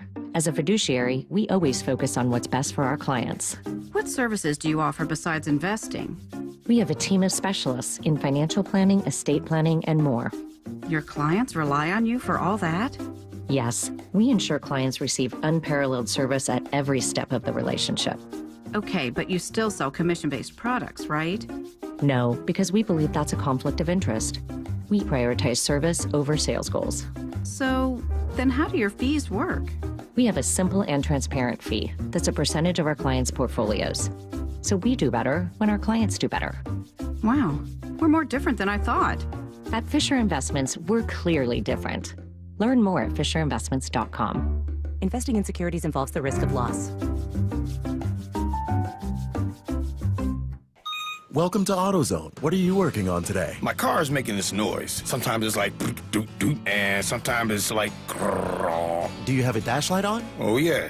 Then we don't have to listen for clues. With the free Fix Finder service, we can read a check engine, ABS, or maintenance light to find the likely fix and even recommend a local shop if you need one. So you don't need to hear the grrr. Not with Fix Finder. Everything you need, nothing you don't. Get in the zone, AutoZone. Restrictions apply. I'm Ed Evans, CEO of Consumer Cellular. No, we're not one of the big guys. Truth is, we don't want to be. If you're over 50, Big Wireless probably has you paying for more data than you might need. You could be throwing away thousands over a lifetime. We're not here to be the biggest. We're here to bring you something we believe is better. Our plans start at just $20. You'll get the same fast nationwide coverage without the big wireless bill. Call 1-888-FREEDOM, visit consumercellular.com/facts or a store near you. Plans include $5 credit for auto pay and e-billing. See site for additional facts. Bonneville International radio station contests are open to participants 18 years of age or older that are residents of Washington State unless otherwise specified. Employees or agents of the station, Bonneville International Corporation, other area radio stations, or any entity associated with the contest are not eligible to win unless the station otherwise specifies at its own discretion. Persons who have won in the last 60 days from a station contest or event may not be eligible. Full general contest rules are available on seattlesports.com or in person at the station during regular business hours. The home of the Mariners. It is gone! Cal Raleigh, 2-run home run! Hear every pitch on 710 and the Seattle Sports app. Upgrade to an efficient heat pump AC now before the summer heat. And Home Comfort Alliance will save you up to $6,000 limited time savings. And you can take 18 months to pay with zero interest. Call for a free quote. HomeComfortAlliance.com. I've always been an athletic guy, but after turning 40, I noticed I was slowing down. I booked a free testosterone check with Revive Health and learned that low T doesn't just impact my performance in the bedroom. I've been following a custom treatment plan ever since, and today I'm feeling stronger and more confident than ever. If you're ready to book your free T-check, text BOOST to 65555 or visit ReviveMen'sHealth.com to schedule your appointment. Message and data rates may apply. Message frequency varies. Text help for help. Text stop to cancel. See privacy policy at ReviveMen'sHealth.com/privacy policy. For info on how opt-in info will be used and terms and conditions at ReviveMen'sHealth.com/terms of use for terms of short code service. The Mariners are transforming T-Mobile Park into Seattle's hottest karaoke club for Sing-Along Fireworks Night. Don't miss an incredible post-game show on Friday, June 13th, presented by T-Mobile, after the team squares off against the Guardians at 7:10. He does it again! Home runs in 3 consecutive games. Cal Raleigh, the big dumper. It's your chance to belt your heart out on the big stage to chart-topping hits and feel-good throwbacks. Fireworks and Mariners baseball. That's 2 spectacular shows in one unforgettable night. Strong play call! Triple digits to end it and complete the sweep. Visit Mariners.com/fireworks to get your tickets and see the complete lineup of Mariners fireworks nights this summer, including a Patriotic Palooza on July 3rd and an 80s show on July 18th. Plus, check out everything else on deck at T-Mobile Park, including a Father's Day socks giveaway Sunday, June 15th, thanks to Muckleshoot Casino Resort. Mariners baseball. Tridents up. Luxury awaits at Snoqualmie Casino and Hotel. It's Mike Salk here, and you can book now for an unforgettable summer experience opening this August. Wake up to breathtaking Cascade views with world-class dining and play your favorite games. Visit snocasino.com. Seattle's closest. It's now Snoqualmie Casino and Hotel. From the Quantum Fiber Studio. This is Bumpin' Stacy. Weekdays 10 to 2. On Seattle Sports and 97.3 FM HD2. Happy Friday. Get your questions in for what I need to know. Bump and I wrapping up a week of shows by answering your burning questions. 866-979-3776. We'll start with Willem in Maple Valley. Do we think the Mariners will be in first place after the weekend? I will say both the A's and Astros lost yesterday. Who the Astros got? Do we Tampa know? Bay, I think. There's like Tampa's 13-3. been playing some decent baseball. Yeah, keep hope They're only alive. half game up. Keep hope alive. Yes. Okay. Probably needs a sweep. Got this. Brady, Curtis, you guys co-signing with Bump. Got Mariners to. still in first place. You have to go on vibes alone. Well, I'm doing pre and post on Saturday, and they have not lost this year with me on pre and post. So important to know. So you heard it here first. Saturday's a win. What I need to know. Have you guys ever been tempted to let loose for a whole segment where Curtis would have to actively use the dump button? If so, what topic would get you going? No, I haven't had that urge. I like my job. What topic would you talk about that would most likely make Matt, in this case, Brady today, reach for the dump button? LeBron being the best basketball player ever. Not buying it. I don't know. I don't know yet. Stacy's would be like, if somebody was like, let's move on from the Houston Astros. What they did is in the past. Yeah. And I'd be like, what do you mean it's in the, and then all of a sudden, you could really only get away with one swear, because once I hit the dump button, it dumps 30 seconds, no, right? it only dumps How's it 8 work? seconds. 8 seconds? And then it's got to okay. build back up. Oh, and so if in I that swear time, back to back? in that time, if you go double swear, it's likely going out over the air. I've only done it once on air. That's right. It was the S word on accident. Man. Because I said, Quandre talks so much blank, and I was joking around, and it was a little too, I kind of forgot where I was. Bump has been dumped a couple of times. Yeah, it's like, because I'll say none of my breath, like someone says something like, Yes, that's what Bump will react, especially in timeline. Yeah. It's like maybe a cut you haven't heard, or it's kind of like, he what? Yeah. Nobody's been dumped, I think, more than Dave Wyman. Absolutely nobody. He says some stuff now. I'll be like, you ain't dumping that? Like numbnuts? You can say that? He says it all the time. Sometimes I think he forgets that these mics go out over the air and like there's people listening. What I need to know, how does calling up Harry Ford make sense to anybody? Yeah, he's raking in Tacoma, but how would he fit with the big league roster? DHing, catching every now and again? I don't know, man. It said Cole Young or Harry Ford? Harry Ford. Oh, yeah. He'd have to play a different position. It's not good for Harry. There's no space for Harry. It's unfortunate. And we heard him. He said, look, I'm a catcher at heart. I'll do whatever the team needs me to do, but I want to catch. There's just no space for my man. Yeah. What I need to know, will Julio hit 4 home runs this weekend in honor of Stacy's birthday? Why 4 home runs? I mean, why not? That's a good number. Okay, sure. 3-game series, right? Yeah. Yeah, a multi-home run game in one of those. Sure. Or he hits 4 in one game. I like that. I like spread it out, man. I mean, spread it out. 4 home runs, just every at-bat he's hitting a home run.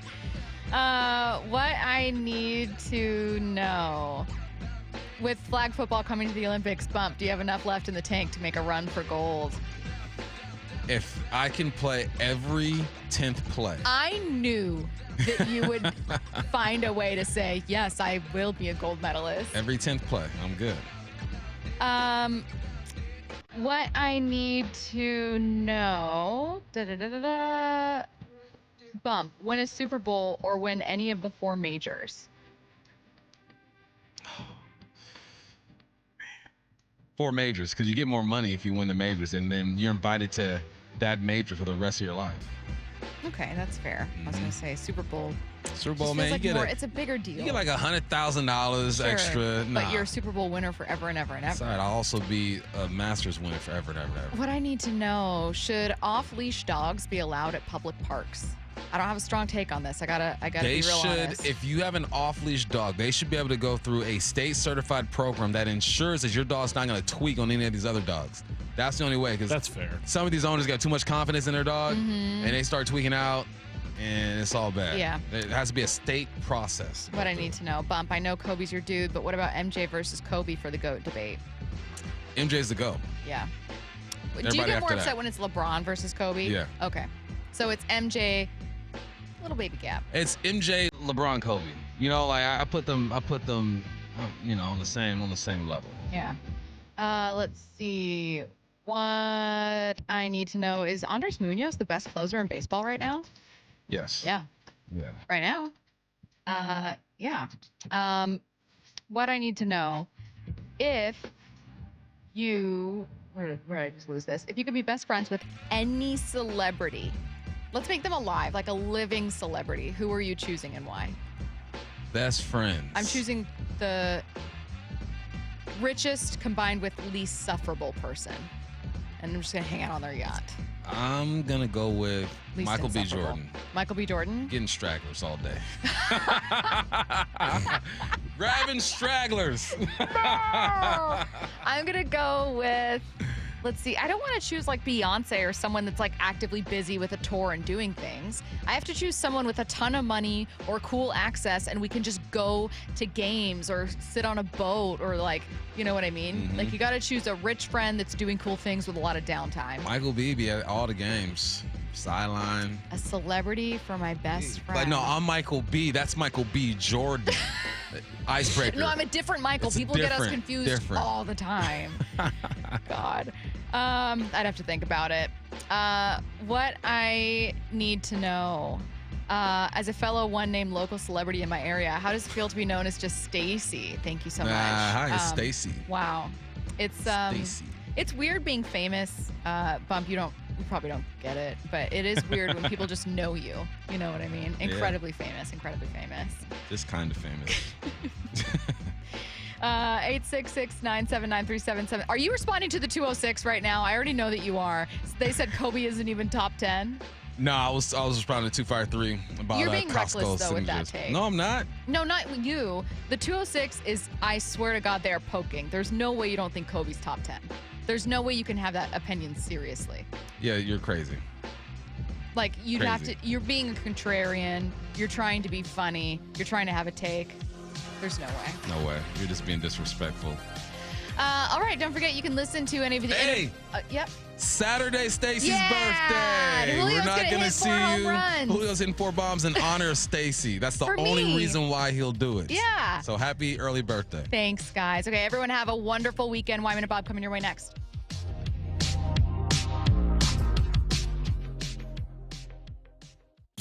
It's a weekend clash of American League Titans this weekend in Soto. Hey, fair ball in the corner. Julio around third. He's going to score. 2 of only 7 teams with 30 or more wins, both fighting off challengers at the top of their divisions. Holy smokes. Mariners, Twins. Wyman and Bob are live at T-Mobile beginning at 2. This is long gone over Edgar. First pitch at 7:10. On the home of the Mariners, Seattle Sports. Don't miss a pitch all weekend on 710 or the Seattle Sports app. So, how's your research going? Surprising. After I figured out the top-rated TVs in our price range, I went shopping for deals. And who's the best? It wasn't the internet, and it wasn't the warehouse club. But? It was video only. They had better deals on the Samsung, LG, and the Sony TVs that got the highest scores. Better than online and at the club? I know! Video only beat them all. And now we can afford an even better model for the same price. My research really paid off. If we buy it video only. Exactly. Otherwise, we'll be sorry.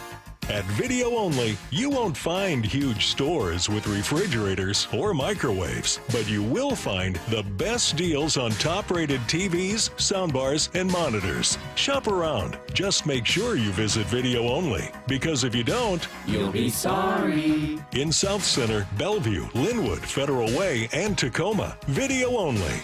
Spring is back. Our bats are back. Is your postnasal drip and congestion back as well? Hi, this is Dr. Ryan Stern with the Stern Sinus Center. We are a proud national center of excellence for helping hundreds of patients with Rynair. For those of you sick of searching for another allergy medication, Rynair is a minimally invasive procedure that significantly reduces postnasal drip, congestion, and stuffiness after only one treatment. Come see us in Auburn or Federal Way. Book your appointment at sternsinus.com. That's sternsinus.com. Hey, it's Mike Salk here, and you've heard about my success losing 35 pounds in just 8 weeks with the Eastside Weight Loss Clinic plan. I know you've heard from Ryan Rowland Smith as well. Well, now I want you to hear from someone just like you, a Seattle sports listener. Chad, who lives in the South Sound, he joins me now. Chad, how much weight did you lose? I lost about 20% of my total body weight. I was down 43 pounds from the start of the reduction phase till it ended. 43 pounds. My gosh, how'd that make you feel? Would you recommend it? Fantastic. Confident, first and foremost, for me. Much more confident. And then also just healthier, just easier to do things around the house, easier to do things at work. I would 100% recommend it. I can promise you'll lose the weight you want to lose. Well, that's another ringing endorsement for Eastside Weight Loss Clinic. Yep, Chad started his journey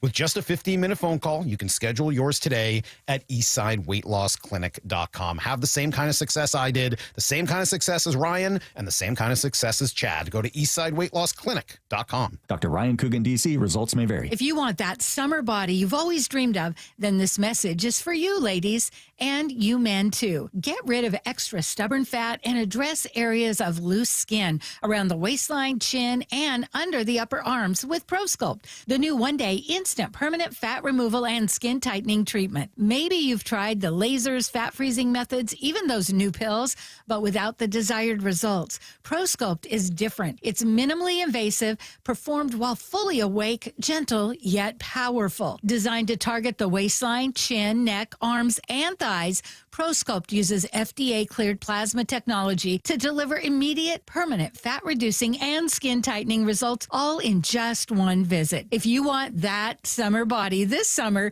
then you must act now. Go to ProSculpt.com today to schedule your free consultation. Get $250 off. For instant, permanent fat reduction and skin tightening, visit ProSculpt.com. Progressive knows when you're in your RV, you're already on vacation. That's when you become Vacation You, who just camped where there's absolutely no shade. Even though regular you burns easily. In fact, Vacation You burns too, but is too stubborn to admit it, which is why regular you gets in trouble at the dermatologist, because Vacation You doesn't do doctors. So bundle your RV with your home or auto policy and earn an automatic discount from Progressive. And spend the savings on the both of you.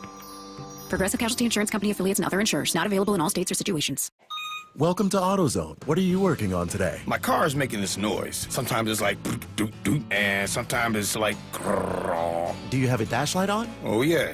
Then we don't have to listen for clues. With the free Fix Finder service, we can read a check engine, ABS, or maintenance light to find the likely fix and even recommend a local shop if you need one. So you don't need to hear the grrr. Not with Fix Finder. Everything you need, nothing you don't. Get in the zone, AutoZone. Restrictions apply. Emerald Queen Casino Event Center presents the main event. Powered by WFC, Saturday night, June 14th. A night of professional boxing where champions are made and every punch counts. Contenders from the region go toe-to-toe, ready to prove they belong at the top. Tickets at emeraldqueen.com. Don't miss Fight Night, June 14th at Emerald Queen Casino, the boxing capital of